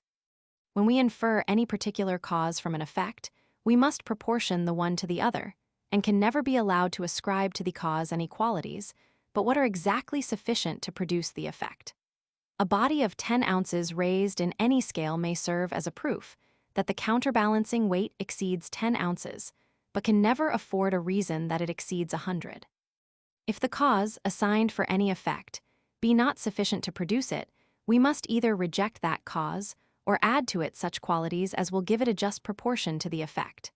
But if we ascribe to it farther qualities or affirm it capable of producing other effects, we can only indulge the license of conjecture, and arbitrarily suppose the existence of qualities and energies without reason or authority. The same rule holds, whether the cause assigned be brute unconscious matter or a rational intelligent being. If the cause be known only by the effect, we never ought to ascribe to it any qualities, beyond what are precisely requisite to produce the effect. Nor can we, by any rules of just reasoning, return back from the cause and infer other effects from it, beyond those by which alone it is known to us. No one, merely from the sight of one of Zeuxis's pictures, could know that he was also a statuary or architect, and was an artist no less skillful in stone and marble than in colors.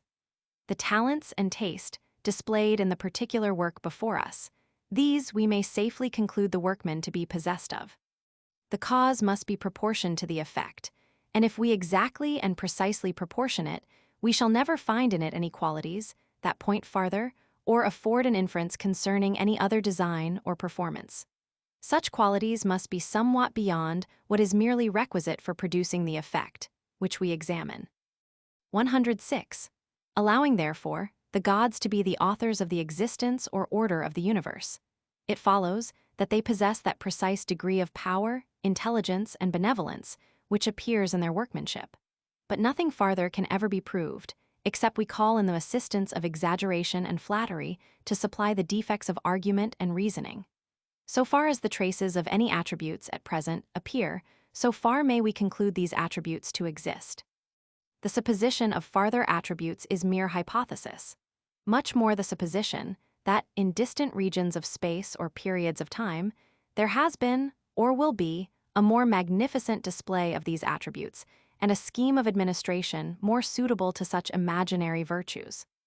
We can never be allowed to mount up from the universe, the effect, to Jupiter, the cause, and then descend downwards to infer any new effect from that cause, as if the present effects alone were not entirely worthy of the glorious attributes which we ascribe to that deity.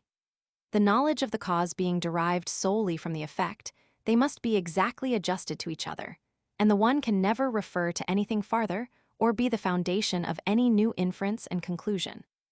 You find certain phenomena in nature. You seek a cause or author. You imagine that you have found him. You afterwards become so enamored of this offspring of your brain that you imagine it impossible, but he must produce something greater and more perfect than the present scene of things, which is so full of ill and disorder. You forget that this superlative intelligence and benevolence are entirely imaginary, or, at least, without any foundation in reason, and that you have no ground to ascribe to him any qualities, but what you see he has actually exerted and displayed in his productions. Let your gods, therefore, O philosophers, be suited to the present appearances of nature, and presume not to alter these appearances by arbitrary suppositions in order to suit them to the attributes which you so fondly ascribe to your deities. 107.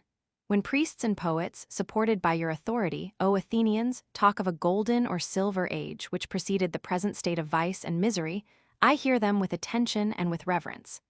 But when philosophers, who pretend to neglect authority and to cultivate reason, hold the same discourse, I pay them not, I own, the same obsequious submission and pious deference.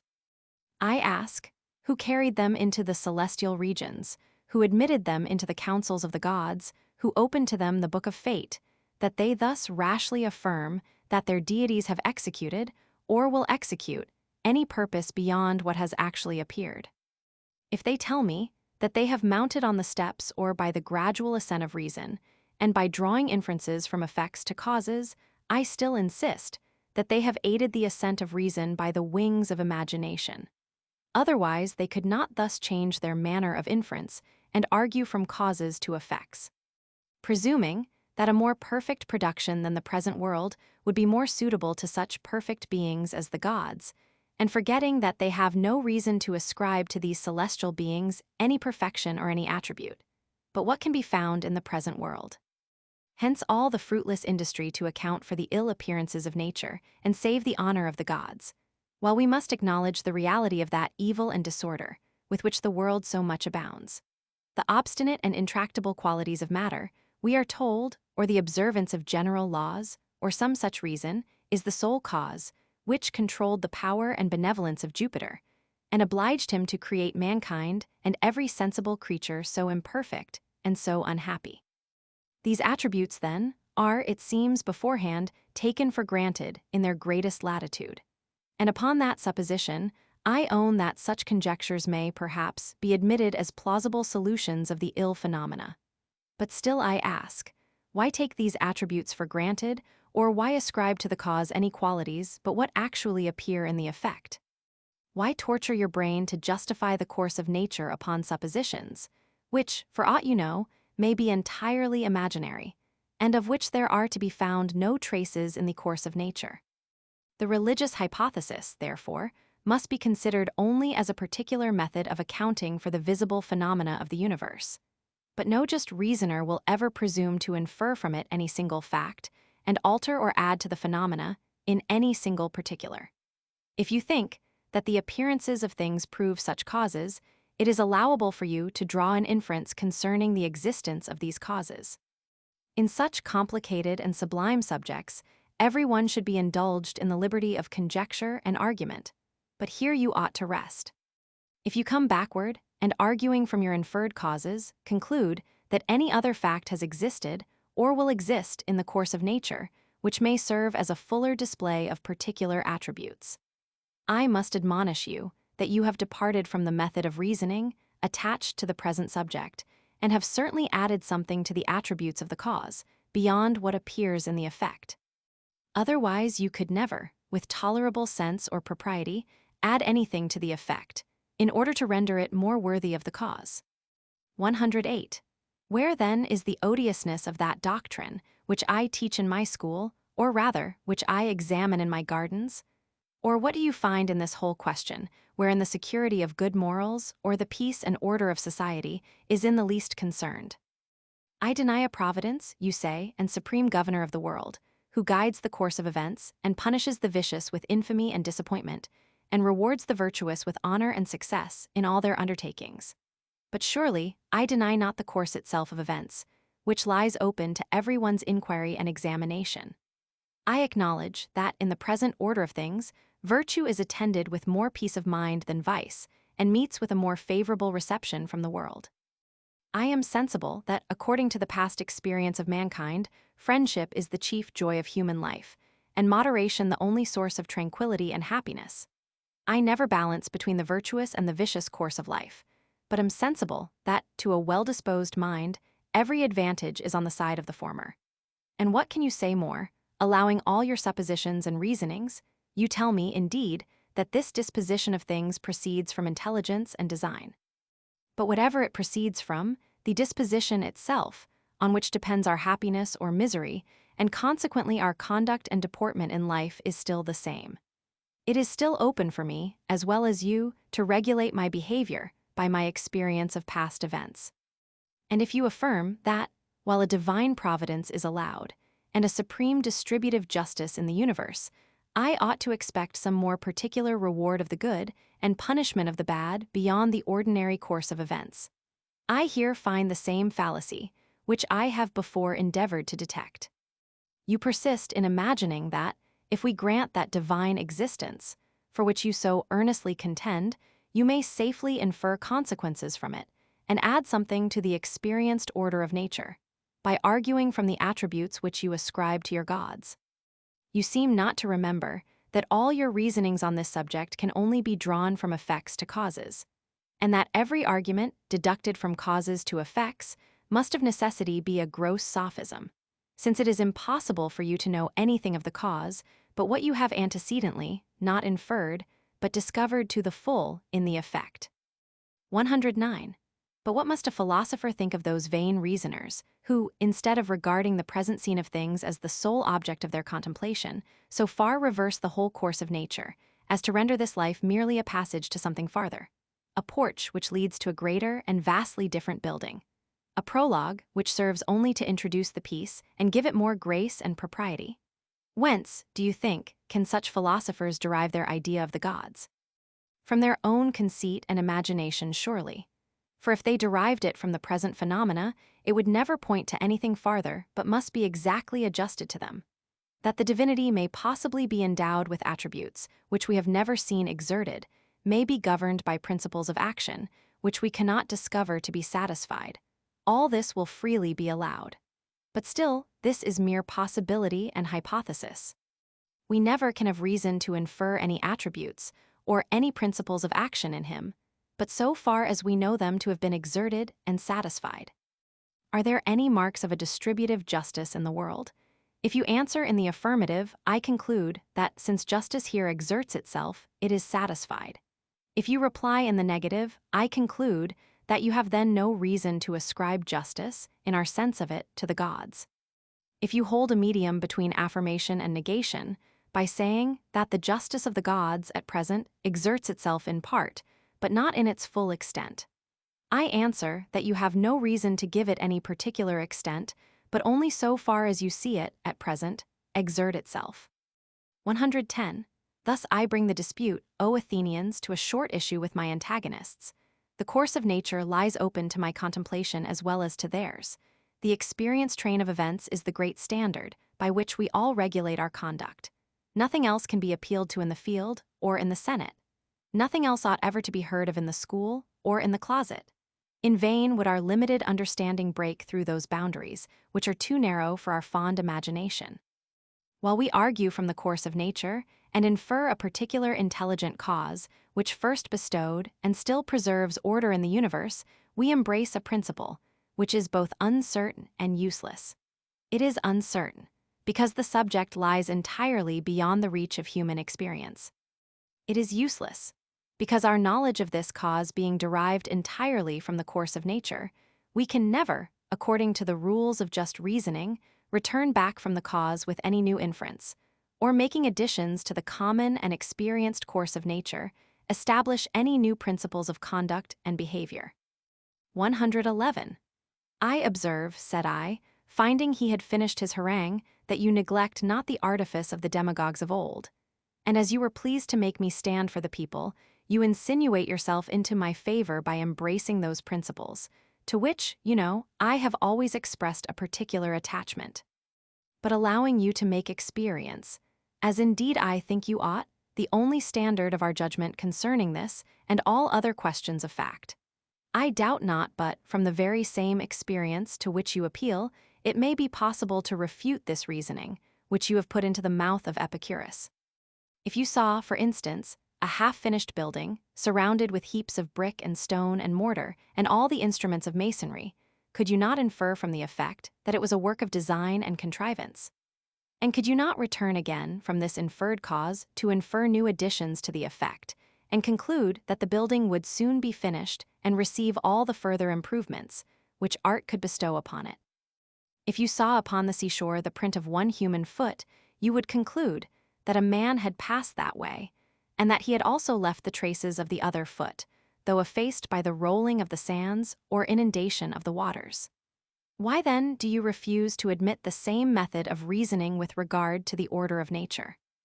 Consider the world and the present life only as an imperfect building, from which you can infer a superior intelligence, and arguing from that superior intelligence, which can leave nothing imperfect. Why may you not infer a more finished scheme or plan, which will receive its completion in some distant point of space or time? Are not these methods of reasoning exactly similar? And under what pretense can you embrace the one, while you reject the other? 112. The infinite difference of the subjects, replied he, is a sufficient foundation for this difference in my conclusions. In works of human art and contrivance, it is allowable to advance from the effect to the cause, and returning back from the cause, to form new inferences concerning the effect, and examine the alterations, which it has probably undergone or may still undergo. But what is the foundation of this method of reasoning? Plainly this: that man is a being, whom we know by experience, whose motives and designs we are acquainted with, and whose projects and inclinations have a certain connection and coherence, according to the laws which nature has established for the government of such a creature. When, therefore, we find that any work has proceeded from the skill and industry of man, as we are otherwise acquainted with the nature of the animal, we can draw 100 inferences concerning what may be expected from him, and these inferences will all be founded in experience and observation. But did we know man only from the single work or production which we examine, it were impossible for us to argue in this manner, because our knowledge of all the qualities which we ascribe to him, being in that case derived from the production, it is impossible they could point to anything farther or be the foundation of any new inference. The print of a foot in the sand can only prove, when considered alone, that there was some figure adapted to it by which it was produced. But the print of a human foot proves likewise, from our other experience, that there was probably another foot, which also left its impression, though effaced by time or other accidents. Here we mount from the effect to the cause, and descending again from the cause, infer alterations in the effect, but this is not a continuation of the same simple chain of reasoning. We comprehend in this case 100 other experiences and observations concerning the usual figure and members of that species of animal, without which this method of argument must be considered as fallacious and sophistical. 113. The case is not the same with our reasonings from the works of nature. The deity is known to us only by his productions, and is a single being in the universe, not comprehended under any species or genus, from whose experienced attributes or qualities we can, by analogy, infer any attribute or quality in him. As the universe shows wisdom and goodness, we infer wisdom and goodness. As it shows a particular degree of these perfections, we infer a particular degree of them, precisely adapted to the effect which we examine. But farther attributes or farther degrees of the same attributes, we can never be authorized to infer or suppose by any rules of just reasoning. Now, without some such license of supposition, it is impossible for us to argue from the cause or infer any alteration in the effect, beyond what has immediately fallen under our observation. Greater good produced by this being must still prove a greater degree of goodness. A more impartial distribution of rewards and punishments must proceed from a greater regard to justice and equity.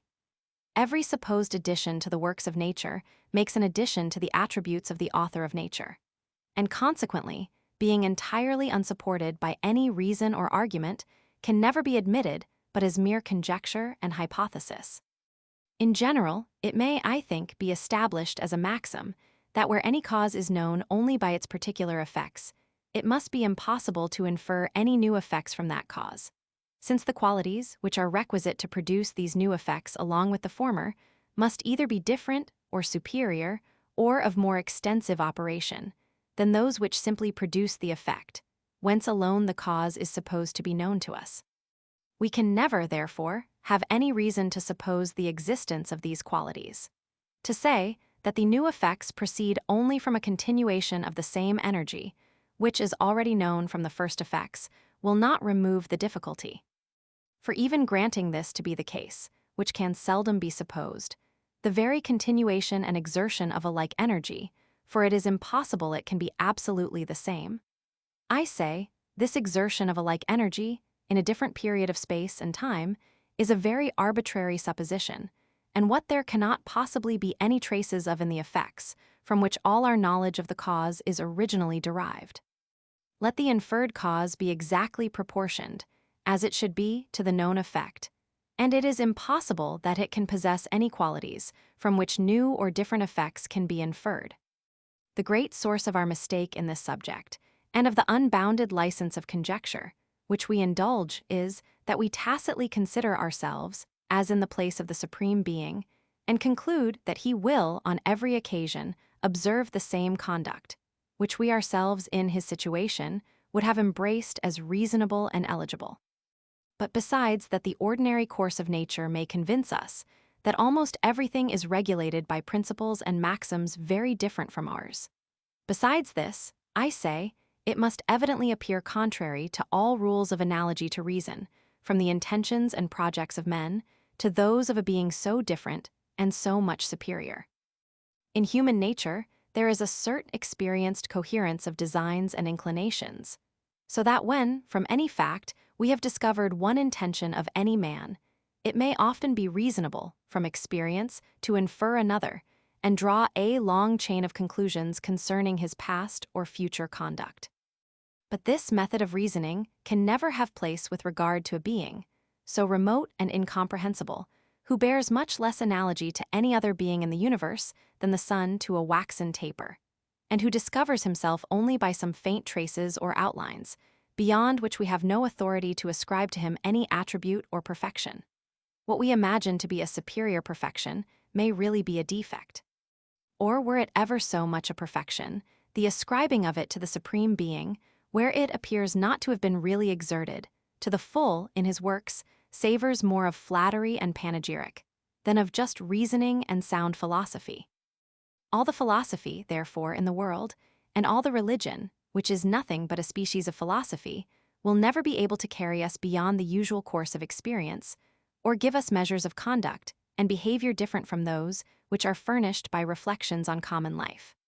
No new fact can ever be inferred from the religious hypothesis, no event foreseen or foretold, no reward or punishment expected or dreaded, beyond what is already known by practice and observation. So that my apology for Epicurus will still appear solid and satisfactory. Nor have the political interests of society any connection with the philosophical disputes concerning metaphysics and religion. 114. There is still one circumstance, replied I, which you seem to have overlooked. Though I should allow your premises, I must deny your conclusion. You conclude that religious doctrines and reasonings can have no influence on life, because they ought to have no influence, never considering that men reason not in the same manner you do, but draw many consequences from the belief of a divine existence, and suppose that the deity will inflict punishments on vice, and bestow rewards on virtue, beyond what appear in the ordinary course of nature. Whether this reasoning of theirs be just or not is no matter. Its influence on their life and conduct must still be the same. And those who attempt to disabuse them of such prejudices may, for aught I know, be good reasoners, but I cannot allow them to be good citizens and politicians, since they free men from one restraint upon their passions, and make the infringement of the laws of society, in one respect, more easy and secure. After all, I may, perhaps, agree to your general conclusion in favor of liberty, though upon different premises from those on which you endeavor to found it. I think that the state ought to tolerate every principle of philosophy, nor is there an instance that any government has suffered in its political interests by such indulgence. There is no enthusiasm among philosophers. Their doctrines are not very alluring to the people, and no restraint can be put upon their reasonings, but what must be of dangerous consequence to the sciences, and even to the state, by paving the way for persecution and oppression in points where the generality of mankind are more deeply interested and concerned. 115. But there occurs to me, continued I, with regard to your main topic, a difficulty, which I shall just propose to you without insisting on it, lest it lead into reasonings of too nice and delicate a nature. In a word, I much doubt whether it be possible for a cause to be known only by its effect, as you have all along supposed, or to be of so singular and particular a nature as to have no parallel and no similarity with any other cause or object that has ever fallen under our observation. It is only when two species of objects are found to be constantly conjoined that we can infer the one from the other, and were an effect presented which was entirely singular, and could not be comprehended under any known species, I do not see that we could form any conjecture or inference at all concerning its cause. If experience and observation and analogy be, indeed, the only guides which we can reasonably follow in inferences of this nature, both the effect and cause must bear a similarity and resemblance to other effects and causes, which we know, and which we have found, in many instances, to be conjoined with each other. I leave it to your own reflection to pursue the consequences of this principle.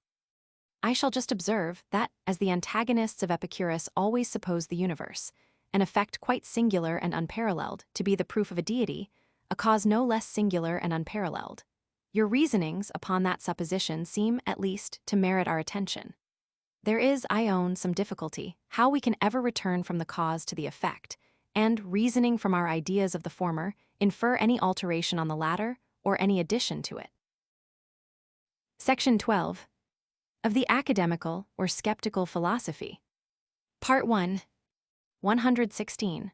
There is not a greater number of philosophical reasonings displayed upon any subject than those which prove the existence of a deity and refute the fallacies of atheists, And yet the most religious philosophers still dispute whether any man can be so blinded as to be a speculative atheist.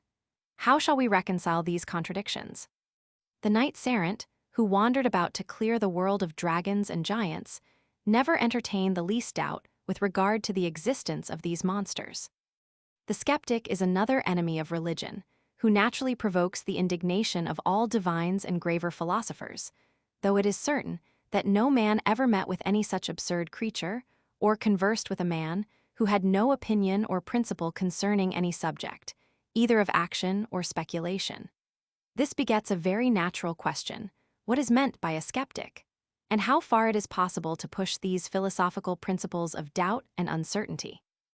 There is a species of skepticism, antecedent to all study and philosophy, which is much inculcated by Descartes and others, as a sovereign preservative against error and precipitate judgment.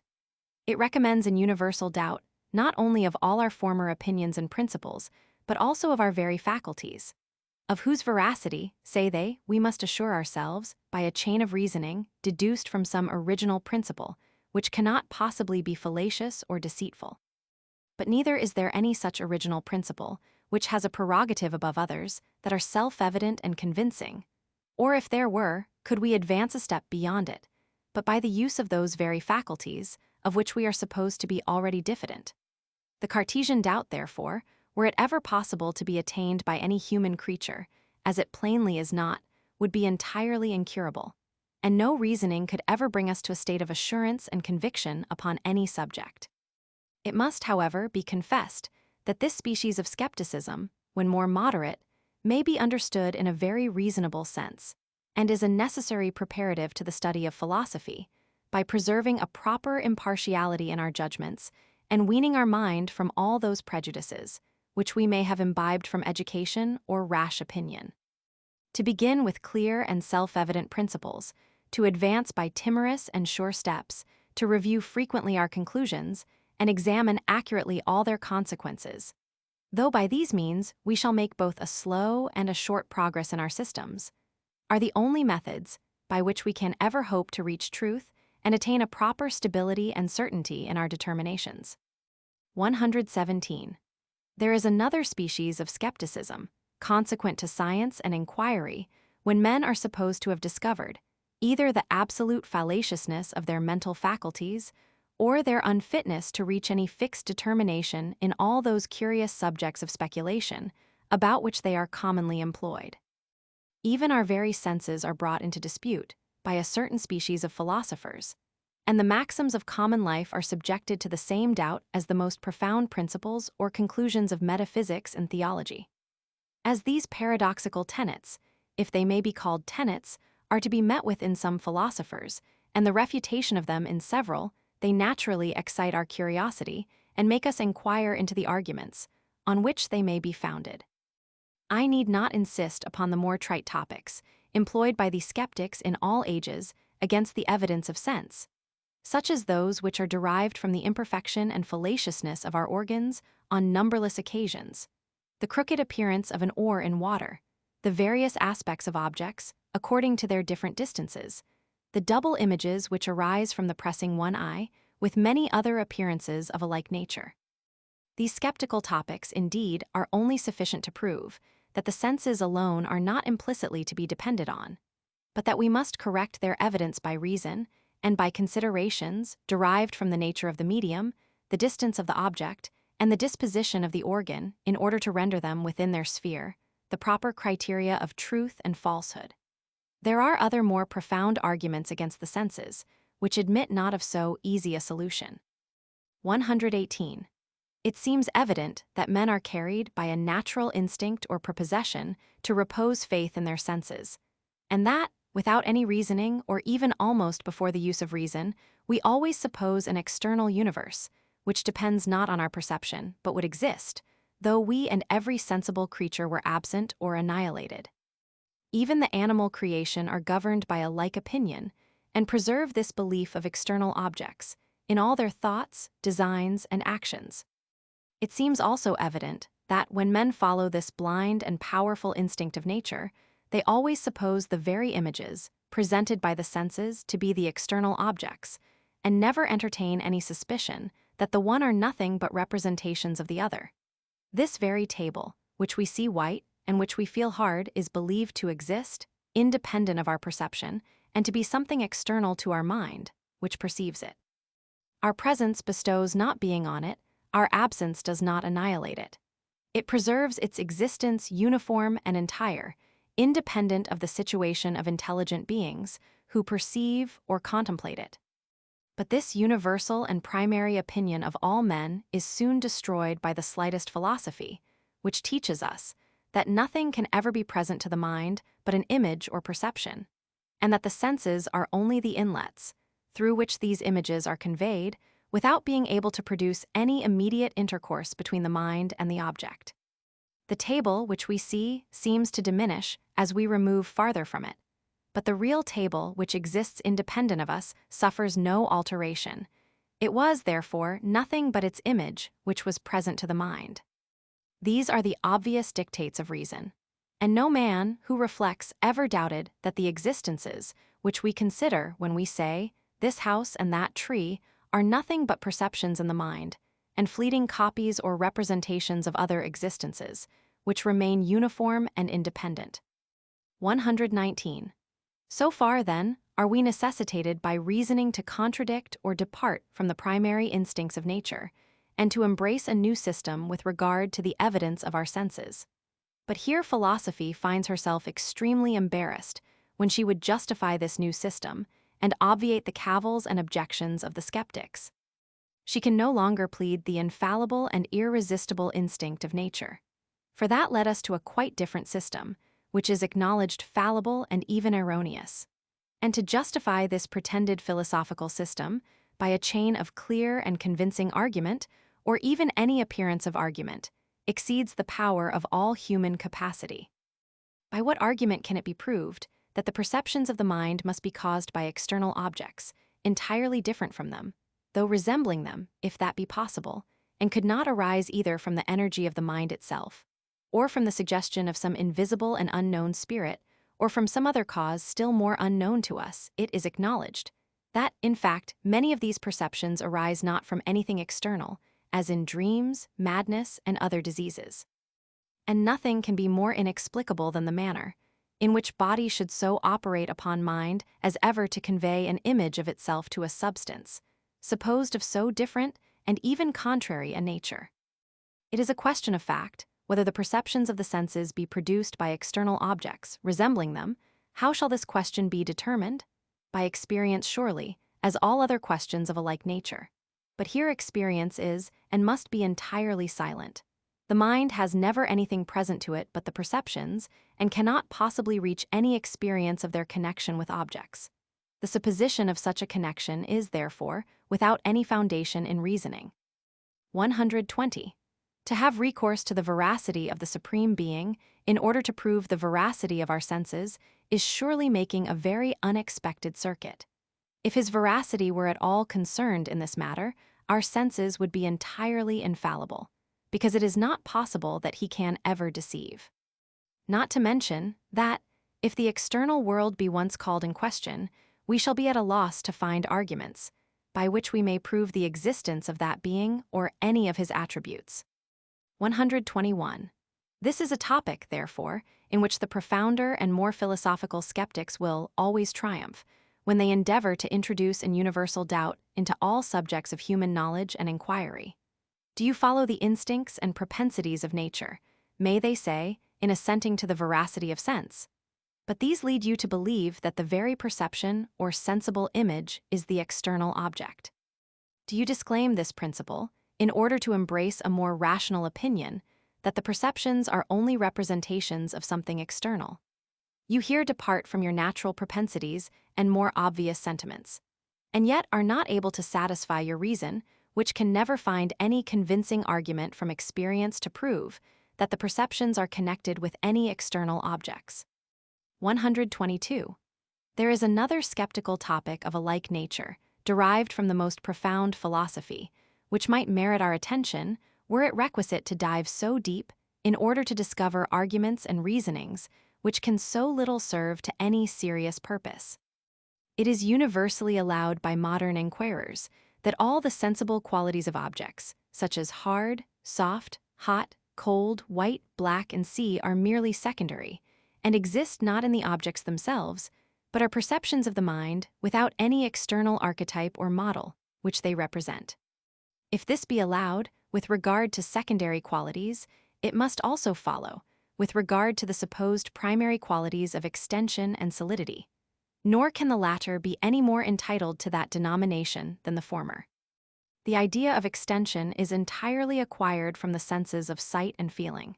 And if all the qualities perceived by the senses be in the mind, not in the object, the same conclusion must reach the idea of extension, which is wholly dependent on the sensible ideas or the ideas of secondary qualities. Nothing can save us from this conclusion, but the asserting that the ideas of those primary qualities are attained by abstraction, an opinion, which, if we examine it accurately, we shall find to be unintelligible and even absurd. An extension that is neither tangible nor visible cannot possibly be conceived. And a tangible or visible extension, which is neither hard nor soft, black nor white, is equally beyond the reach of human conception. Let any man try to conceive a triangle in general, which is neither isosceles nor scalenum, nor has any particular length or proportion of sides, and he will soon perceive the absurdity of all the scholastic notions with regard to abstraction and general ideas. This argument is drawn from Dr. Berkeley, and indeed most of the writings of that very ingenious author form the best lessons of skepticism, which are to be found either among the ancient or modern philosopher, Bayle not excepted. He professes, however, in his title page, and undoubtedly with great truth, to have composed his book against the skeptics as well as against the atheists and freethinkers. But that all his arguments, though otherwise intended, are in reality merely skeptical appears from this, that they admit of no answer and produce no conviction. Their only effect is to cause that momentary amazement and irresolution and confusion, which is the result of skepticism. 123. Thus the first philosophical objection to the evidence of sense or to the opinion of external existence consists in this, that such an opinion, if rested on natural instinct, is contrary to reason, and if referred to reason, is contrary to natural instinct, and at the same time carries no rational evidence with it to convince an impartial inquirer. The second objection goes farther, and represents this opinion as contrary to reason, at least if it be a principle of reason that all sensible qualities are in the mind, not in the object.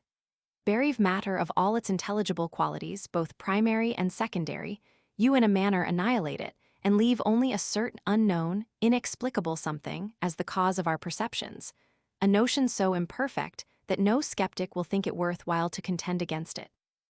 Part 2. 124.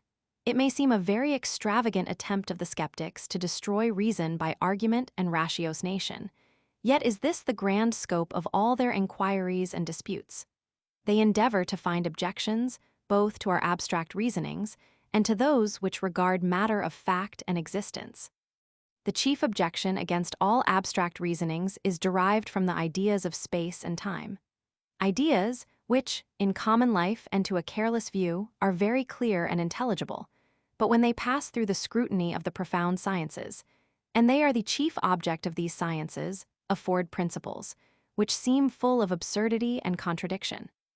No priestly dogmas, invented on purpose to tame and subdue the rebellious reason of mankind, ever shocked common sense more than the doctrine of the infinitive divisibility of extension, with its consequences, as they are pompously displayed by all geometricians and metaphysicians, with a kind of triumph and exultation.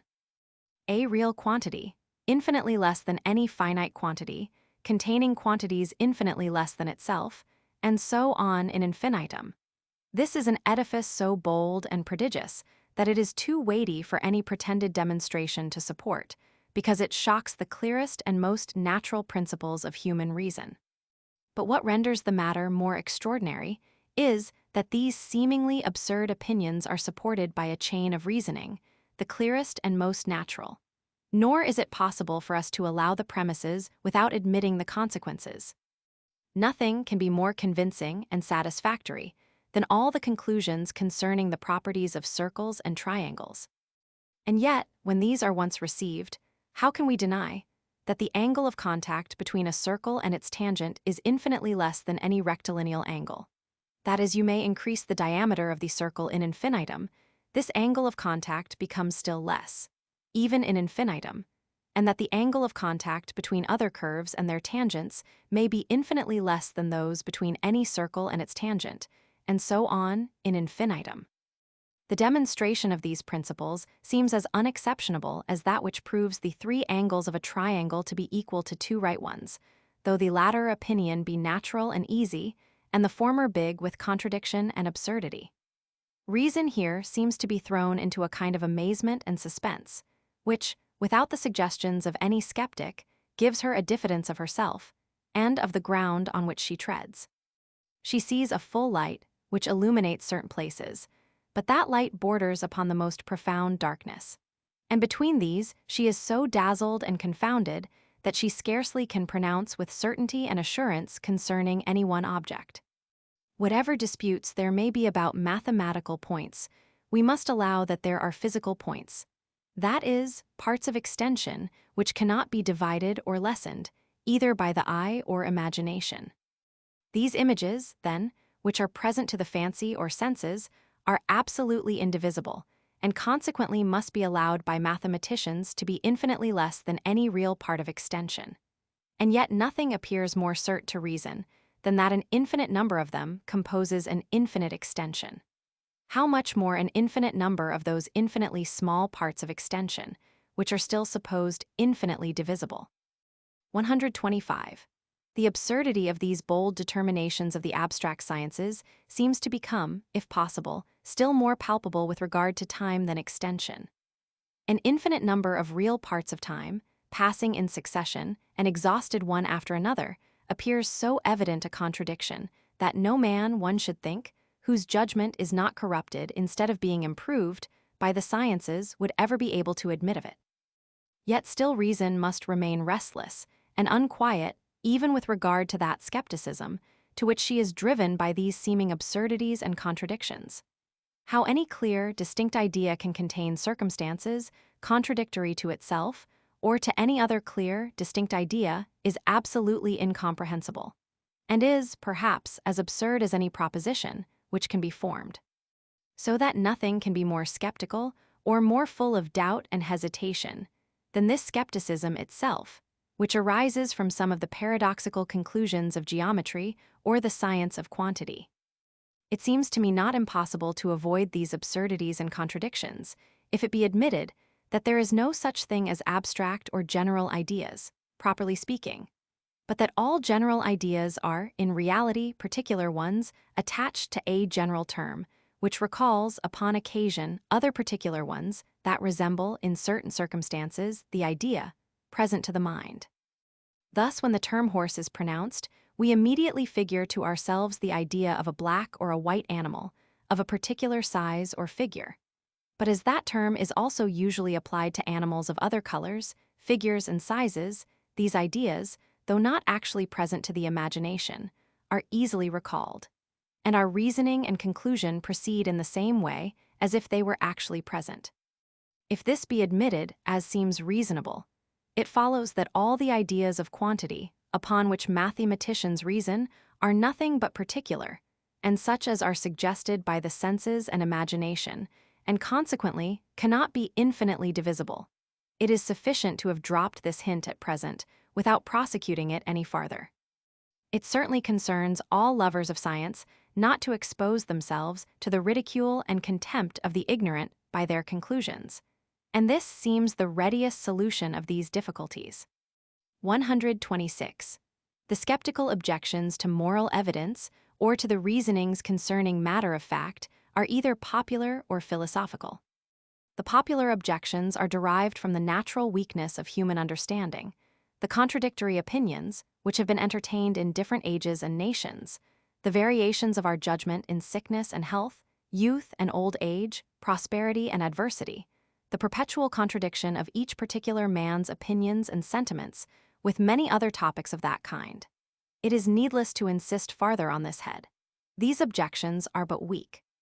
For as in common life, we reason every moment concerning fact and existence, and cannot possibly subsist without continually employing this species of argument, any popular objections, derived from thence, must be insufficient to destroy that evidence. The great subverter of Pyrrhonism, or the excessive principles of skepticism, is action and employment and the occupations of common life. These principles may flourish and triumph in the schools, where it is, indeed, difficult, if not impossible, to refute them. But as soon as they leave the shade, and by the presence of the real objects, which actuate our passions and sentiments, are put in opposition to the more powerful principles of our nature, they vanish like smoke, and leave the most determined skeptic in the same condition as other mortals. 127. The skeptic, therefore, had better keep within his proper sphere and display those philosophical objections which arise from more profound researches. Here he seems to have ample matter of triumph, while he justly insists that all our evidence for any matter of fact, which lies beyond the testimony of sense or memory, is derived entirely from the relation of cause and effect, that we have no other idea of this relation than that of two objects, which have been frequently conjoined together. That we have no argument to convince us that objects, which have in our experience been frequently conjoined, will likewise, in other instances, be conjoined in the same manner, and that nothing leads us to this inference but custom or a certain instinct of our nature, which it is indeed difficult to resist, but which, like other instincts, may be fallacious and deceitful. While the skeptic insists upon these topics, he shows his force, or rather, indeed, his own and our weakness, and seems, for the time at least, to destroy all assurance and conviction. These arguments might be displayed at greater length if any durable good or benefit to society could ever be expected to result from them. 128. For here is the chief and most confounding objection to excessive skepticism, that no durable good can ever result from it, while it remains in its full force and vigor. We need only ask such a skeptic what his meaning is, and what he proposes by all these curious researches. He is immediately at a loss and knows not what to answer. A Copernican or Ptolemaic, who supports each his different system of astronomy, may hope to produce a conviction which will remain constant and durable with his audience. A Stoic or Epicurean displays principles which may not be durable, but which have an effect on conduct and behavior. But a Pyrrhonian cannot expect that his philosophy will have any constant influence on the mind, or if it had, that its influence would be beneficial to society. On the contrary, he must acknowledge, if he will acknowledge anything, that all human life must perish were his principles universally and steadily to prevail. All discourse, all action would immediately cease, and men remain in a total lethargy, till the necessities of nature, unsatisfied, put an end to their miserable existence. It is true, so fatal an event is very little to be dreaded. Nature is always too strong for principle. And though a Pyrrhonian may throw himself or others into a momentary amazement and confusion by his profound reasonings, the first and most trivial event in life will put to flight all his doubts and scruples, and leave him the same, in every point of action and speculation, with the philosophers of every other sect, or with those who never concern themselves in any philosophical researches.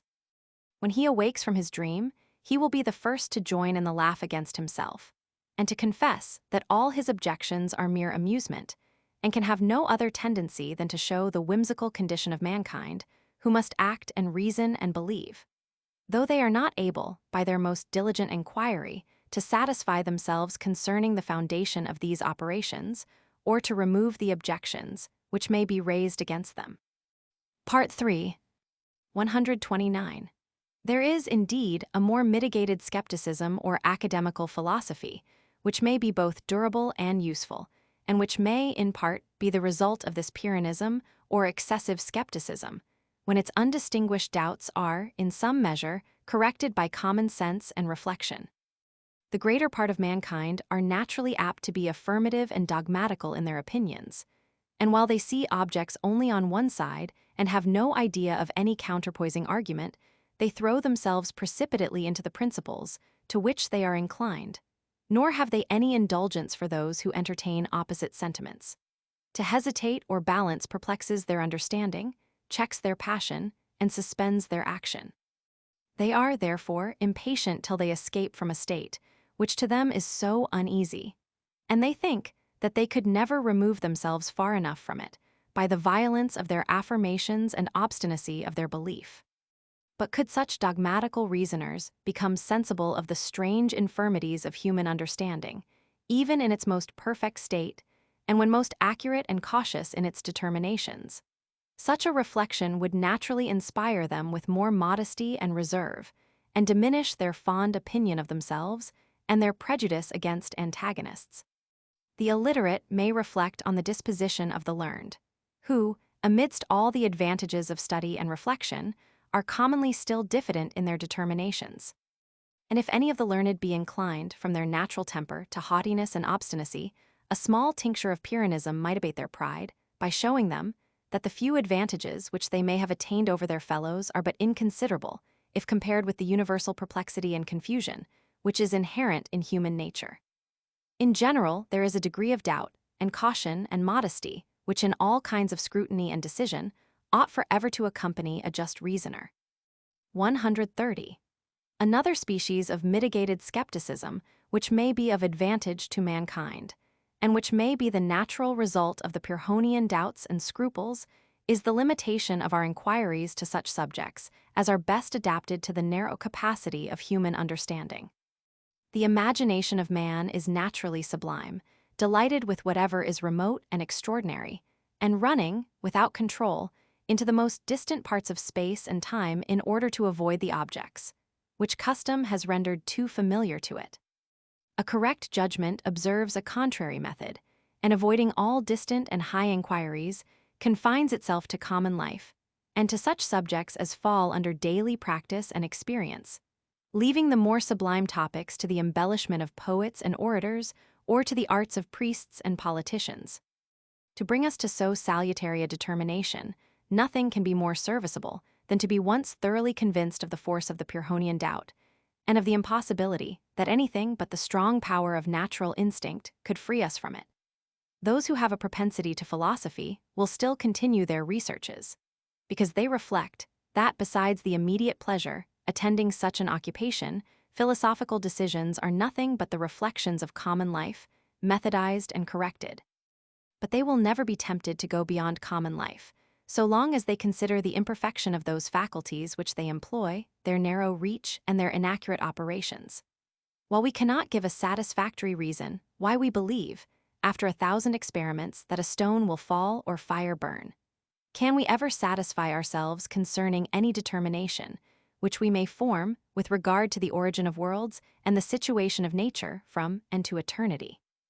This narrow limitation, indeed, of our inquiries is, in every respect, so reasonable that it suffices to make the slightest examination into the natural powers of the human mind, and to compare them with their objects, in order to recommend it to us. We shall then find what are the proper subjects of science and inquiry. 131. It seems to me that the only objects of the abstract science or of demonstration are quantity and number, and that all attempts to extend this more perfect species of knowledge beyond these bounds are mere sophistry and illusion. As the component parts of quantity and number are entirely similar, their relations become intricate and involved, and nothing can be more curious, as well as useful, than to trace, by a variety of mediums, their equality or inequality, through their different appearances. But as all other ideas are clearly distinct and different from each other, we can never advance farther, by our utmost scrutiny, than to observe this diversity, and by an obvious reflection, pronounce one thing not to be another. Or if there be any difficulty in these decisions, it proceeds entirely from the undeterminate meaning of words, which is corrected by juster definitions. That the square of the hypotenuse is equal to the squares of the other two sides cannot be known, let the terms be ever so exactly defined, without a train of reasoning and inquiry.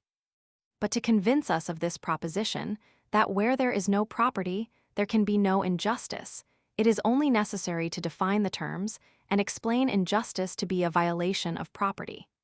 This proposition is, indeed, nothing but a more imperfect definition. It is the same case with all those pretended syllogistical reasonings, which may be found in every other branch of learning, except the sciences of quantity and number. And these may safely, I think, be pronounced the only proper objects of knowledge and demonstration. 132.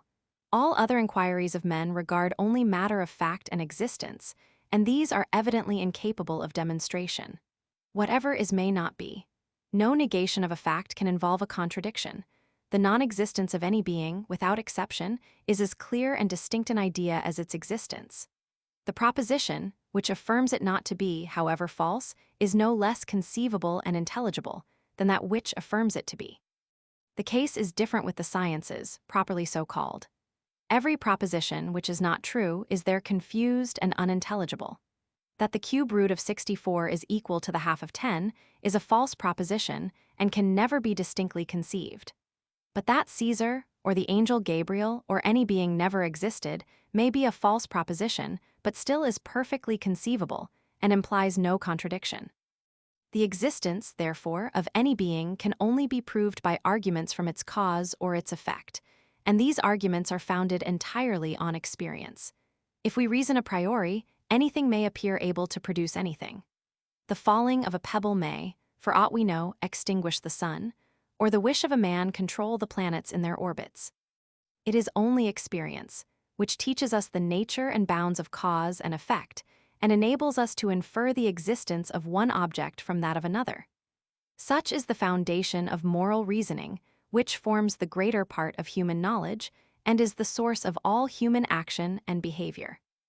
That impious maxim of the ancient philosophy, ex nihilo nihil fit, by which the creation of matter was excluded, ceases to be a maxim, according to this philosophy. Not only the will of the Supreme Being may create matter, but, for aught we know a priori, the will of any other being might create it, or any other cause that the most whimsical imagination can assign. Moral reasonings are either concerning particular or general facts. All deliberations in life regard the former, as also all disquisitions in history, chronology, geography, and astronomy. The sciences, which treat of general facts, are politics, natural philosophy, physic, chemistry, and see where the qualities, causes, and effects of a whole species of objects are inquired into. Divinity or theology, as it proves the existence of a deity and the immortality of souls, is composed partly of reasonings concerning particular, partly concerning general facts. It has a foundation in reason, so far as it is supported by experience. But its best and most solid foundation is faith and divine revelation. Morals and criticism are not so properly objects of the understanding as of taste and sentiment. Beauty, whether moral or natural, is felt more properly than perceived. Or if we reason concerning it and endeavor to fix its standard, we regard a new fact, to wit, the general tastes of mankind, or some such fact, which may be the object of reasoning and inquiry. When we run over libraries, persuaded of these principles, what havoc must we make? If we take in our hand any volume, of divinity or school metaphysics, for instance, let us ask, does it contain any abstract reasoning concerning quantity or number? No. Does it contain any experimental reasoning concerning matter of fact and existence? No. Commit it then to the flames, for it can contain nothing but sophistry and illusion.